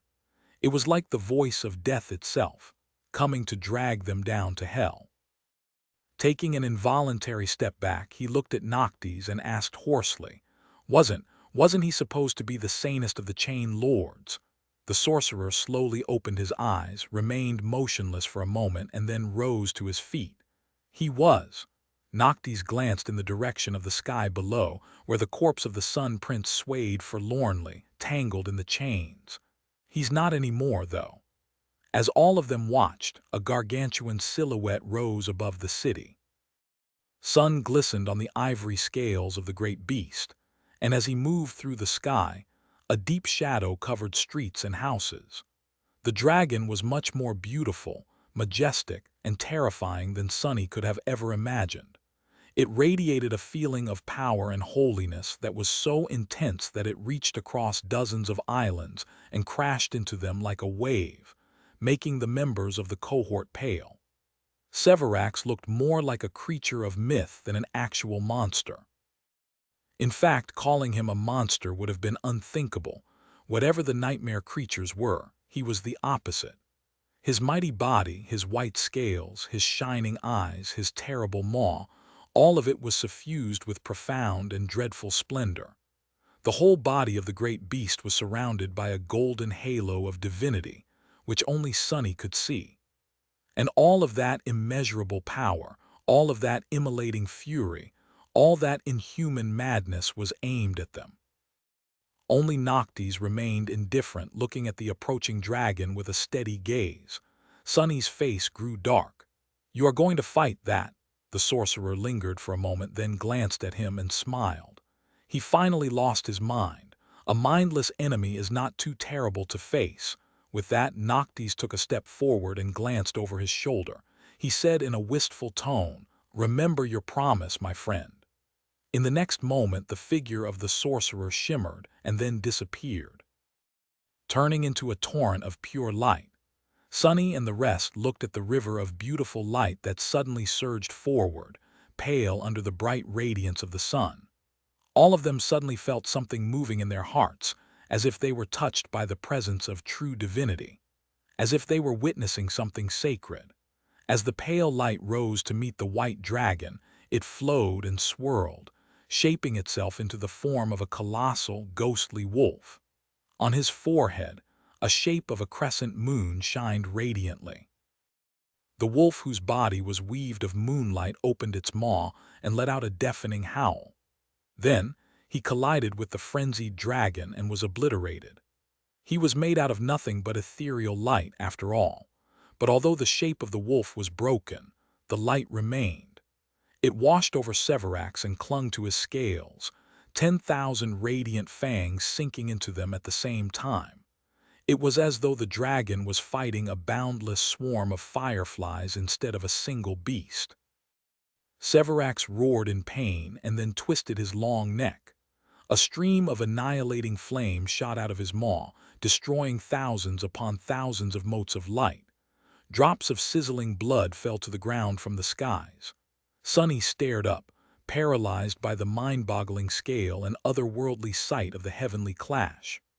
Beast of twilight, for better or for worse, he had no time to observe the fight between descendants of the gods. In this battle, he had a role to play too.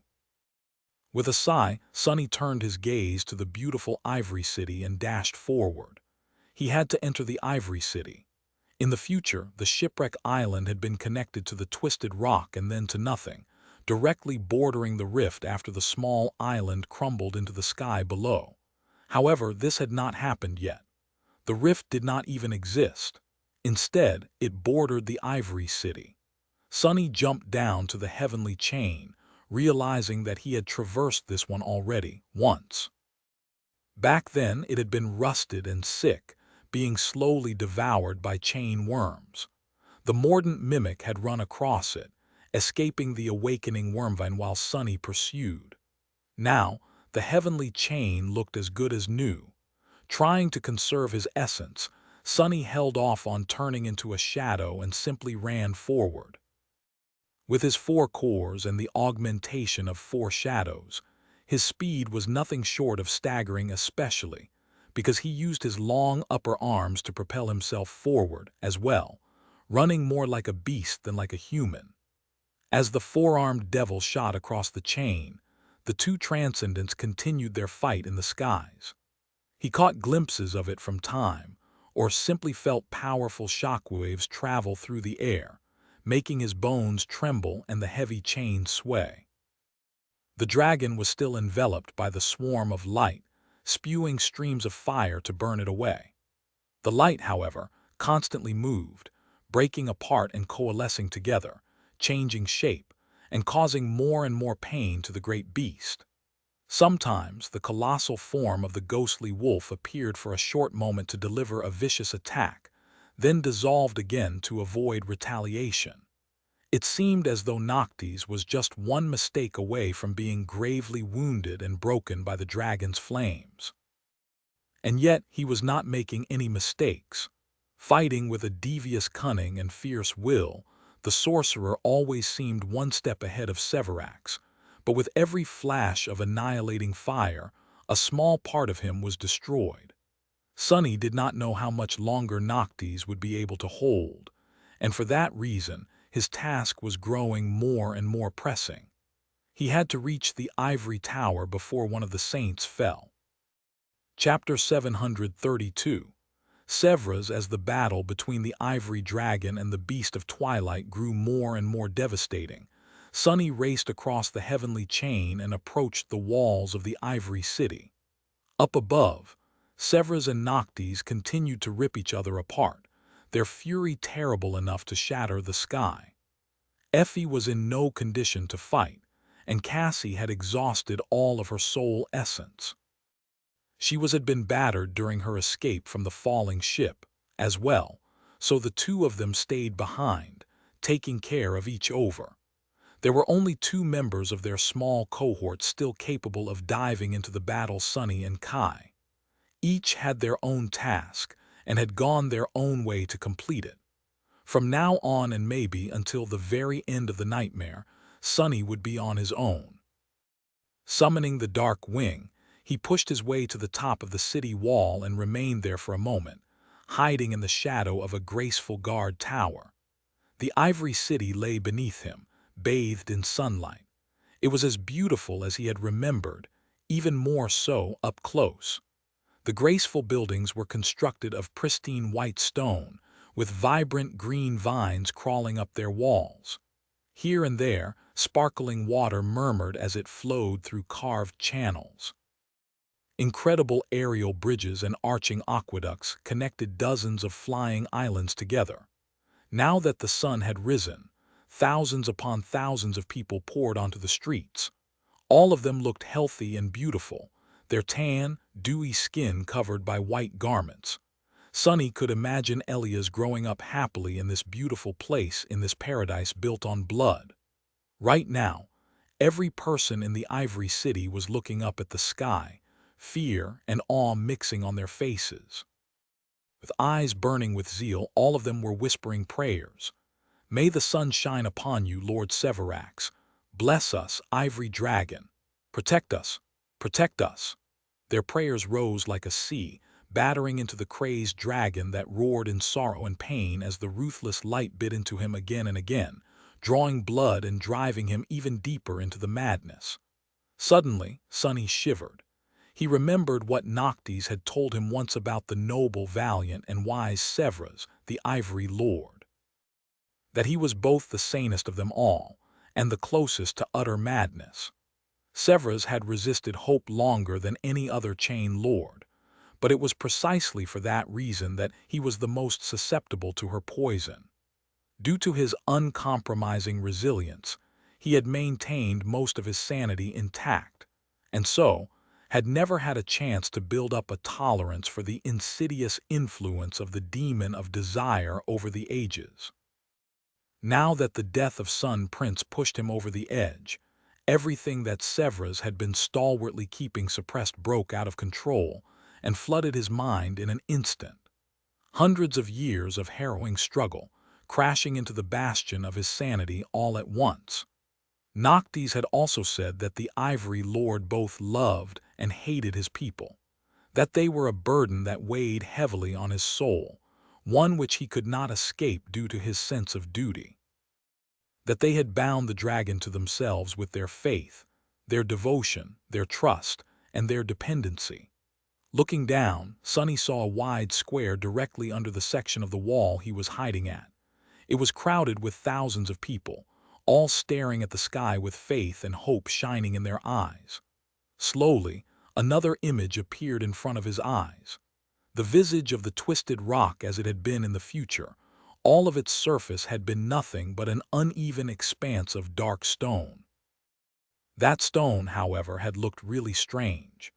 It was as if once a long time ago it had been melted by unimaginable heat and then solidified again, creating strange shapes and swirls.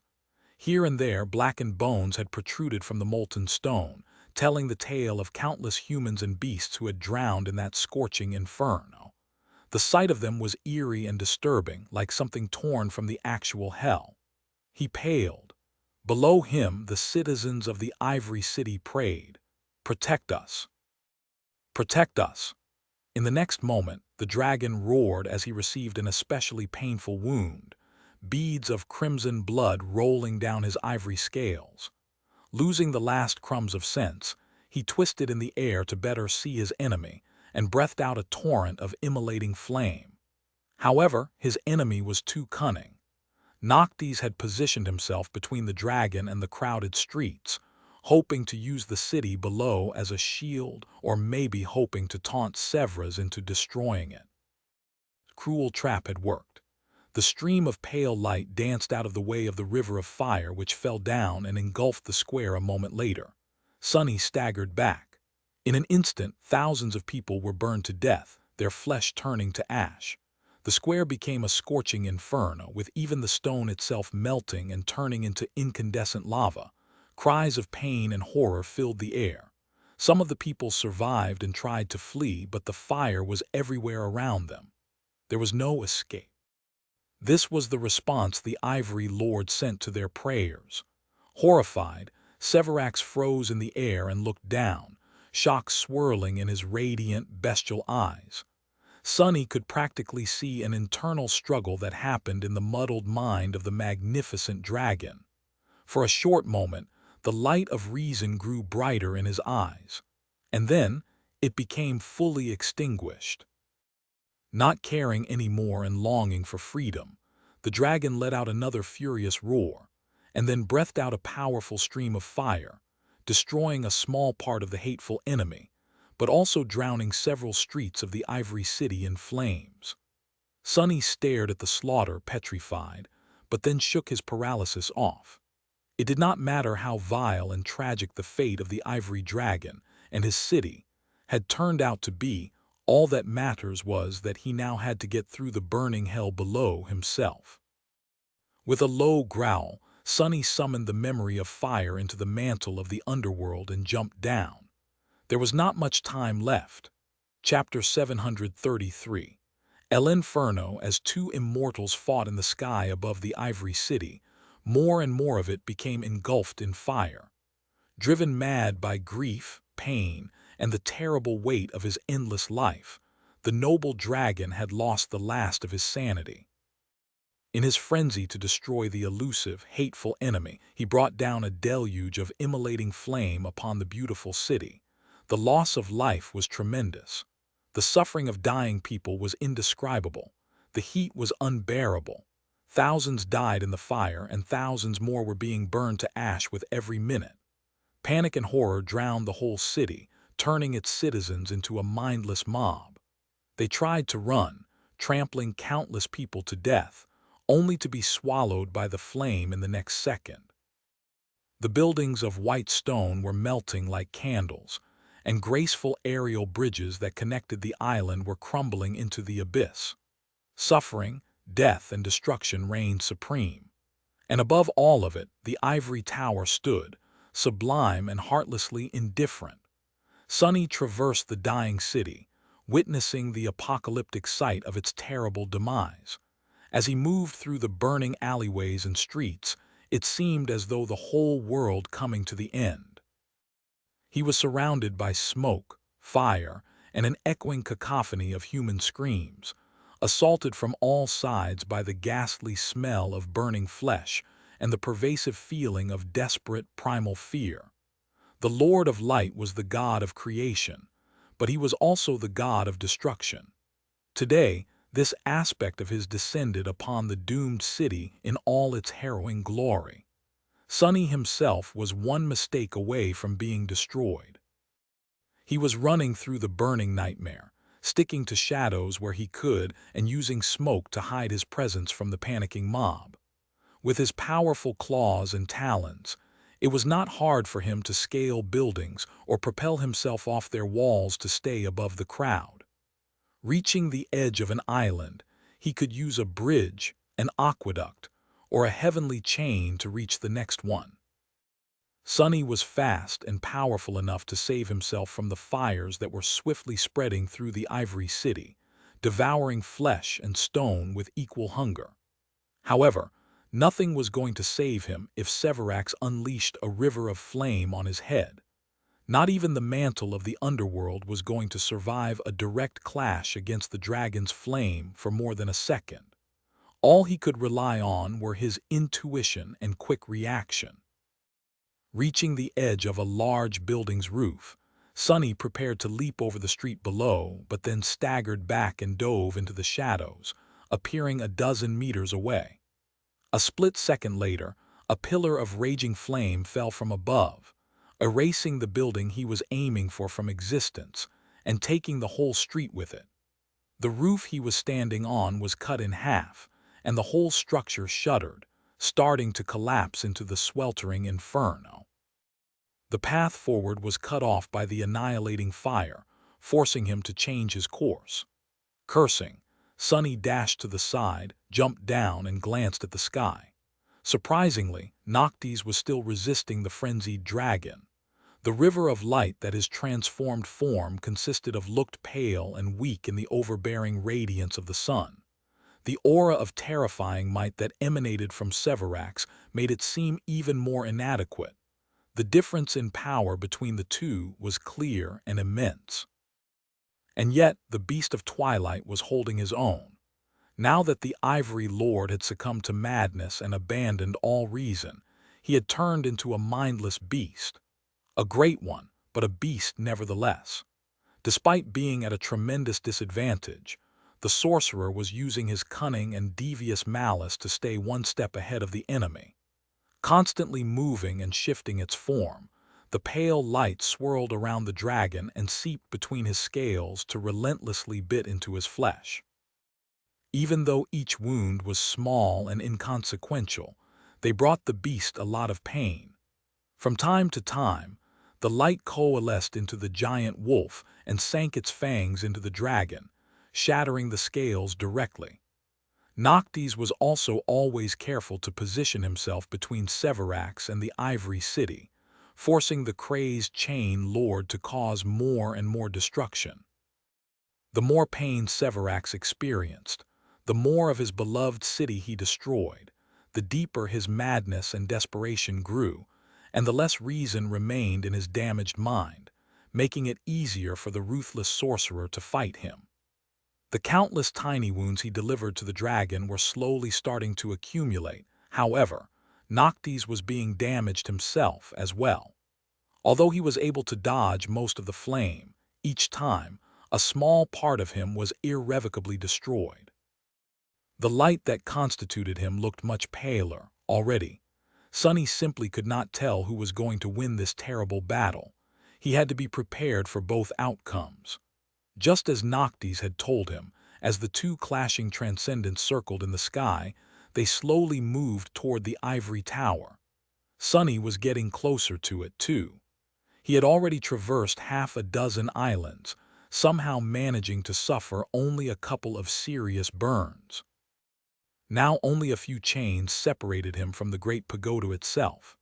As he climbed onto the last island before the one he was aiming for, a terrible roar suddenly thundered from above, making the whole world shudder. Falling to his knees, Sunny pressed his hands against his ears and looked up, stunned. What he saw made him freeze in shock. The great dragon Severax was falling. His ivory scales were painted red, and a large chunk of flesh was missing from his neck. A river of sizzling blood was flowing from the terrible wound, and one of his mighty wings seemed to be broken. Unable to support his weight in the air, the dragon plummeted from the skies and crashed heavily into the ivory island, raising a cloud of dust and disappearing from view. Sunny swayed, then slowly stood up. See, crazy bastard, he actually did it. Noctis had won. Turning around, he searched the sky and saw the form of a ghostly wolf being engulfed in flame. The pale light was being swiftly devoured by it and then disappeared entirely. Instead, a small human figure fell down, landing somewhere far away in the city. He knew that Noctis was still alive. The sorcerer was immortal after all. However, Sunny doubted that he would be able to recover anytime soon. It did not matter, though.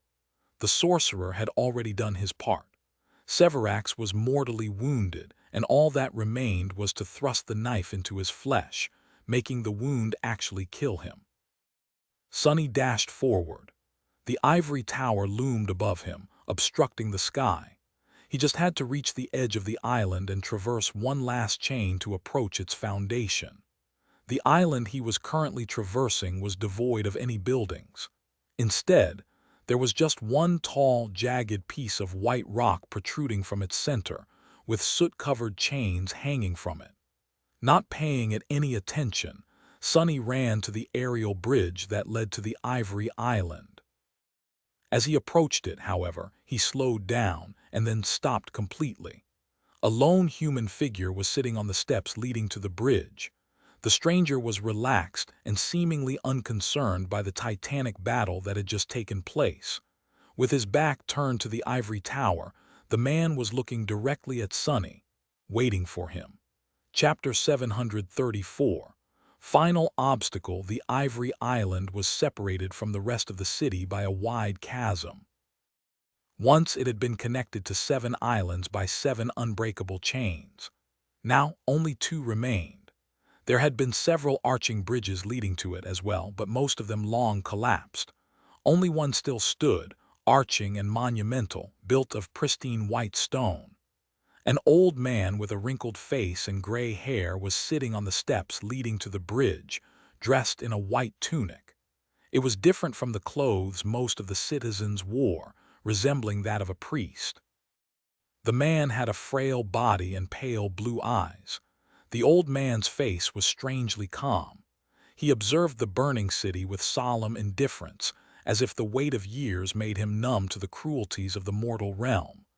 Even though his world was ending, the elder remained poised and dignified. Noticing the approaching devil, the old man tiredly leaned on his cane. "Stop, creature.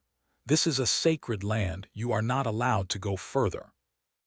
Sonny stopped a few meters away from the stranger and studied him for a few moments. Then he sighed and said, his voice even, "Why the charade? Drop it, Mordred." The old man looked at him with confusion, then suddenly grinned.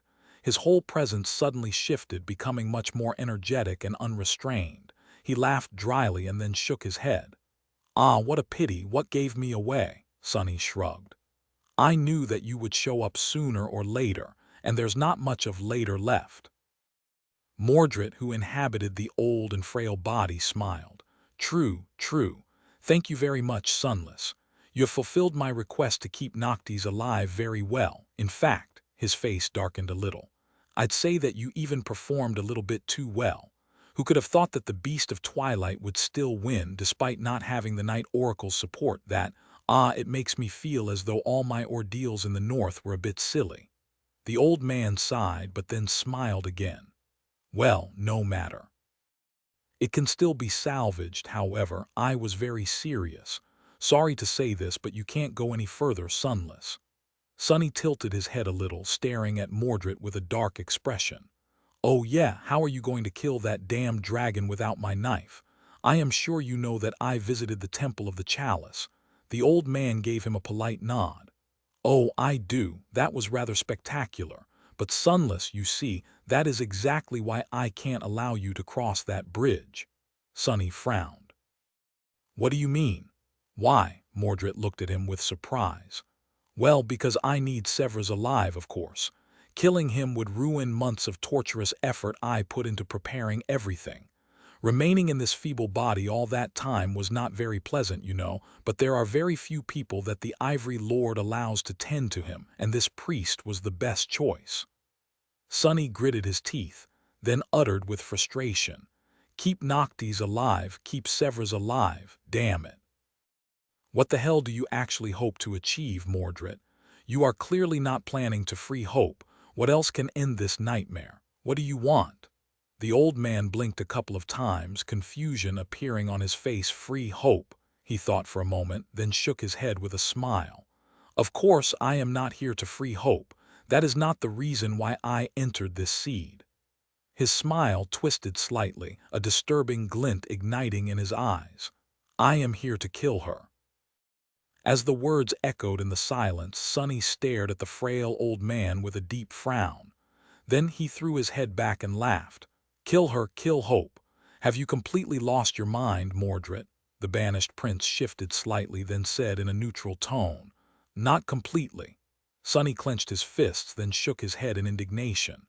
"She is a demon, you fool, a divine being, a god. How are you, a mere awakened, going to kill her? How can you hope to even scratch her?" Mordred shrugged, then looked at him with a friendly smile. "Why, have you never wanted to kill a god?" Sonny stared at him with wide eyes. "I am of a rather high opinion of myself, but I am not delusional. I know my limits, Mordred, don't you?" The old man sighed. "It's not like killing a god is impossible. They are all dead after all. However, I understand your concern. I would not have wanted to face the demon of desire in battle." He lingered for a moment and then added, "But she is not exactly able to fight right now, is she? She is bound, sapped of most of her powers, imprisoned for 1,000 years, so you see, I can't let you go breaking more of her chains. Your part is done, Sunless. Leave the rest to me. I will conquer this nightmare for both of us. Well, and reap the reward, of course." Sunny bared his fangs. She might not be as powerful as she had been before Sun God put her in chains, but she is still a creature of divine rank. Your power alone will not be enough to wound her, let alone kill her. You are insane. Hope's poison must have gotten to you, Mordred smiled. Ah, you are correct. I am not powerful enough to kill her alone. That is why I have spent months carefully putting a few useful ideas into the Ivory Lord's muddled mind. I needed Noctis to give him a little push, though. Kill his brother, destroy his city. You did well to assist him.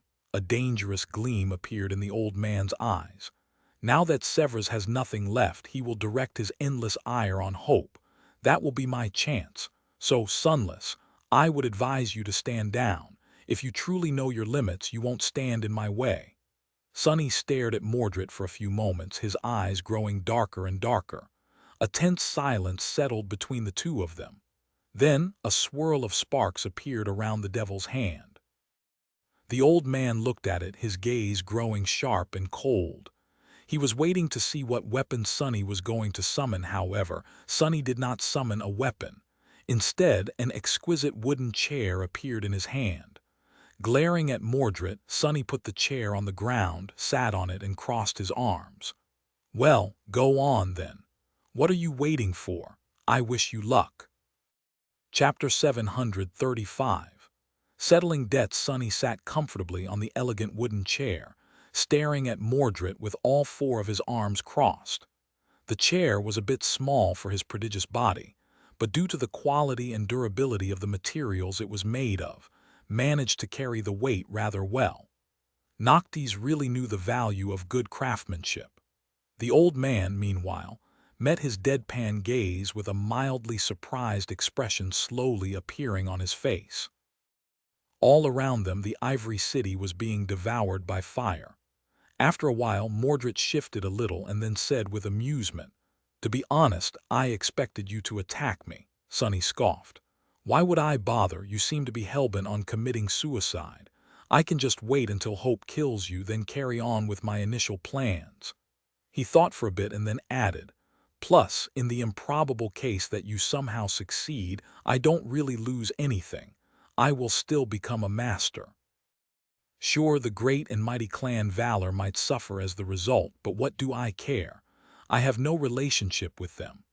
The old man glanced at him with a pleasant smile.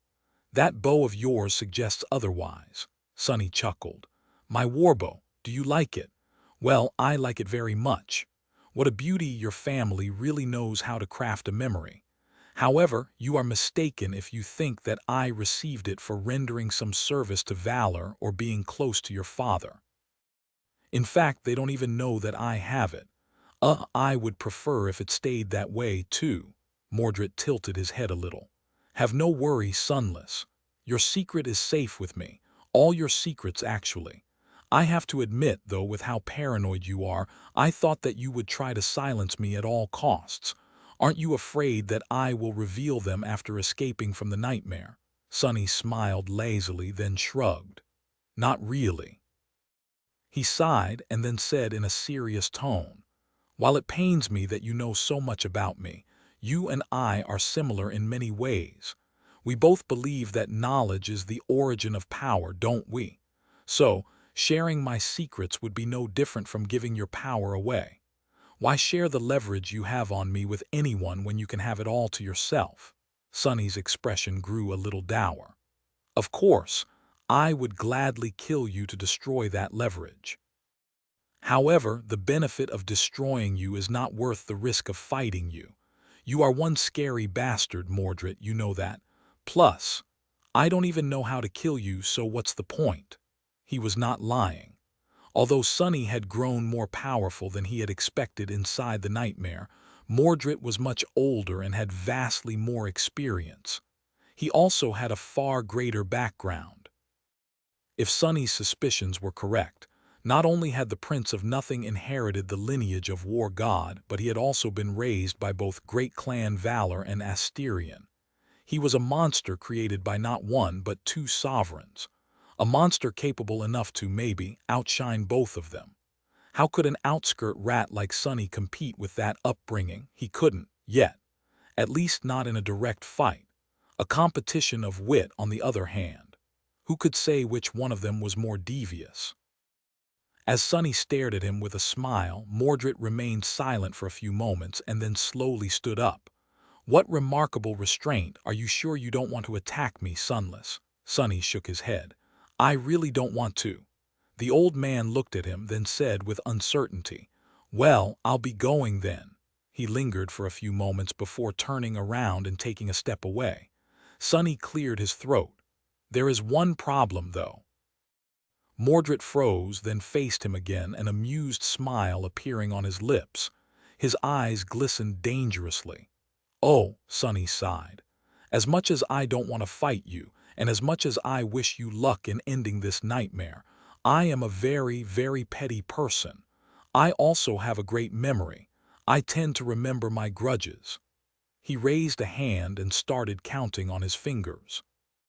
"You used me, lured me into a trap, put me in hot water with clan Valor, caused me and my friend weeks of terrible suffering, almost cost us our lives, and then even tried to kill me yourself.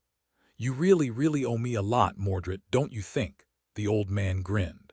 "Ah, I see how you could have been a little upset with my actions. Well, how do you suppose we should settle my debt, Sunless?" Sonny made himself more comfortable and smiled. Then he said in a cheerful tone, "I accept transcendent memories. 6 or 7 should do." Mordred stared at him for a bit, then laughed. "I see. Sadly, that would not be very convenient for me. Anything else you might consider?" Sonny looked at him with regret. "Well, in that case, there is one other thing. I guess I can just prevent you from killing Hope, ruin the plans you've been making for the better part of the decade, torture you ruthlessly for a few weeks, and then slowly destroy your body. That should make us even, I think." Mordred looked at him with a somber expression. "I thought you couldn't lie. Didn't you say that you wouldn't attack me?" Sonny shook his head. "I said that I don't want to attack you, never said that I won't." The old man sighed. "Yes, I noticed. Pity. I hope to avoid this." With that, the shadows around Sonny suddenly shifted and moved. A moment later, 5 identical four-armed devils rose from them, each at least 3 meters tall. They wore fearsome onyx armors with darkness veiling their bestial faces and black eyes. Each had 4 horns, and each had one of them broken. The devils radiated a suffocating, frightening feeling of malice and furious power. Still sitting on his chair, Sonny stared at the 5 shadow spawns that surrounded him with trepidation. His face grew still. Gripping the extraordinary rock, he shivered and said glumly, "Well, that's not good at all." Chapter 736. Surrounded 5 reflections surrounded Sonny, each bearing his own image.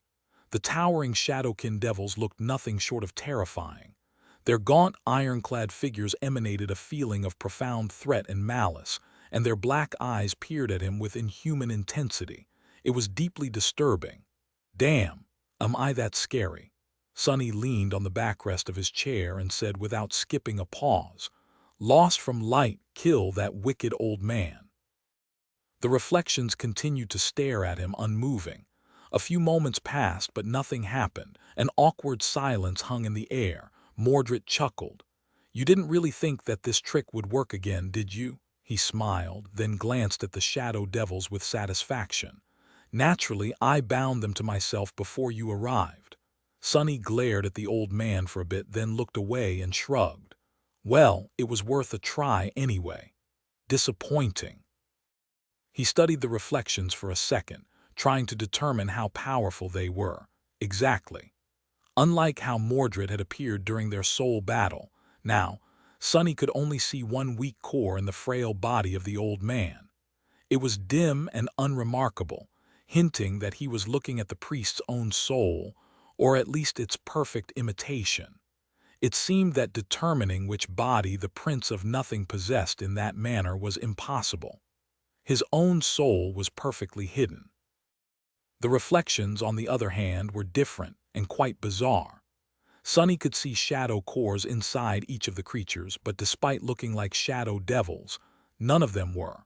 All of them were ascended, but 2 out of 5 were mere beasts.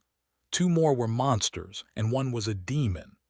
Sonny had no idea how the class progression worked when it came to reflections, but he suspected that they were less powerful than the mirror beast, their elder sibling, had been. Mirror Beast had lived a much longer life and risen to an ascended devil, after all.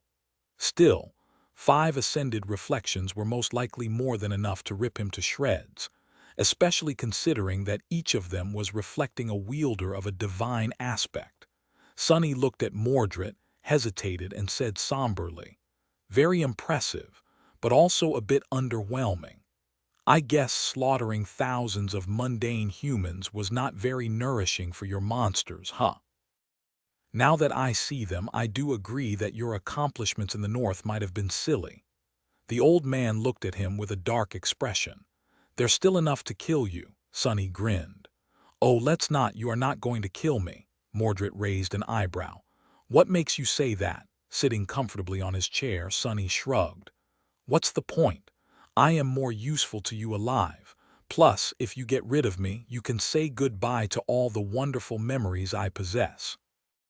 "I would have been a bit scared if you had weeks to torture me into surrendering them, but you don't." The old man smiled. "This is a very reasonable answer. However, are you that sure I am a reasonable man, Sunless?" Sonny felt a cold shiver run down his spine and forced out a weak smile. "Ah, no, not really. I am not sure. In any case, you are also underestimating me." Mordred frowned. "How so? Your allies seem to have abandoned you.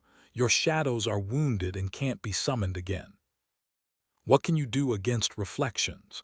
Glancing at the towering shadow devils with apprehension, Sonny lingered for a few moments and then said, "Well, if you put it like that, it does seem like I can't do much. They are all very powerful indeed. I am already a bit of a menace, and these things possess all of my powers, wielding them with the might of ascendeds no less. However," he shifted his gaze to the old man, a wicked smile appearing on his lips, "the same can't be said about you, can it? You sacrificed all your cores to create these reflections. By now, you could have succeeded in creating 1, maybe 2. That still makes you weaker than me. More than that, I couldn't help to notice that your aspect, terrifying as it might be, doesn't offer you any direct combat augmentations. It's all pure utility. So, while I can't kill your monsters," his eyes grew darker, suffused with a dangerous glow, "I probably stand a good chance of destroying your body before they can stop me." His 4 shadows were wrapped around his body, filling it with explosive might. There were just a few meters separating him from the frail old man. He could breach that distance in an instant. Mordred opened his eyes wide, took a shaky step back, and raised his hands to protect himself. "Oh no, please don't. What would I do without a body?" Then he shook his head and laughed. "It's not like there's a whole city full of people I can take, right? Come to think of it. Maybe I'll travel outside the city, find one of your allies, and wear them instead. Which one should I pick, huh? The child or the cripple? I can kill 2 birds with 1 stone and deal with that infuriating oracle of yours at the same time. That is a great idea, don't you think?" Sonny grew quiet. "No, I don't think that it's a great idea." The old man looked at him darkly, then shook his head and turned around. "I suggest that you don't move, Sunless. My reflections won't kill you, but that doesn't mean that they will be gentle. Pain is pain." With that, he started climbing the steps leading to the bridge. Sonny stared at his back, gritting his teeth, then summoned the dying wish. As soon as the charm weaved itself and merged with the mantle of the underworld, he sent all 4 of his shadows to wrap themselves around the onyx armor, thus augmenting its underworld armament enchantment 4 times over. Already strengthened by it, the effect of the dying wish became tremendously enhanced. Memory enchantments, death wish. Enchantment description: Those who witness the wielder of this memory are compelled, friends to be inspired, foes to seek the wielder out. Already a few steps away, Mordred suddenly slowed down, swayed a little, and then turned around. His face was tense and full of fury. Arg, what? He stared at Sonny with madness and bloodlust in his eyes, then grimaced. What a vile memory. Nice trick, Sunless, but it won't work on me. The old man smiled, then disdain, then suddenly froze. Slowly, a deep scowl appeared on his face. But why would you want me to attack, Sunless? That doesn't make any sense. You know how dangerous I am. Unless, of course, his eyes widened. At the same time, Sonny grinned. And far away from them, across the vast expanse of emptiness leading to the Ivory Island, a small figure appeared from the darkness of the sky below, flying swiftly toward the bleeding dragon. Chapter 737. Self-reflection after Solvin and Sun Prince had been defeated, and the light of dawn washed over the shattered remains of the Kingdom of Hope, bringing with it the frenzied fury of the Ivory Dragon. Sonny knew that Severax would not be the only obstacle in their way. Throughout all of it, he had never forgotten about Mordred. In truth, he was warier of the banished Prince of Valor than he was of the immortal saints, no matter how powerful and dreadful they were. The full force of a great clan had failed to contain the Prince of Nothing. So what hope did Sonny have? Of course, he was not sure that Mordred would end up as their adversary in this nightmare. They were allies during this hellish trial, after all, at least in theory, but he could not discount the possibility. The advice Master Jet had given Sonny before he ventured into the seed stuck with him. Most of the hard-won wisdom she had shared in the past ended up being instrumental to his survival, so he made sure to remember her words. For that reason, Sonny and Kai agreed on a very simple plan. One of them took the obsidian knife, and the other took the glass knife. Depending on which of the immortals fell, one man was going to finish the job, while the other was going to prevent the Prince of Nothing from intervening, in case the need to do so arose. As the saying went, it was unwise to put all your eggs in one basket. The type of egg Sonny had the most experience with had belonged to a great devil, so he was not quite sure why exactly keeping eggs in a basket was so detrimental. But he did agree with the general idea. And so, from the moment the frail old man appeared in his view, Sonny had pursued a single goal. He had to keep the attention of Mordred and all 5 of his reflections on himself. Even though there was a small possibility that he could emerge victorious if the 2 of them clashed in earnest, Sonny did not consider his chances of defeating the banished prince in battle high, especially not while being exhausted after the furious assault on the flying fleet and devoid of the support of his shadows. He had never intended to actually fight the Mordred. All he wanted to do was to stall him. For that reason, Sonny engaged Mordred in a lengthy conversation, created the false perception that he was still in possession of the glass knife by asking a few misleading questions, and provoked his opponent into revealing the 5 reflections. Perhaps the Prince of Nothing was poisoned by hope enough to lose a small part of his cunning, or perhaps he fell for the trap that awaited most habitual liars and failed to account for how warped his impression of people was. Perhaps he underestimated how proficient Sonny grew in utilizing his flaw for his own benefit. In any case, for once, Mordred ended up as the one being manipulated instead of the one pulling the strings. Sonny might have not been stronger than him, but he did manage to outwit the banished prince. Today, he turned out to be the more devious of the 2, even if just barely. He won the fight without lifting a finger, using only a wooden chair and his devilish tongue. Well, to be precise, he did not even use his tongue. He used a rock instead. As soon as all reflections revealed themselves, Kai started to move. And by the time he reached the Ivory Island, it was already too late to stop him. Almost. The Prince of Nothing still could have used his aspect to move through the reflections and invade the archer's soul. However, Kai was wearing the anvil amulet that Sunny had given him. This talisman had been forged by the Sovereign of Valor himself and made the wearer immune to Mordred's soul possession.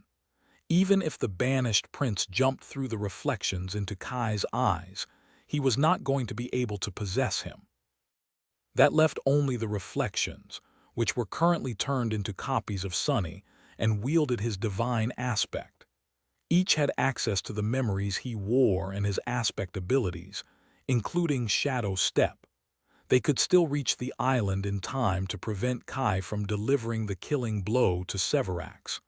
Sunny had to stop them at all costs and buy his friend a few precious seconds, but that was easier said than done.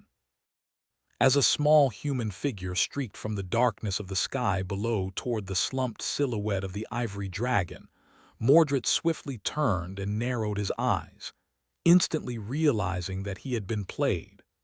Before he could react, however, a tide of shadows suddenly exploded from the small lantern hanging on Sunny's waist, enveloping everything around them in impenetrable darkness.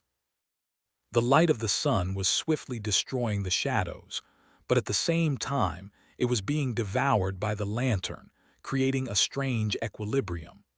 The shadows themselves were ancient, deep, and resilient. Sunny had collected them from the dark sides of the island surrounding the sanctuary before departing for the war. With no light remaining around them, there were also no reflections. With no reflections, Mordred was robbed of a large part of his power for a moment. That did not help at all against the 5 reflections, though, since each of them was as comfortable in the shadows as Sunny himself was. They were his perfect copies, after all. Knowing that, Sunny decided to try a desperate gamble. The mantle of the underworld was still augmented by 4 shadows, its underworld armament, enchantment empowering the dying wishes effect manifold. Sunny himself was strongly affected by the compelling aura of the charm, feeling an almost irresistible urge to throw himself at the reflections and tear them apart. However, this sensation was swiftly disappearing, since he had already dismissed the iron statuette. Instead, he summoned the broken oath into the onyx armor, and since the 5 reflections were mirroring him, each of them reflected that change too. Only the demon turned out to be smart enough to stop himself and consider the consequences. The beasts and monsters failed to realize the result of their actions in time. Mordred moved, and so did the shadow devils. But just as they did, the vile charm fully weaved itself into existence. Augmented by the enchantment of the mantle of the underworld, its soul-eroding aura was strengthened and flowed outward like invisible poison. The armor, however, was itself augmented 4 times over by Sunny's shadows, making the empowering effect tremendously more pronounced. And on top of that, 4 out of the 5 reflections suddenly emanated the same ferocious aura. The 5 overcharged fields of soul erosion merged together, turning into something far more vicious and destructive than the sum of its parts, into something truly horrid. Even though the mantle of the underworld provided Sunny with a substantial degree of resistance against soul attacks, he couldn't help but let out a scream. The reflections opened their mouths in agony, too, although no sound came out of them. Mordred did not enjoy the same protection that Sunny and the reflections received from the onyx armor. Chapter 738, Soul Annihilation. The underworld armament allowed the mantle to accommodate and augment a charm memory, channeling its enchantment as if it was inherent to the armor itself. That alone made the mantle of the underworld incredibly flexible. What was more, this quality truly shined when wielded by Sunny. He could have augmented the broken oath with his 4 shadows, but chose to wrap them around his armor instead, achieving an even better result. Not only was the effect of the augmentation shared and enhanced, but all the other enchantments of the mantle of the underworld were augmented as well. Among them was Stalwart, which granted him extremely high protection against physical attacks, high protection against elemental attacks, and most importantly, a moderate amount of protection against mind and soul attacks. Currently, the mantle was simultaneously radiating a tremendously damaging soul annihilation aura and providing him with vastly increased resistance to soul damage. Even then, when 5 of these auras clashed and combined together, he let out a scream and collapsed to the ground, consumed by harrowing agony. His already wounded soul was being frayed and eroded at a terrible rate, and all he could do was writhe on the ground, barely clinging to any resemblance of consciousness. The 5 reflections were not doing much better. Even though their ascended souls, or whatever it was they had instead of souls, possessed a far better quality due to a superior rank, they had fewer cores. While that was not enough to make them succumb to soul annihilation faster than Sunny by itself, that also meant that they had fewer shadows, and therefore their reflected versions of the mantle enjoyed less augmentation, providing them with less resistance to soul damage. What it all meant, Sunny had no idea. He could not guess who was going to be destroyed first, the reflections or him. As far as he could tell, their chances were about equal. However, things were very different when it came to Mordred. Unlike Sunny and the reflections, he did not enjoy the protection of the mantle of the underworld. He was also only able to steal the aspect of the body he possessed, while his own strange and terrible ability to mirror someone's powers only worked inside the victim's soul. He could not simply copy the onyx armor onto himself, nor could he augment it. For the moment, Mordred was defenseless. With a startled yelp, the old man awkwardly fell to his knees and then rolled down the steps, ending up on the ground not too far away from Sunny. A stifled howl escaped from his lips, and his eyes opened wide, full of shock and terrible pain. The suffering Sunny and the reflections experienced affected him so much worse. Any other awakened would have been swiftly destroyed, but the Prince of Nothing persisted somehow. Several swirls of sparks instantly appeared around his body, heralding the appearance of protective memories. Who knew how vast and powerful his soul arsenal was? Mordred could have possessed a memory capable of turning the tide of events completely, but very few memories were capable of manifesting themselves instantly. Most took several precious seconds to appear, and usually the more powerful ones took the longest. By the time the sparks of light turned into tangible objects, he could have been either already dead or too severely damaged to be able to act. Writhing in agony, Sunny threw a burning look at the old man and gritted his teeth so hard that his fangs pierced his lip, sending drops of blood rolling down. "Die! Die, you bastard! Just hurry up and die!" A desperate hope that Mordred would fail to survive the soul annihilation filled his heart, despite the fact that Sunny did not really think that getting rid of the prince would be so easy. He seriously doubted that Mordred would allow himself to be killed in this fashion, not to mention that as far as he knew, the Prince of Nothing was as immortal as the cursed transcendence of the Kingdom of Hope. Both his physical and spirit bodies had been destroyed in the past, but that did not stop Mordred from continuing to exist somehow. The great clan Valor certainly did not lack means of dealing soul damage, but they had failed to get rid of his reflection. "I don't care. Just die." Sunny would have been satisfied with just destroying Mordred's mortal shell anyway. His true task was to buy Kai enough time to kill the ivory dragon, and forcing the prince to search for another body would do just that. Sadly, Mordred had the same idea. If he had lost all reason because of the pain, things could have turned differently, but the Prince of Nothing was nothing if not cool-headed and calculating. Despite the terrible suffering of having his soul slowly torn to pieces, he kept some of his composure and ability to think intact. Twisting, Mordred struggled to raise his head and looked in the direction of one of the reflections. The shadow spawn was on his knees, his bestial face contorted by a grimace of agony. The Prince of Nothing paled and then whispered something. A moment later, the figure of the kneeling devil rippled and shattered like a piece of glass. Something swift and intangible moved through the air and entered Mordred's body. Then another reflection shattered, and then another, and then another. In an instant, 4 of the 5 both beasts and both monsters were gone, leaving a lone demon behind. As they disappeared, the components of the soul-annihilating field disappeared as well. Only Sonny's own augmented aura was left to spread the invisible poison. He let out a trembling sigh of relief, and then dismissed the broken oath entirely. Almost at the same time, a silver bracelet, a necklace made of strange black pearls, and a bone scepter appeared on Mordred's body and in his hand.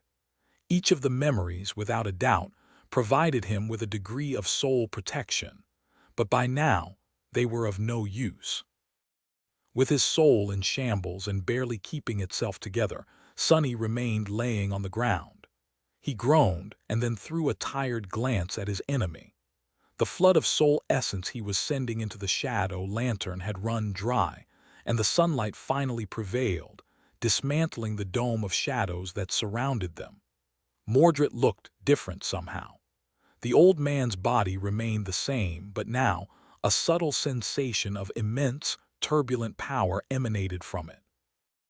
As if Sonny was facing a titan instead of a man. No way could it be. 2 monsters and 2 beasts, between the 4 of them they had shared 6 soul cores. Had Mordred not dismissed the reflections but actually absorbed them in order to strengthen his soul and survive the powerful attack? How did it even work? How could an awakened absorb ascended cores? Would they weaken, or would all that excess power rip his soul to shreds from the inside? Sonny did not know. All he knew was that he was utterly beaten and spent, and there was an ascended demon and an awakened titan in the guise of an old man in front of him, wrath burning in their eyes. But that did not matter, because at that moment an inhuman, pained cry rolled across the empty expanse of the empty void and reached their ears. It was the voice of the ivory dragon, Severax, his dying breath. Chapter 739. Empty skies. While Sonny and Mordred struggled to survive as their souls were being destroyed, a human figure emerged from the darkness of the sky below and shot into the sunlight, flying with incredible speed. It was a man with skin that looked like polished bark and a burned, disfigured face. His armor was battered and painted dull by dried blood, and the quiver attached to his belt was long empty. The man had been an officer of the Sun Legion once, but now he returned to kill its commander. His eyes were full of resolve. Months had passed since the terrible day when Kai and his most brave soldiers were chained to the white cliff on the Sacrifice Island and left there to be devoured by the ivory dragon. Who could have thought that he would be back to this cursed place so soon? Leaving the heat of the burning city behind, Kai had hidden himself under the island where his comrades were turned to ash by the dragon's flame, waited for Sonny to get the full attention of the Prince of Valor, and then dashed forward without looking back. He did not wish to see the white cliff and the soot-covered chains hanging from its surface ever again. Flying under the last bridge connecting the rest of the city to the Ivory Island, he avoided being noticed too soon, and then ascended into the sunlight. Behind him, a dome of shadows suddenly appeared at the entrance to the bridge, hiding his friend from sight. With his heart growing heavy, Kai soared above the emerald grass of the Ivory City and finally saw his goal. A magnificent dragon was laying on the ground, blood streaming from his mangled neck. His white scales were painted crimson and one of his wings was broken. But the great beast was still alive. He was still breathing. He was immortal after all, but not for long. In his hand, Kai held a knife made of ghostly glass. Inside the knife, the dragon's fate was sealed, placed there by a ruthless god. Was Kai breaking the will of the gods by delivering it back to its owner, or completing their design? He did not know and he did not care. All he cared about was killing the dragon. Kai had never been very strong or very brave or very smart. It took him a long time to grow a little. He was not a person of great conviction either. But if there was one thing he believed, it was that Severax had to die, and that his ghastly reign had to end. The beautiful city he ruled was just too vile. Gritting his teeth, Kai ignored the pain that had tormented him for months and lunged at the gargantuan form of the dragon. The glass knife glistened in his hand, but even terribly wounded, the immortal transcendent was still immensely powerful and deadly. How could a mere awakened ever hope to wound him? Before Kai could thrust the ghostly blade into the exposed flesh on the great beast's neck, Severax suddenly stirred. His eyelids flew up, revealing inhuman amber eyes. His maw opened slightly, wisps of smoke escaping it. The dragon moved his healthy wing, and a torrent of wind crashed into Kai, sending him spinning. The glass knife scratched uselessly against impenetrable scales, and he was thrown away. A moment later, a giant claw brushed across his chest. The young man dashed away in time to avoid being killed, but just this light touch was enough to rip his breastplate open and shatter a few of his ribs. With a groan, Kai fell on the soft grass. His speed was so great that his body slid for a few dozen meters, and by the time he rose shakily to his knees, the dragon was already looking at him, ready to attack. A hint of confusion surfaced from the ocean of madness hidden in his eyes. Severax lingered for a moment, and then a low, tired, sonorous voice resounded from all around them. I know you," Kai gritted his teeth. His surprise attack had failed, he failed. Now that the Transcendent was aware of him, there was little chance of delivering the fateful strike. No matter how wounded and exhausted the Ivory Lord was, he would still be immeasurably faster, stronger, and more powerful than an awakened with a weak aspect. He would crush Kai in an instant. The immortal was not going to die. Hope was not going to escape. The nightmare was not going to end. His friends would not be saved. Kai might have been able to fly through the sky and see far and wide, but he was no dragon. The man with a disfigured face looked at the immortal beast towering in front of him. He shook slightly and then lowered his head. And then he lunged forward, sending bits of torn grass into the air. He was fast, incredibly fast, but Severax was faster. The great beast twisted his neck, protecting the wound left on it by the fangs of the beast of twilight, and then opened his maw to crush the small human between his jaws. Perhaps Kai could have dodged, but he didn't. Instead, he accelerated even more and flew straight into the dragon's maw, which instantly closed, giant fangs striking against each other with a deafening sound. Just like that, the crippled man was gone. The dragon froze for a moment, stunned by the little human's unflinching bravery. Then he suddenly shuddered and let out a tortured cry. Kai, who had plunged the glass knife into the soft flesh of the great beast's tongue, was thrown back and crashed heavily onto the ground. His bark-like skin was smoldering, scorched once again by the heat of the dragon's flame. His armor was disintegrating, and the Ivory Lord, meanwhile, was becoming mortal again. Now that his fate had been returned to him, the terrible wound on his neck was sapping him of life. A few seconds more and it was going to kill him. But no, not yet. As a long, sorrowful cry of the great beast echoed across the burning city, Severus stubbornly refused to die. Straining his battered body, he slowly crawled forward, desperately trying to reach the ivory tower, which he had sworn to protect. Leaving a trail of blood behind, the beautiful white dragon tortuously wrapped his body around the great pagoda and tiredly lowered his head to the ground in front of its gates. His eyes slowly closed. It was his duty to protect it. He was going to it even in death. He promised, laying on the soft grass in the middle of a burning inferno. The dragon let out a soft breath. He imagined a different picture, a picture of a beautiful white city, its streets bathing in gentle sunlight, full of happy and kind people, thriving, peaceful, and safe. A few moments later, Severus, the blessed of the sun, was dead. Chapter 740. Dream is collapsing as the ivory dragon died. An invisible ripple spread through the world. The whole city trembled slightly. And then, one of the two remaining chains that bound the ivory island to the rest of Hope's shattered kingdom broke with a deafening ring. The broken chain fell into the darkness of the sky below, leaving only a single tether holding the island in place. The island's position shifted. Not by much, but enough to cause the arching stone bridge to crack, shudder, and then slowly crumble.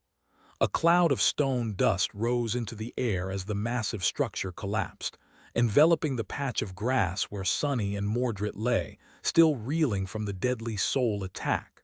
Sonny coughed and waved his hand in front of his face, weakly trying to chase the dust away. Damnation! The Prince of Nothing, meanwhile, was slowly rising to his feet. With a stagger, he regained his footing and looked in the direction of the ivory tower, his old face growing dim. Mordred remained silent for a while and then said evenly, "Well, that is a bit unfortunate." Sonny let out a hoarse laugh, causing the old man to turn around and glance at him darkly. Then he tried to sit up but failed. The Prince of Nothing scoffed. "Drop the act, Sunless. I know you are not that weakened." Sonny cursed, then stopped pretending and sat up with a groan. He was indeed in a very bad shape, drained of essence and barely alive because of how severely damaged his soul was. However, he was indeed not as weak as he had wanted to mislead Mordred into believing. The old man shook his head, then smiled. "Using my own reflections against me, how clever. I expected something like that from you." Then his face abruptly grew dark, and he gazed in the direction of the ivory tower once again.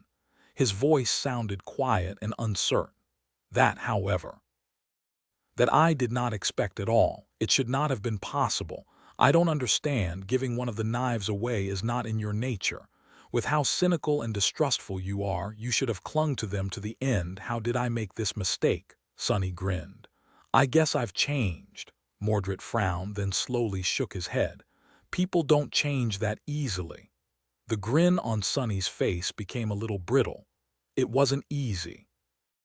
The old man remained motionless for a while, then sighed heavily and turned around to face him.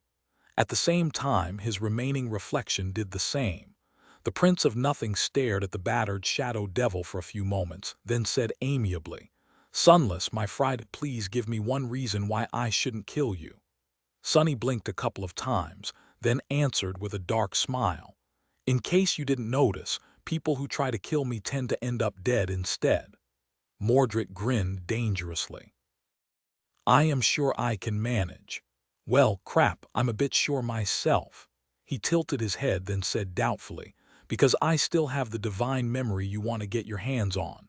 The old man took a step forward, causing the reflection to do the same. Normally, that would have been a good reason, but right now, to be honest, Sunless, I am starting to wonder if it's worth the effort. Sonny lingered for a bit, then raised an eyebrow. "Pretty please," the Prince of Nothing laughed. "Not good enough." Sonny stared at him, slowly circulating what little essence he had left through his body. His shadows were damaged and restoring themselves in the nurturing black flames of his soul. His strength was depleted, his allies were far away and in even worse shape than him. Things were looking bleak. He sighed and then said in a neutral tone, "Look, sure, you can probably kill me, but make no mistake, I won't make it easy for you. More importantly, I'll make sure to resist for a long, long time." Mordred smiled politely. "So far, I am liking everything that I am hearing." Sonny grinned. "Aren't you forgetting something?" The Prince of Nothing lingered for a moment, then frowned.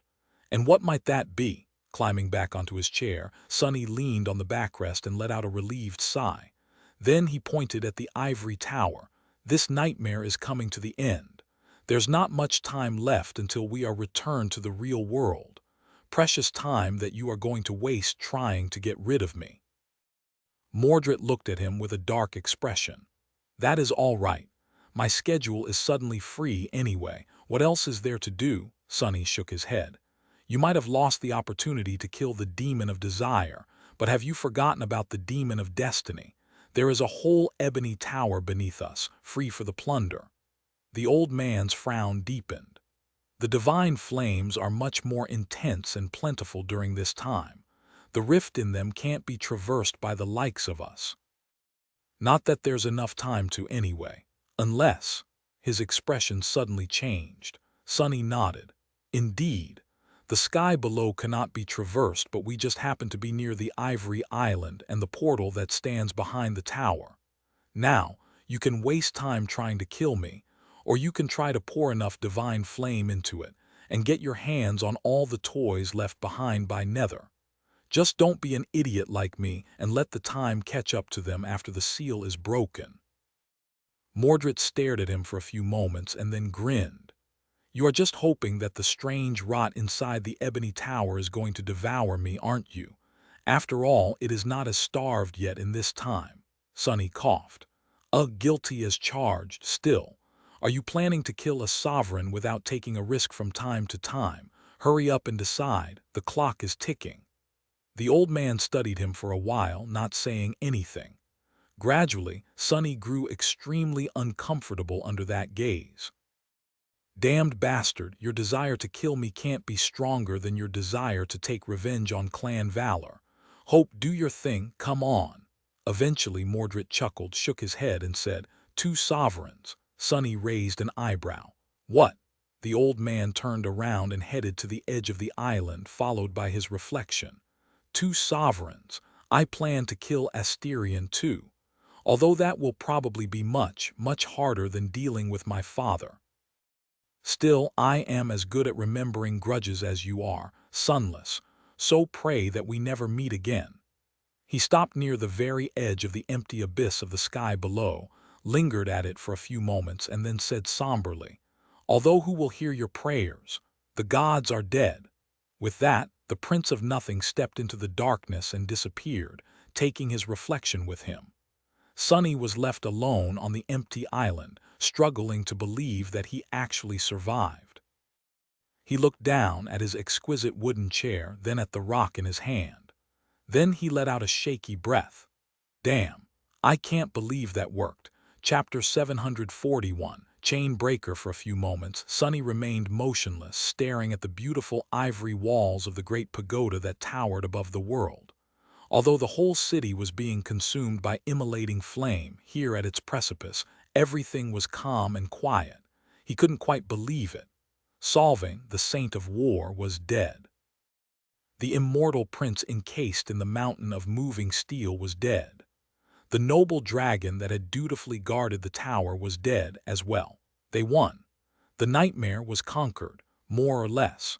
From the blood-soaked arena of the Red Colosseum to the never-ending prison of nightmares, to the numinous temple of the Chalice, to the furious battle for the sky above the Ivory City, to confronting the Prince of Nothing, somehow he had lived through all of it and triumphed. What were the chances of that? Just 5 months.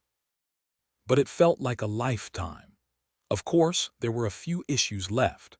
Most of the army of the perished Chain Lords was still intact and on its way to the city. The cohort had dealt a terrible blow to the small part of it, but hundreds upon hundreds of flying ships still remained, carrying thousands upon thousands of soldiers. Now that their commanders were dead, he was not sure what would happen to them and how they would react. Noctis was nowhere to be found. And hope was still chained, even if not for long now. With a sigh, Sonny stood up and grimaced as a feeling of sickening weakness overwhelmed him. His soul was terribly damaged. He had never abused it to this degree before, not even during the siege of the Crimson Spire. His body was not doing too great either. Sonny had given his all to come this far, and now he was at the end of his rope. But he was also so close to becoming a master. Slowly walking to the edge of the island, he looked into the darkness of the sky below for a few moments, summoned the Dark Wing, and then glided down to the last remaining chain holding the Ivory Island in place. There was not enough essence left in his soul to turn into a swift shadow, and he was too tired to run. So Sonny simply walked forward, using his enchanted cloak to scale the uneven links of the heavenly chain from time to time. It took him a while to traverse the wide chasm of emptiness and climb to the surface of the familiar tranquil island. The emerald meadow, the calm surface of a clear lake, the peaceful grove of ancient trees. He had been here before, in the distant future. Of course now, the island did not look exactly the same. There were pools of dragon blood sizzling in the green grass, and wisps of smoke floating in the air, brought over from the burning city by the wind. He looked at the ivory tower and saw the body of a beautiful white dragon wrapped around it, not yet reduced to weathered bones. Sunny remained motionless for a bit and then went to find Kai. The young man was laying on the grass not too far away, unconscious. His armor had melted and disintegrated, and his bark-like skin seemed damaged and scorched. Many of his bones were broken, and his disfigured face was contorted by a grimace of pain. But he was alive. After checking on his friend, Sunny came to the conclusion that Kai's life was not in danger. His wounds, while serious, were not enough to kill an awakened. At least not in a short time. Not knowing what else to do, Sunny summoned the puppeteer's shroud, rolled it, and placed the soft fabric under the archer's head as a pillow. Then he lingered for a few moments, patted Kai on the shoulder and stood up. Then he slowly walked forward and stood in front of the dead dragon's head, looking at the closed gates behind it. This was it. The prison of hope. As he studied the gates, something suddenly rustled behind him. Sunny remained motionless for a few moments and then slowly turned around. His eyes were dark and hollow. Noctis did not look as bad as he had after the battle with Solving, but he also did not look good. The sorcerer was battered and beaten, his body covered by terrible burns. His elegant garments had turned into rags, and his raven-black hair was singed and uneven. He also looked different. It was as though the burden of madness that had clouded his beautiful gray eyes finally disappeared, leaving them sparkling and clear. The sorcerer looked radiant and at ease, emanating a cool and calming aura. His friendly presence enveloped Sunny like an embrace. Perhaps this was how he had been centuries ago, before the duty of being a shackle to desire turned him twisted and weighed down by the curse of eternal servitude. Noctis glanced up at the ivory expanse of the great pagoda and then looked at Sunny with a smile. "Ah, Sunless, please excuse my disheveled appearance. Looks like we've won, doesn't it?" Sunny lingered for a few moments, then offered him a silent nod. After that he faced the sorcerer and asked, "So, what now? This is it. We are done." Noctis remained silent for a bit, then lightly shook his head. "Well, actually, there is one small thing left to do." A crooked smile appeared on Sunny's face and he looked away, hiding his eyes from the sorcerer. His voice resounded from the extraordinary rock, tinged with a bitter emotion. "I thought you said that she can break one chain on her own." Noctis smiled. "Oh, I think that she can. However," the immortal's smile paled and then disappeared, leaving his face strangely bare. "That doesn't mean that she should." He sighed and then looked away at the pillars of smoke rising above the dying city. His gaze was distant and solemn. "Have you ever seen a wolf gnaw its paw off to escape a trap, Sunless? Ah, it's a terrible thing to behold. I wouldn't wish such a fate on anyone."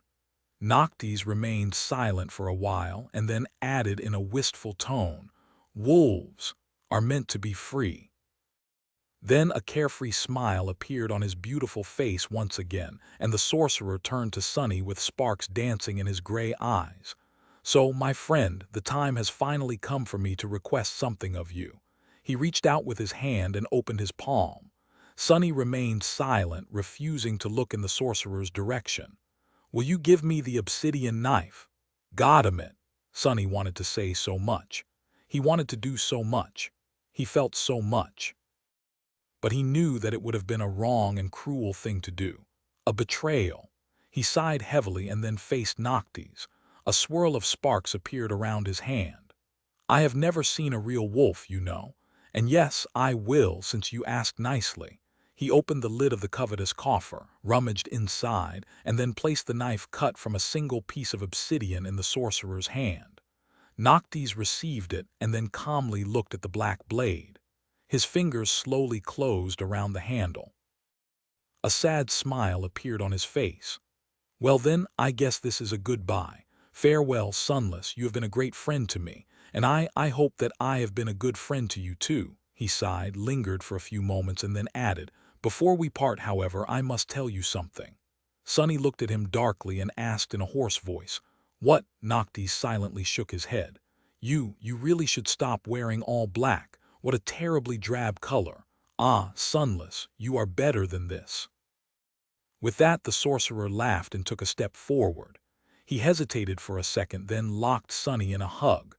Because of the difference in their heights, Sunny had to bend down a little. Noctis chuckled, then grew silent for a moment. Then he sighed and whispered, his voice suddenly low and somber. Just 4 words, each carrying immeasurable weight. "Never trust the gods." Then the sorcerer let go of Sunny, smiled one last time, and walked away. Soon he disappeared from sight. And not too long after that, the ivory island trembled slightly as the last chain holding it in place broke apart. Sunny gritted his teeth, then looked away and wiped his eyes. His shoulders fell. "Damn scoundrel, you tricked me again." Chapter 742. Hope Sunny stood motionless for a while, feeling the ground move beneath him. Now that all 7 of the chains were broken and the ivory tower became completely untethered from the rest of the Kingdom of Hope, it started to ascend. Slowly at first, and then faster and faster, the island it stood upon soared into the sky, leaving the shattered land behind. And as it did, Sunny felt the nightmare coming to the end. Slowly, he walked to the edge and looked down at the burning city below. The beautiful buildings of white stone were melting. The aerial bridges and elegant aqueducts were collapsing, unable to withstand the terrible heat. The streams of clear water were turning into scalding steam. All around, he could see nothing but an ocean of flame. The wind brought with it the distant sound of human cries, smoke, and the smell of burning flesh. Thousands of people, those who still lived, were drowning in the fiery ocean, turning into piles of blackened bones and ash. The ivory city was dying. Was this what salvation looked like? In the thousands of years to come, the scorched islands were going to crumble into the sky below one after another, forming the tier. The twisted rock would eventually be the last one to fall. As the ivory tower rose higher and higher, the sight of the dying city did not encompass all of Sunny's vision anymore. Now, he saw further and wider. The landscape of the Kingdom of Hope was laid bare in front of him. He saw the shape of a giant steel corpse swinging below a faraway island on a broken chain, and a shape of a shattered ship laying on the ground. Effie and Cassie were somewhere there as well. But the distance was too great for Sunny to see them. He saw countless islands, some of them verdant and green, some of them gray and desolate. There were forests and lakes, rivers and hills, human settlements, small and large. He saw people, cattle, beasts, and nightmare creatures. He saw the chains stretching into the distance as they connected the islands together. Looking up from the ground, Sunny saw numerous flying ships rushing toward the burning city. There were hundreds and hundreds of them, some with white sails, some with red. The army of the fallen chain lords had arrived. As the ivory island rose even higher, the sky around it started to change. The change was subtle at the beginning, but as the ivory tower continued to ascend, it became more and more pronounced. The invisible power that held the flying islands above the abyss of the sky below was shifting. As its heart climbed higher and higher, it was slowly becoming more and more overbearing. The giant enchantment was losing its balance. Sunny shivered as he realized what was happening. The crushing was coming to the chained isles for the first time. As he watched, it descended upon the shattered remains of the Kingdom of Hope in all its vicious might. Across numerous islands, dust suddenly rose into the air. Ancient forests were flattened in an instant. Tall hills broke apart, rivers boiled and changed their course, settlements were turned into ruins. Countless humans, beasts, and nightmare creatures were cruelly killed, not knowing what had killed them.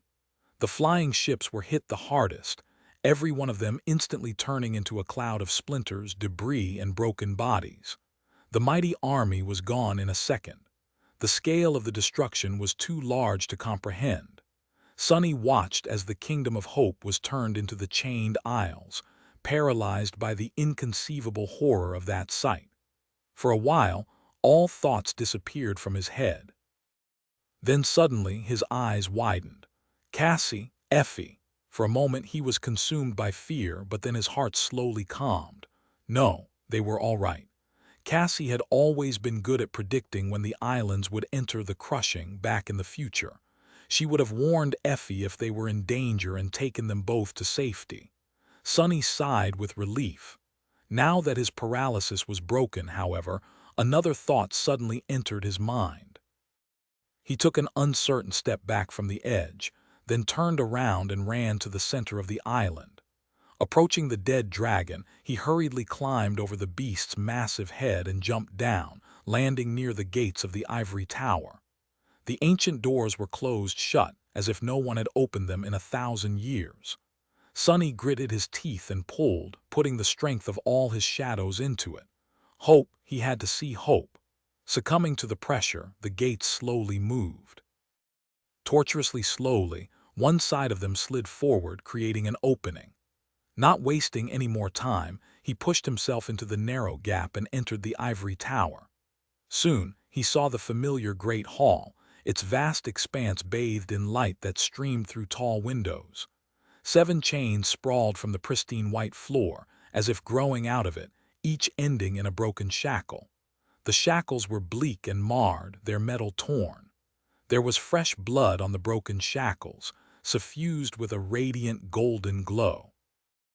And between them, Sunny staggered and involuntarily fell to his knees. Every passion, every desire, every emotion dwelling in his heart suddenly surged forward and ignited, breaking out of control.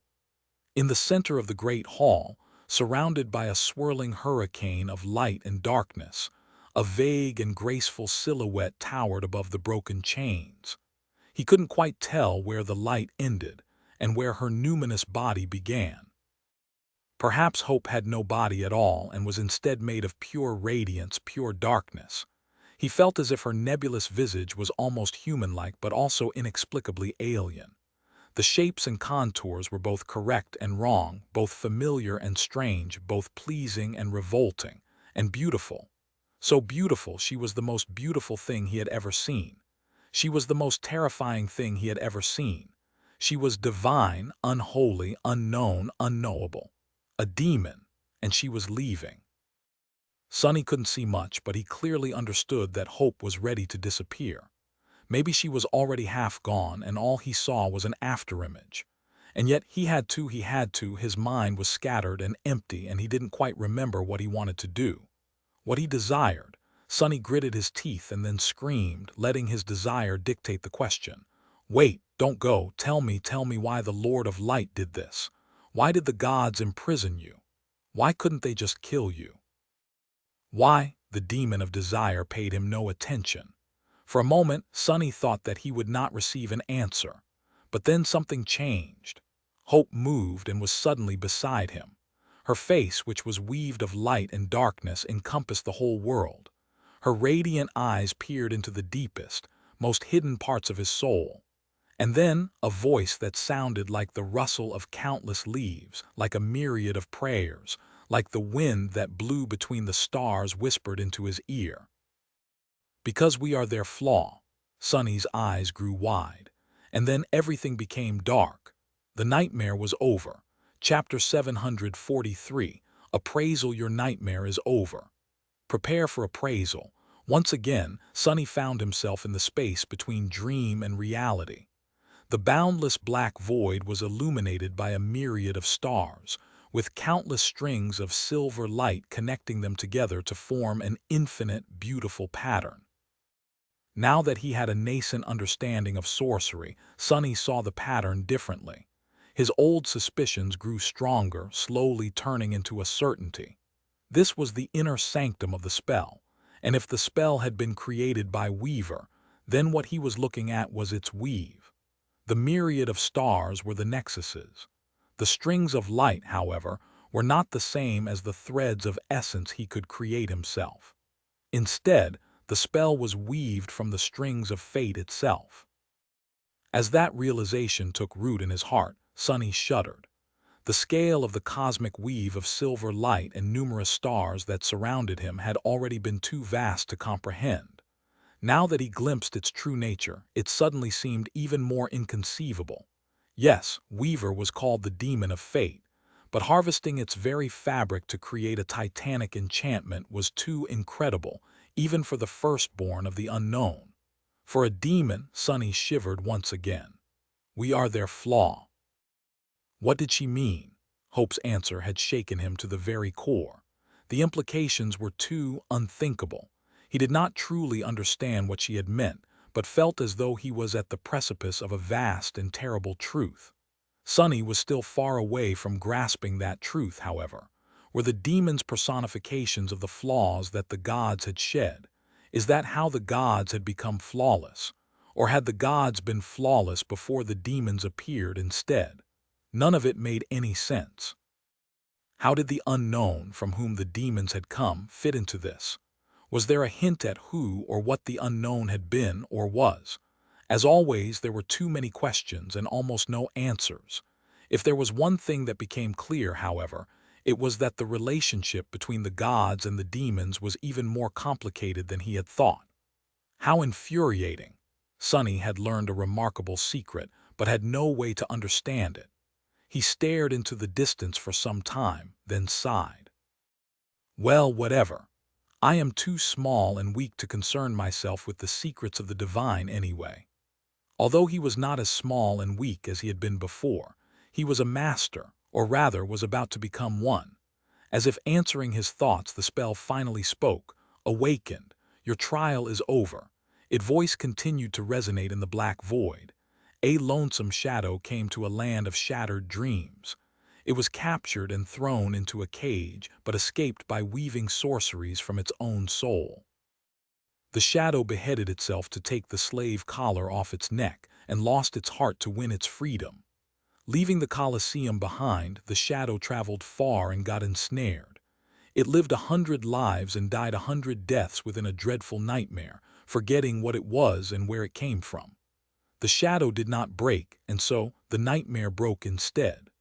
Free once again, the shadow befriended a mad sorcerer, a feral child, a crippled archer, and a blind prophet.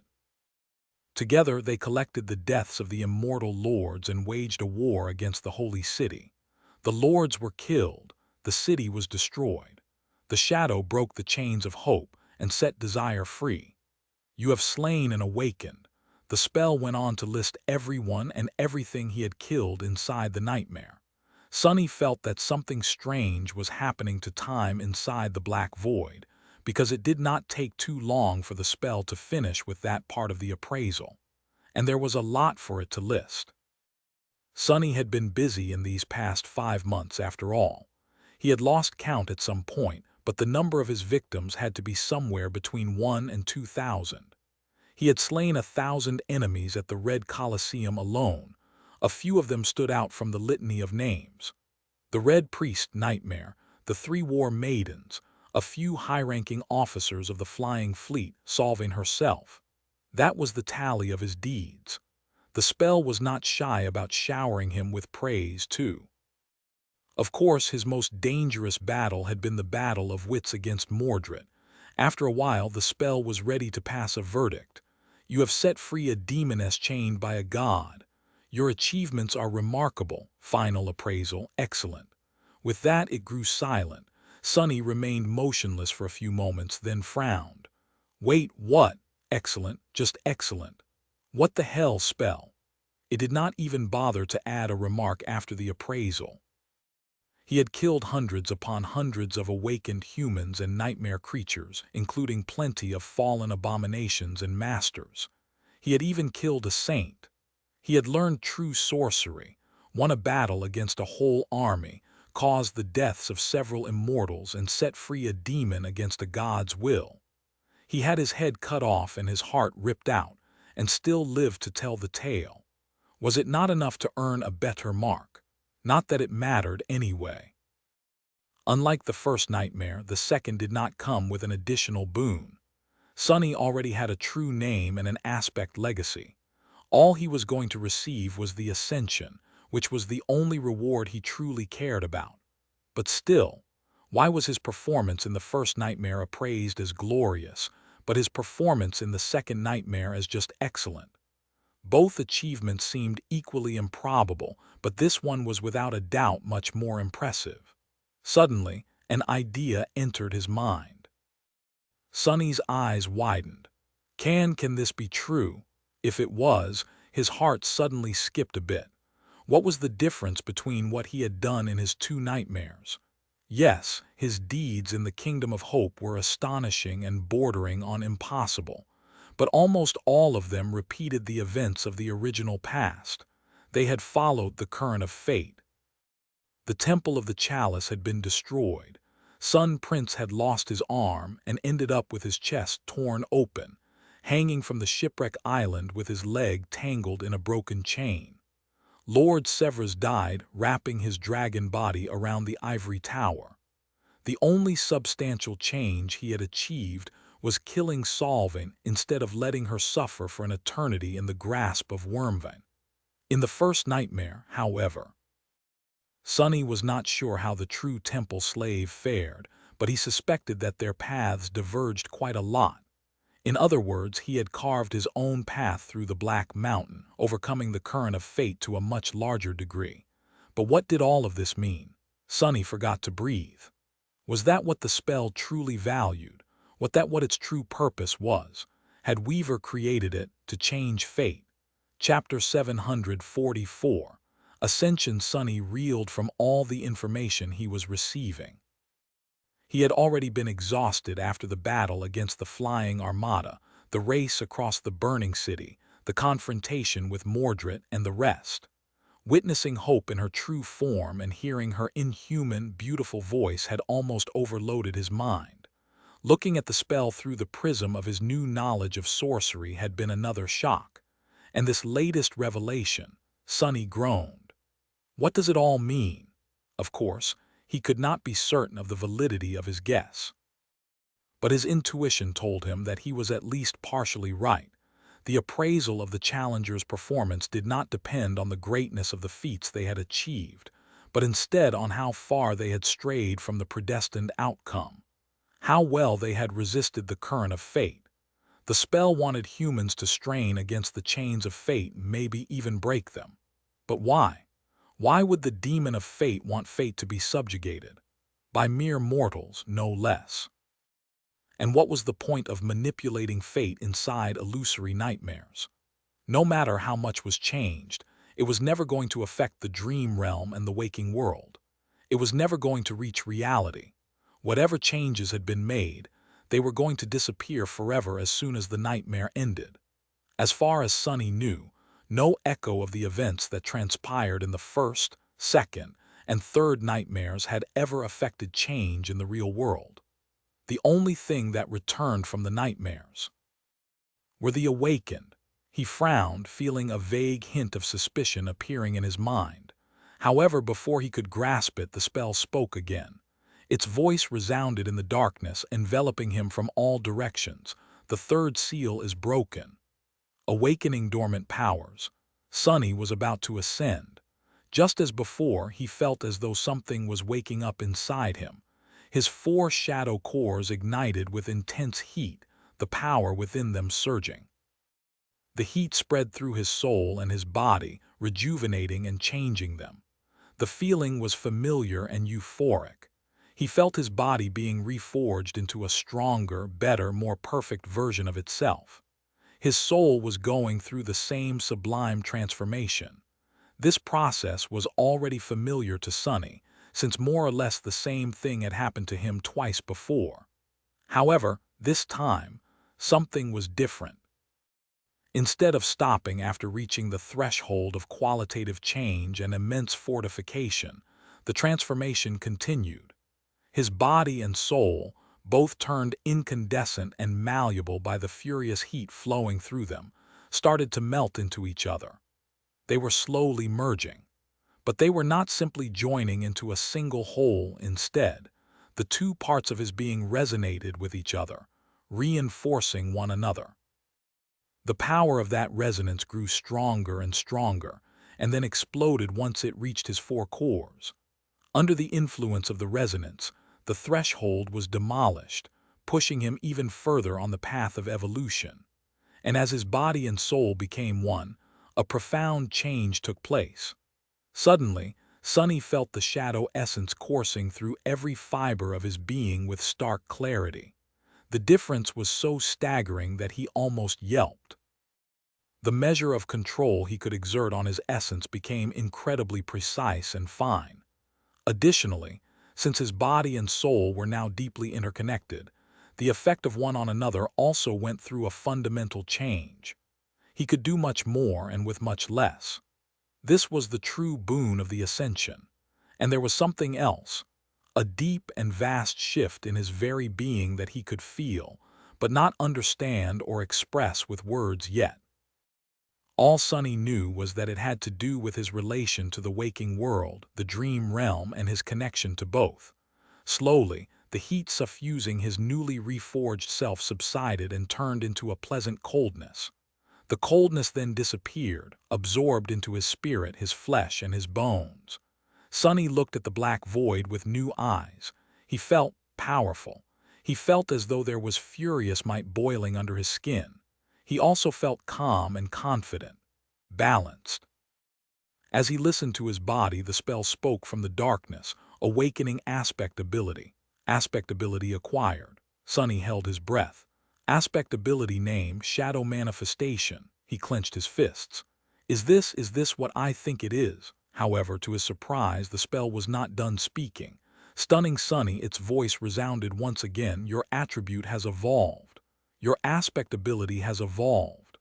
The spell paused for a moment and then added solemnly, your ascension is complete. Sonny opened his eyes wide. What? What has evolved? He hurriedly summoned the runes and read them. Name, sunless. True name, lost from light. Rank, ascended. Class, devil. Shadow cores, 4/7. Shadow fragments, 744/4000. Sonny stared at the number of his fragments for a moment, then shook his head and skipped ahead to his attributes. Attributes, faded, flame of divinity. He had expected the flame of divinity to transform once again, but it was the same. Neither did blood weave and bone weave change. Instead, child of shadows was gone. A new attribute had replaced it. Sonny stared at the runes. They read, master of shadows. What?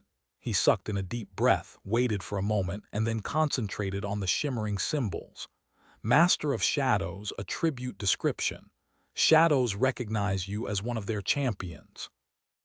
The first part was the same, but the second was new. Wait, does this mean that I command wild shadows now? He quickly concentrated on his abilities, looking for the one that had evolved. It was Shadow Control. Now its description read, Shadow Control Ability Description. Your shadows are more independent than most and are invaluable helpers. All shadows respect your authority. It does, the possibilities. If he could command natural shadows to move and change shapes according to his will, so many things would become easier. So many things would become possible. And that new and unexpected gift was going to, without a doubt, synergize not only with his familiar aspect abilities but with his new one as well. Finally, Sonny moved his gaze and concentrated on his ascended ability. The runes shimmered in the darkness. Aspect ability, shadow manifestation. Ability description. You can manifest shadows as tangible objects. Sonny read the description several times over, then froze for a few moments. The visage of the Mountain King being torn apart by tentacles made of pure shadows appeared in his mind. After some time, Sonny threw his head back and let out a loud, triumphant laugh. As his laughter echoed in the darkness, the spell whispered into his ear. Wake up, sunless. Your nightmare is over. Chapter 745. Freedom of choice. In a dark underground chamber, a metal sarcophagus stood shrouded in silence. Nothing had disturbed the silence, and no light had penetrated the darkness in a long, long time. Until now. Suddenly, the sarcophagus came to life, and a scattering of lights ignited on its surface. A crack appeared on the smooth alloy surface, revealing where the edges of a heavy lid were. The lid smoothly slid away, and a flood of radiant light chased away the darkness of the underground chamber. Cold vapor shined as it rose from inside the sarcophagus. Then, a pale hand rose from within it and forcefully grabbed the metal lip, easily bending its armored alloy. Sonny struggled to climb out of the sleeping pod for a few moments, then lowered his feet to the cool plates of the dojo's floor. A moment later, he swayed and fell down with a yelp. Damnation! Sonny remained sprawled on the floor for a few seconds, trying to understand what had happened and why he suddenly lost balance. Then his eyes gleamed. Wait, I can speak again. I can speak again. A happy smile slowly appeared on his lips. Of course, he was back to being a human. He had returned to his own body. Trying to move like a towering demon was not going to do his sense of balance any good. With a mad grin, Sonny nimbly jumped to his feet and looked down, enjoying the sight of his slender, pale body. Then he suddenly spun and performed several lightning-fast strikes and kicks. Ah, it is good to be home. He felt so light, so swift, so agile, but most of all, so himself. It was as though a giant weight fell from his shoulders. Quite literally, the shadow spawn must have weighed 3 times what Sonny weighed. Being a tall, powerful devil had its own advantages, but he much preferred his true compact self. Not only was Sonny much lighter, but he also presented a much smaller target for the enemies to stick their blades in. And although having only 2 hands seemed rather inconvenient and silly, shedding the cumbersome shell of the inhuman creature felt nothing short of exhilarating. Besides, now that Sonny was a master, his slender body packed more punch than the shadow spawn could ever hope to muster. Not to mention how in tune it was with shadow essence now, and how explosive the result could be. At the moment, Sonny was incredibly happy with his natural stature and height. Only after being forcefully turned into a lumbering monstrosity did he learn to appreciate all the benefits of being light, nimble, and swift. Inhaling the flawlessly filtered air of the underground dojo, he let out a satisfied sigh and glanced at the crumpled metal of the lip of the sleeping pod. He had inadvertently damaged the armored alloy by simply grabbing it too hard. Getting used to his new strength was going to take some time. For a moment, Sonny felt very disheartened about the damage he had done to the expensive machine. Replacing the bent panel was not going to be cheap. It was well within his means, of course, but still, however, then he tilted his head slightly. Wait, why do I even care? Why would he worry about the luxurious sleeping pod? He didn't need it anymore. He was a master now, a true ascended. If Sonny wished to enter the dream realm, he would travel there physically. His body would not be left empty and defenseless in the waking world. More than that, he could leave the dream realm behind forever. If he wanted to, he could never go back to that hell. He could just remain in the comfort and safety of the real world, enjoying all that it offered thanks to his wealth, citizenship, and social status. For the first time after becoming infected by the nightmare spell, Sonny was free to refuse it. He had won his right to have a choice. He was not a slave to the whims of the world anymore. For now, he could concentrate on his business and open a true memory shop, just like he had wanted. With his accumulated arsenal and knowledge of sorcery, creating a thriving enterprise would not be a problem. Sonny would be able to grow filthy rich and enjoy a lavish or even decadent lifestyle without having to risk his life or think about how to sustain it even again. He could even sleep in an actual bed and see actual dreams. Would it not be a beautifully happy ending for a homeless street rat from the outskirts? Sunny froze, staring into the distance. Slowly, a pale smile appeared on his face. Yeah, as if that would ever happen. Somehow, he doubted that extricating himself from the spell would be that easy. Even if he learned how to manage the unpredictable nature of his fated attribute, there were other factors to consider. As a master with a special strategic asset designation, he was bound to attract the utmost attention of the forces that governed humanity. Neither the government nor the great clans would leave him be, especially the latter. Sunny suspected that he was going to receive a friendly visit from a representative of one of the ruling clans in the near future. Thanks to subtle assistance from Master Jet, they had largely let him be when Sunny had been simply a promising awakened. Now that he proved his mettle and elevated himself to the venerated status of an ascended, the clans would not remain idle. At the very least, they had to pass on a message that trying to become a saint without pledging allegiance to one of them would not be tolerated. And then there was the whole mess with the Night Temple. Saint Tyrus had said that she would smooth things out with clan valor, but Sunny did not know how successful her attempts to shield him from the consequences of Mordred's escape had ended up being. Even though there were no witnesses left to tell the tale of what had transpired in the destroyed citadel, he was hesitant to assume that a great clan had no means of finding out the truth. And finally, there was Nephi's. Even though Sunny was inclined to believe that Changing Star would not abuse her power over him, he could not be absolutely sure. Worse still, whatever certainty he had was based on Nephi's he knew. Who could tell what years of solitude and the harrowing hell of the dream realm had done to her mind? Sunny looked down and then sighed. No, I'll still be rich and lazy one day, no matter what you will all see. His train of thought was interrupted, however, because in the next moment the whole home suddenly shook, and a strangely exhilarated howl resounded from somewhere above. Sunny flinched, then looked up with wide eyes.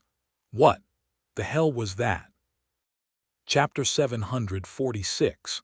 First steps summoning the undying chain and the cruel sight. Sunny bypassed using either the elevator or the stairs, and stepped through the shadows to leave the underground dojo behind. No matter what kind of an abomination had found its way into his home, the creature was going to regret it dearly. For a moment, however, Sunny felt a hint of hesitation. He did not know what had transpired in the waking world during his absence, after all. He had left for the Night Temple 7 months ago and had not been back since. For all Sunny knew, humanity might have fallen in that time. The whole city could have been destroyed, with endless hordes of nightmare creatures stalking the desolate ruins. Any kind of horror could have been hiding in his living room. Well, so what? It is still my living room. No matter what state the waking world was in, anyone and anything thinking that they could simply make themselves at home in a home that belonged to Sunny would have to reconsider their life choices. Ready for battle, he appeared from the shadows and froze. The exhilarated howl grew much louder above ground, but it was not produced by a nightmare creature. Instead, it was produced by Effie. With beads of condensation still glistening on her olive skin, the huntress was standing in the center of the room and howling like a maniac. Behind her, the door of the guest bedroom was taken off the hinges, complete with a large piece of the wall and a chunk of the ceiling. That wall was reinforced with armored alloy, damn it. Sunny stared at his friend in shock, then slowly blinked. Wait, Effie is standing. Indeed, the young woman was standing tall, her long legs appearing healthy and strong. There was no wheelchair in sight. In fact, her whole appearance had changed. The weak, unhealthy girl with pale skin stretching over brittle bones and a twisted spine was gone. Instead, Effie looked almost like she did in the dream realm, tall, attractive, with sparkling hazel eyes and perfectly defined, lean muscles rolling under the dewy olive skin. She was radiating an infectious feeling of vitality and vigor. Everything about her was screaming of strength, potency, and power. The only thing that changed was the length and cut of her hair, as well as the degree of her tan. Before Sonny could realize it, a joyous smile crept up on his face. Of course, the ascension was a miraculous process. It merged the physical and the spirit bodies together, taking the best parts and perfecting both. Even the lost could return from the dream realm and live in the real world once more after conquering the second nightmare. Effie's disability was no exception to this magical rule. That was the reason why she had always strived to become a master to begin with. A moment later, Effie ended her triumphant howl on a high note and turned around, finally noticing him. Her eyes shined. She took a step forward and grinned brightly. "Doofus, I'm walking." Sonny wanted to say something, but then forced himself to look away. He cleared his throat. "Congratulations, I am very happy for you, I am. But please, can you put something on?" Effie blinked a couple of times, then looked down. In all the excitement, she had completely forgotten to dress after climbing out of the sleeping pod. Her grin turned a little sheepish. "Ah well, pretend you didn't see anything." Hearing the young woman hurriedly stomp away, Sonny let out a heavy sigh. "I will try," Effie's voice resounded from the guest bedroom. "Sonny," he turned his head slightly. "What?" For a moment there was silence. "Sorry about the doors and the walls," Sonny grimaced.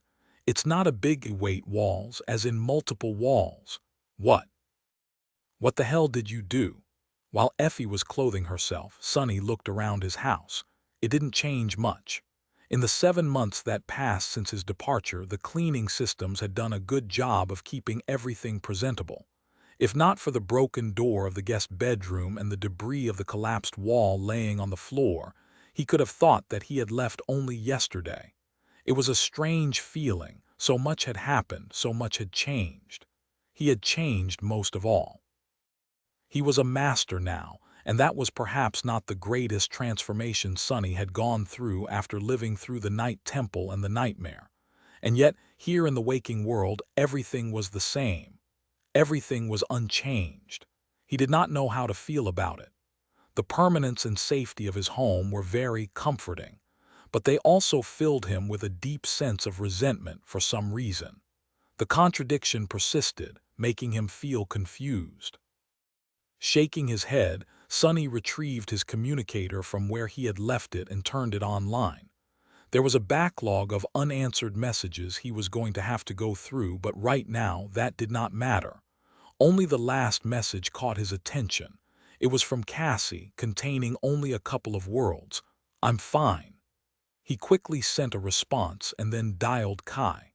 His friend answered the call immediately, as if he was waiting for it. The charming young man was already dressed, although his gorgeous hair was wet and messy. In the background, multiple people in stylish business suits were feverishly running around with slightly shell-shocked looks on their faces. They were probably the representatives of his agency and PR team. Kai smiled.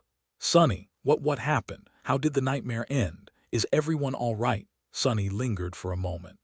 "I am all right. Effie and Cassie are alive and well, too. After you dealt with Severax, everything went smoothly."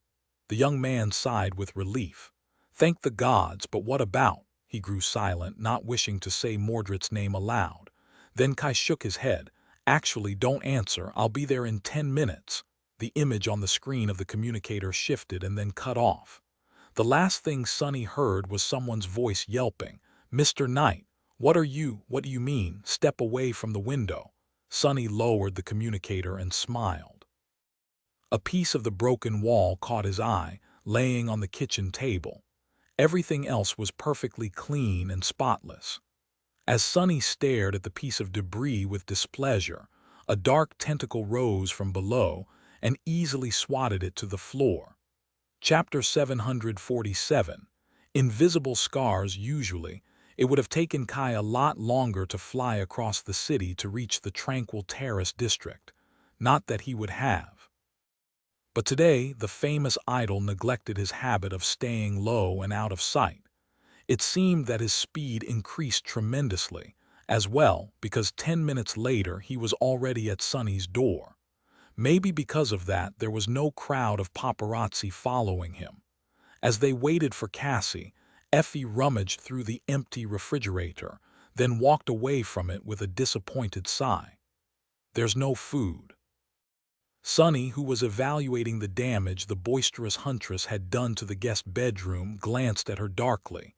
"We've been gone for months. What did you expect?" Effie made a sad face, then shrugged. "But I'm hungry." Sonny let out an exasperated breath. "I have some synth paste if you want." She shuddered and opened her mouth to retort, but at that moment there was a knock on the door. If not for the haughty shadow standing guard outside reluctantly, of course, since mundane tasks such as this were grossly beneath it, Sonny would have tensed up. However, he already knew that it was Cassie. The blind girl walked inside, froze for a moment, then raised a deliciously smelling package. "I brought food." Effie threw a quick glance at Kai and grinned. "See, someone has some sense." She did not stare at the archer for long, though. Kai had always been ridiculously charming, but after becoming a master, his looks assumed an almost hypnotizing quality. It was easy to get distracted if one stared at him for too long. In fact, every one of them became much better looking, albeit to a different degree. After studying Kai and Cassie for a bit, Sonny couldn't help but shake his head ruefully, a stunned expression on his face. He finally understood why Master Jet had called herself average when they first met, at least as far as ascended went. Still, it felt wrong to put the word average in one sentence with someone like her. Jet possessed an intangible quality that no one he had ever met was able to match. The four of them were masters too now, but they were far away from matching her arresting presence. And Sonny himself. He wasn't sure that he qualified to be considered a flower boy, as Soul Reaper had once predicted, but even he couldn't call himself unassuming anymore. The scrawny kid from the outskirts was gone. Instead, a young man with porcelain skin and striking black eyes took his place. Deep in their darkness, visible only to Sonny himself, golden threads of Weaver's forbidden legacy glowed with the flame of divinity. The four of them settled around the table and shared a silent meal. Despite the fact that they should have been exhilarated by their triumph over the nightmare, none of the four seemed too joyous. Well, except for Effie, who couldn't stop grinning and stealing glances at her pristine, vigorous body. The huntress was overflowing with giddiness. The other three, however, just felt hurt, tired, and empty. And why wouldn't they be? Inside the nightmare, there was no time for weakness. They had to carry on no matter how deep the wounds dealt to their souls cut. Now that the danger had passed and the members of the cohort were back in the real world, all those invisible scars were starting to make their presence known. The slaughterhouse of the Red Colosseum, the nightmares, the assault on the Ivory City, all of it was slowly coming back to haunt Sonny. The others had their share of demons to quell, no doubt. After a while, Kai poured himself a cup of tea, looked at Sonny, and asked with uncertainty, "So, what happened?" "I don't remember much after being swallowed by Severax." Effie dropped her fork and stared at the archer with a stunned expression. "Swallowed? What? You were swallowed by the dragon?" Kai smiled with embarrassment. "Oh, not really. I just sort of jumped into his mouth because I didn't know how else to kill him." The Effie blinked a few times but didn't say anything. She even forgot about her food for a moment. Sonny looked down, then sighed. "Nothing really happened.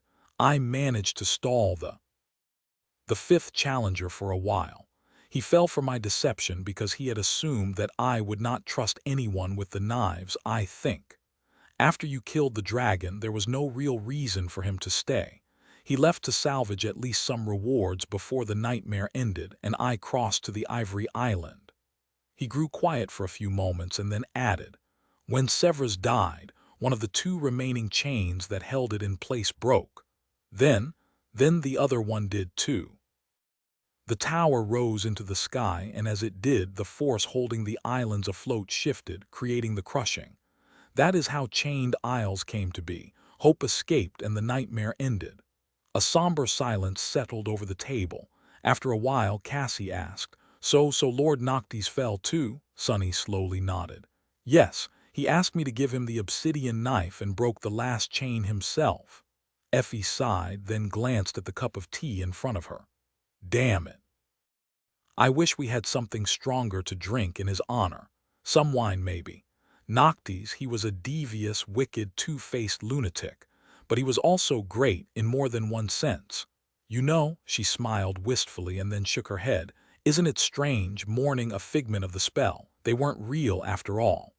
Sunny looked down, knowing that Effie was not only talking about Noctis. Then the corners of his mouth curled upward. He raised his cup of tea and smiled. "Actually, I think that enjoying some tea is what he would have wanted us to do. That was his plan, you know. Win a war against the immortal saints, defy the gods, release the demon of desire from her prison, and then have a cup of tea." Sunny took a sip and then let out a satisfied sigh. "So, let's relax and do exactly that. We deserve this much at least. Don't you think?" Chapter 748. Young Masters. Some time later, Sunny left the house and sat on the porch by himself. His thoughts were in disarray. So much had changed, so much had happened. So much was going to happen in the next few days as well. His life was inevitably going to transform, hopefully, for the best. However, there were many obstacles he was going to have to overcome, and many decisions he was going to have to make in order to avoid being destroyed by the changes instead. Although Sunny had grown considerably stronger and obliterating him was not as easy anymore, there were still threats out there that he did not dare to face. He sighed and looked down. "I am a master." The knowledge rested in his mind, but he was yet to truly comprehend it. Ascended had seemed so distant and glorious to him once. Not quite demigods, but also not mere mortals anymore. But now, he was one of these venerated beings himself. He could feel inhuman power coursing through his veins. That was something he couldn't process that fast. And yet, time waited for no one. Sunny knew that there would be no opportunity to properly get used to his swiftly shifting circumstances. He had a lot to do, and he had to do it now. Just take it one step at a time. What did he have to do immediately? Call Aiko, for one. He had to let his business partner know that he was back and get an update on how Rain was doing. Then discover a way to contact the White Feather clan and find out about the fallout of the destruction of the Night Temple, although Cassie could handle that. Finally, get in touch with Master Jet. For better or worse, she was his handler and his point of contact with the government. If things turned from bad to worse with the great clans, the authorities were the only force influential enough to shield him for a price, no doubt. Sunny grimaced. "Not yet. I need to collect my thoughts first." He leaned back and studied the familiar, peaceful landscape of the Terrace district.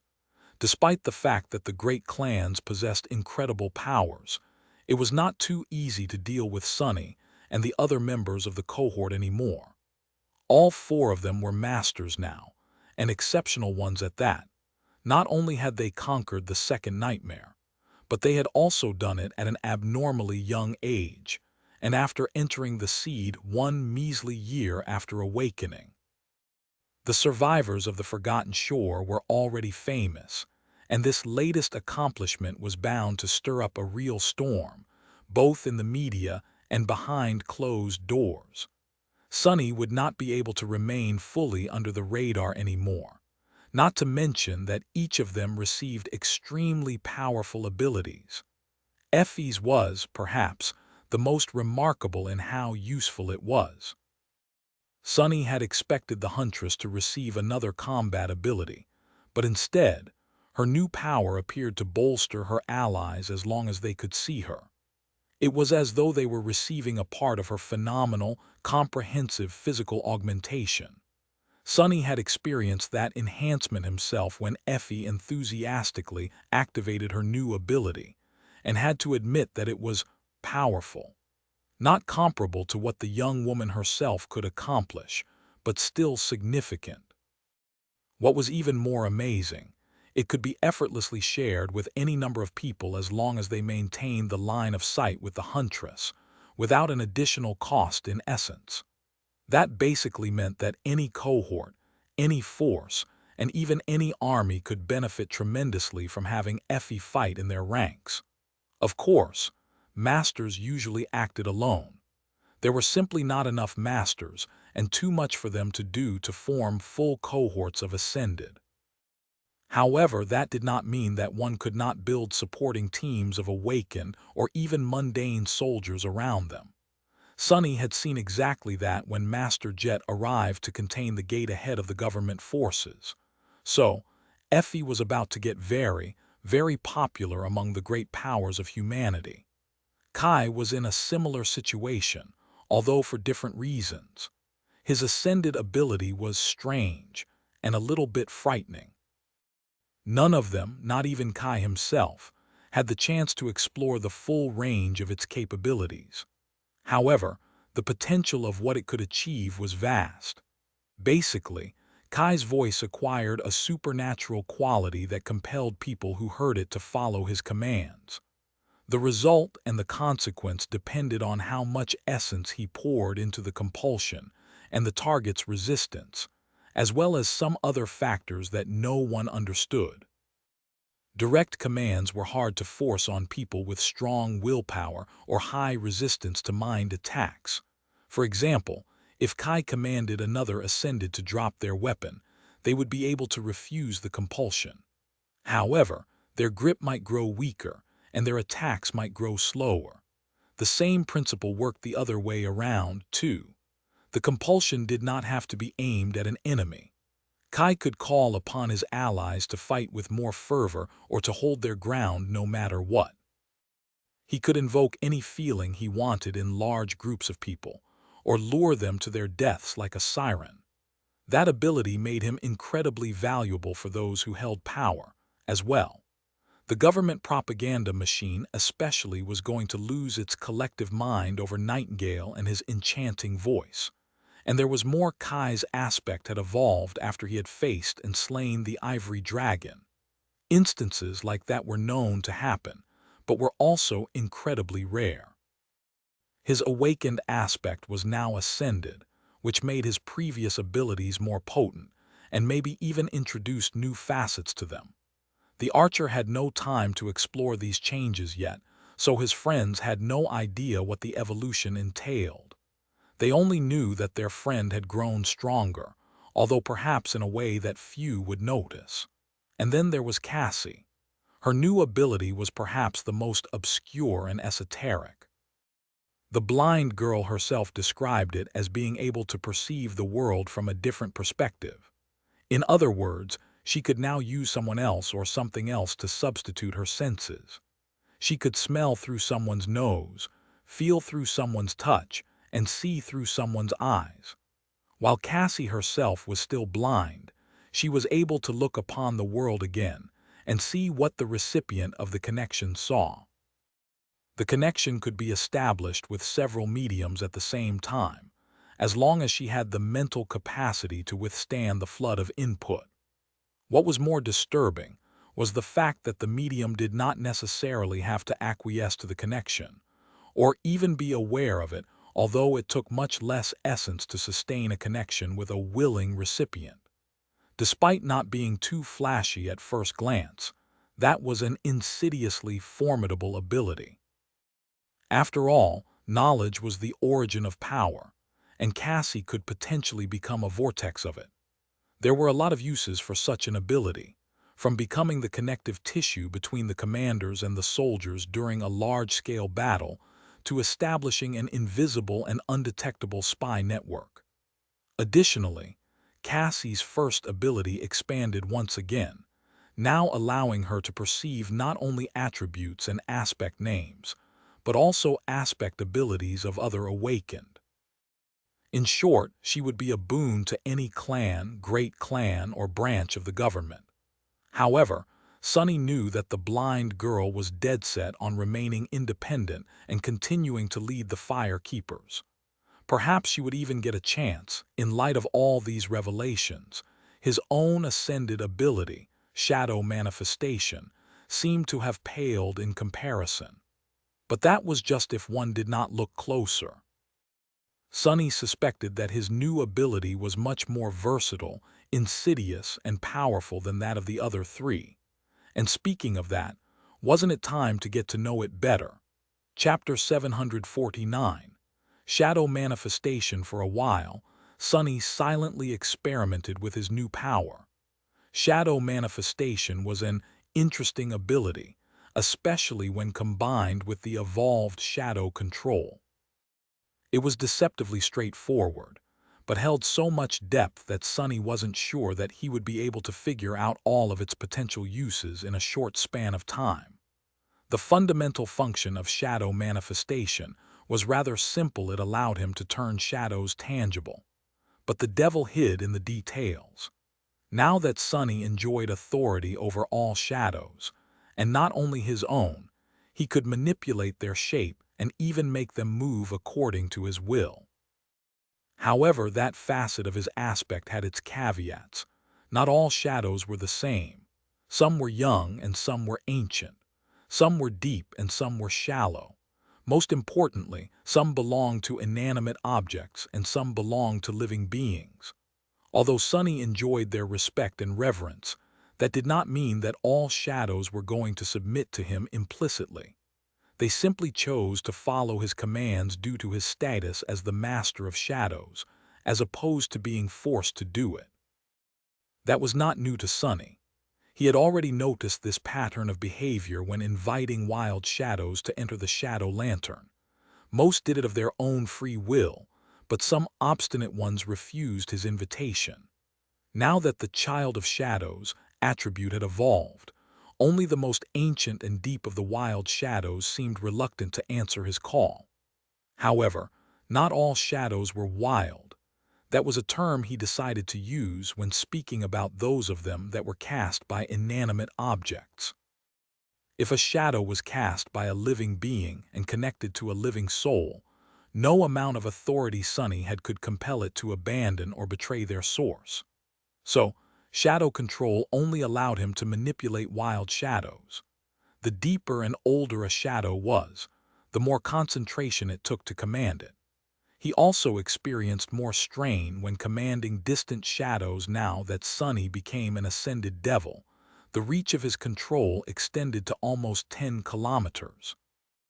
His shadow sense, however, did not usually extend quite that far. His human mind would have been overloaded if it did. So while Sonny could potentially control shadows that were very far away, he simply had no way of sensing them. Unless they were his own shadows, of course, or those he perceived through them. And then came the actual shadow manifestation. Unlike shadow control, manifestation required him to expend essence. The shadows would remain tangible as long as he continued to sustain them with essence and return to their natural state if he stopped. This was both a blessing and a curse. For obvious reasons, Sonny would have preferred to keep his essence. However, there was an unexpected and incredible boon to this ability. Due to the fact that the manifested shadows were suffused with his essence, they assumed its property. In other words, all of them were akin to memories of the ascended rank in terms of durability and resilience. In other words, if Sonny shaped a shadow into a blade and manifested it, the blade would be comparable to an ascended memory in terms of both sturdiness and the damage it could do. But he was not only limited to creating weapons. Shadow manifestation offered him an incredible measure of utility. Since shadows were formless by nature, he could shape them into anything he wanted. He could create barriers, bridges, ropes, suits of armor. The only limitations were his imagination and his reservoir of essence. Hell, he could even create a saddle for Nightmare or an entire house. Of course, nothing came without a cost. The more complex and condensed a shape was, the more essence it took to sustain it.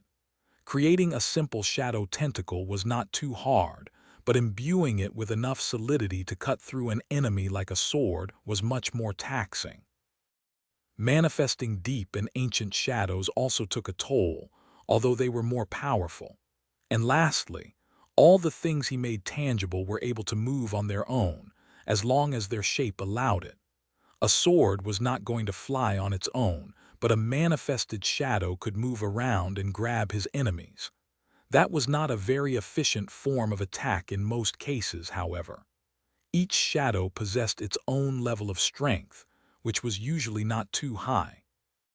Sunny was far away from being able to rip an awakened tyrant to shreds for now, and unless he really wanted to. By experimenting a little, he found out that he could enhance the might of the manifested shadows by pouring more essence into them. The more force he wanted to exert above their natural threshold, the more essence he had to burn. That would not have been too powerful in the hands of an average master, but Sunny was a devil. He had vastly more essence than almost any other master had at their disposal. If he really wanted to, he could exert truly monstrous strength through his manifested shadows. Even though that would be grossly inefficient in terms of essence expenditure, he felt very happy to have such an option. Who wouldn't want to rip enemies apart without having to lift a finger? Even if there were many easier and smarter ways to kill something, very few were as cool and as devious. Apart from the wild shadows, Sunny could also manifest his own. In fact, doing so was much easier, allowed him much better control, and demanded much less essence to be used. For a few moments, he imagined summoning Gloomy, Happy, Creepy, and Haughty, arming them with shadow blades and making them fight in his stead. What a sight that would be! However, after thinking for a bit, he decided that this was not a very good idea. There was a very simple reason for that. While tangible shadows could affect the real world, they could be affected in turn. Manifested shadows could damage his enemies, but could also be damaged instead. Since his shadows were deeply connected to his soul, making them vulnerable to physical attacks was a very stupid thing to do. Sunny did not even want to think about what would happen if one of them was destroyed. At most, they would be able to perform simple tasks that did not pose any risk. Overall, Sunny was very happy with his new aspect ability. It was powerful and versatile, providing him with potent means of both attack and defense, as well as incredible utility. What made him especially happy, though, was how perfectly it synergized with the shadow lantern. Shadow manifestation had only one apparent weakness: the fact that he would not always be surrounded by shadows. Without anything to manifest, its worth was almost non-existent. Unless he wanted to risk his own shadows, of course. However, that weakness was made moot by the shadow lantern. With its help, Sunny could carry an infinite amount of shadows with him at all times. No matter where he went, he would never be without their assistance. He would never be a master without servants. Wherever Sunny went, a swarm of shadows would follow. Chapter 750. Home. Sunny remained on the porch for a while longer, thinking about nothing in particular. He wondered about the future and about the past. What had happened to the real Noctis? What had happened to the real Hope? What had really happened to her cursed kingdom? He had seen the corpses and Sevras and Sun Prince in the dream realm. However, Solving had still been alive. The obsidian and the ivory knives had never been used, hinting that the real events of the liberation of Hope had been both similar and vastly different from how they had transpired in the nightmare. Had Noctis succeeded in his ambition to make a deal with Weaver? Had the demon of fate helped him find a way to break the eternal shackles of Hope without using the knives? If so, had the sorcerer, perhaps, survived his mad rebellion? What price had he paid? Of course, Sunny knew that there were no answers to his questions. He was never going to learn the truth. The events he had lived through in the nightmare were too distant and shrouded in too much mystery for him to discover it. As he thought about all these things, a familiar figure suddenly appeared on the crosswalk. A teenage girl with pale skin and black hair was walking back from school, a somber expression on her face. Noticing Sunny, she froze for a second and then suddenly sprinted over. Halfway to the porch, Rain remembered herself and slowed down, awkwardly trying to hide her excitement. She stopped near Sunny, hesitated for a moment, and then hit him on the shoulder with her little fist. Where the hell have you been? Are you back? You were gone for so long." Sunny leaned back and grinned. "Hey, Rain, of course I am back, can't you see? As for where I was, I just visited a temple. Then I went on a little cruise. Then I visited a couple of towers, spent some time in a theater, befriended a horse, lived in another temple for a while. Finally, I visited a very pretty city and got to know its rulers. Why, did you miss me?" Rain stared at him for a few moments, then scoffed. "Me? Ha! Why would I miss you of all people?" She grew silent, looked down, and then added shyly, "Well, maybe I did miss you a tiny bit. My new tutor is a very respectable awakened, but he is not at all as fun as you." Sunny looked at her for a few moments and then smiled. "An awakened, huh? What a pity. I am a master now." Rain froze and threw a shocked glance at him. "You are a master, as in an ascended. Wait, what?" His smile slowly grew smug. "Indeed I am. Do you know what that means?"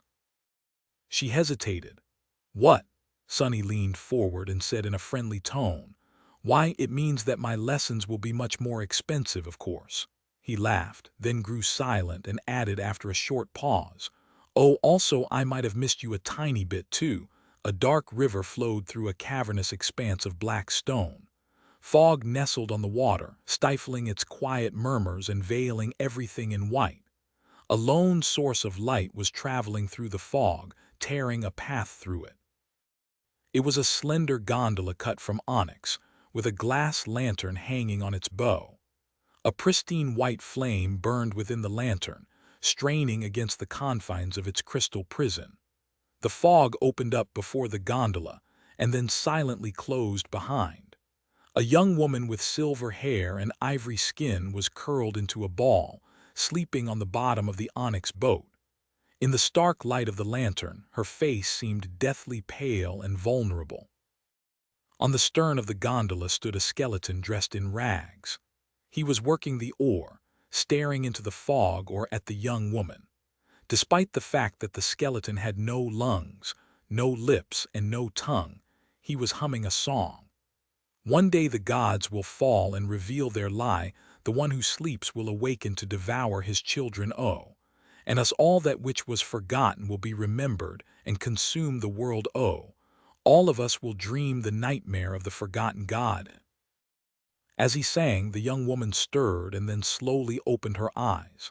The skeleton grew silent, glanced at her, then said, "Good morning, creature. How have you slept?" She sat up straight and did not answer, staring at the skeleton with tired gray eyes. The boatman waited for a bit, then shrugged. "Are you feeling well? You have not been speaking much these past few weeks, creature. Has your mind finally gone?" The young woman remained silent, making the skeleton uncomfortable. He shook his head. "Huh. Something about you feels different today. Your shadow, it seems to have grown deeper. How peculiar." There was no answer. They continued to sail in silence for a while. Slowly the fog receded, revealing a black shore. The skeleton changed the course of the boat and let it drift until its bottom scraped against the rock. There he let go of the oar and sighed. "This is it, creature. That is as far as I go."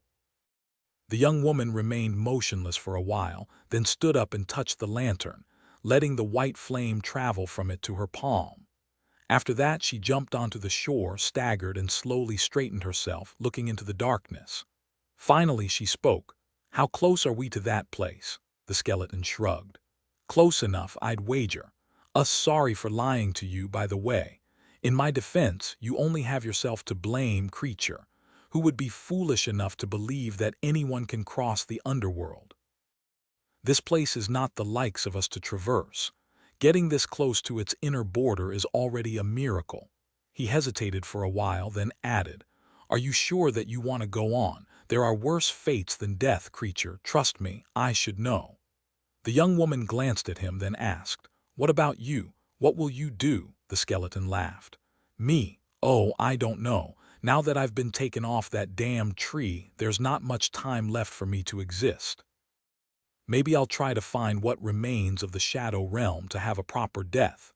Maybe I'll just go back and tease Azarax for a while, one last time. That fellow was really insufferable, you know.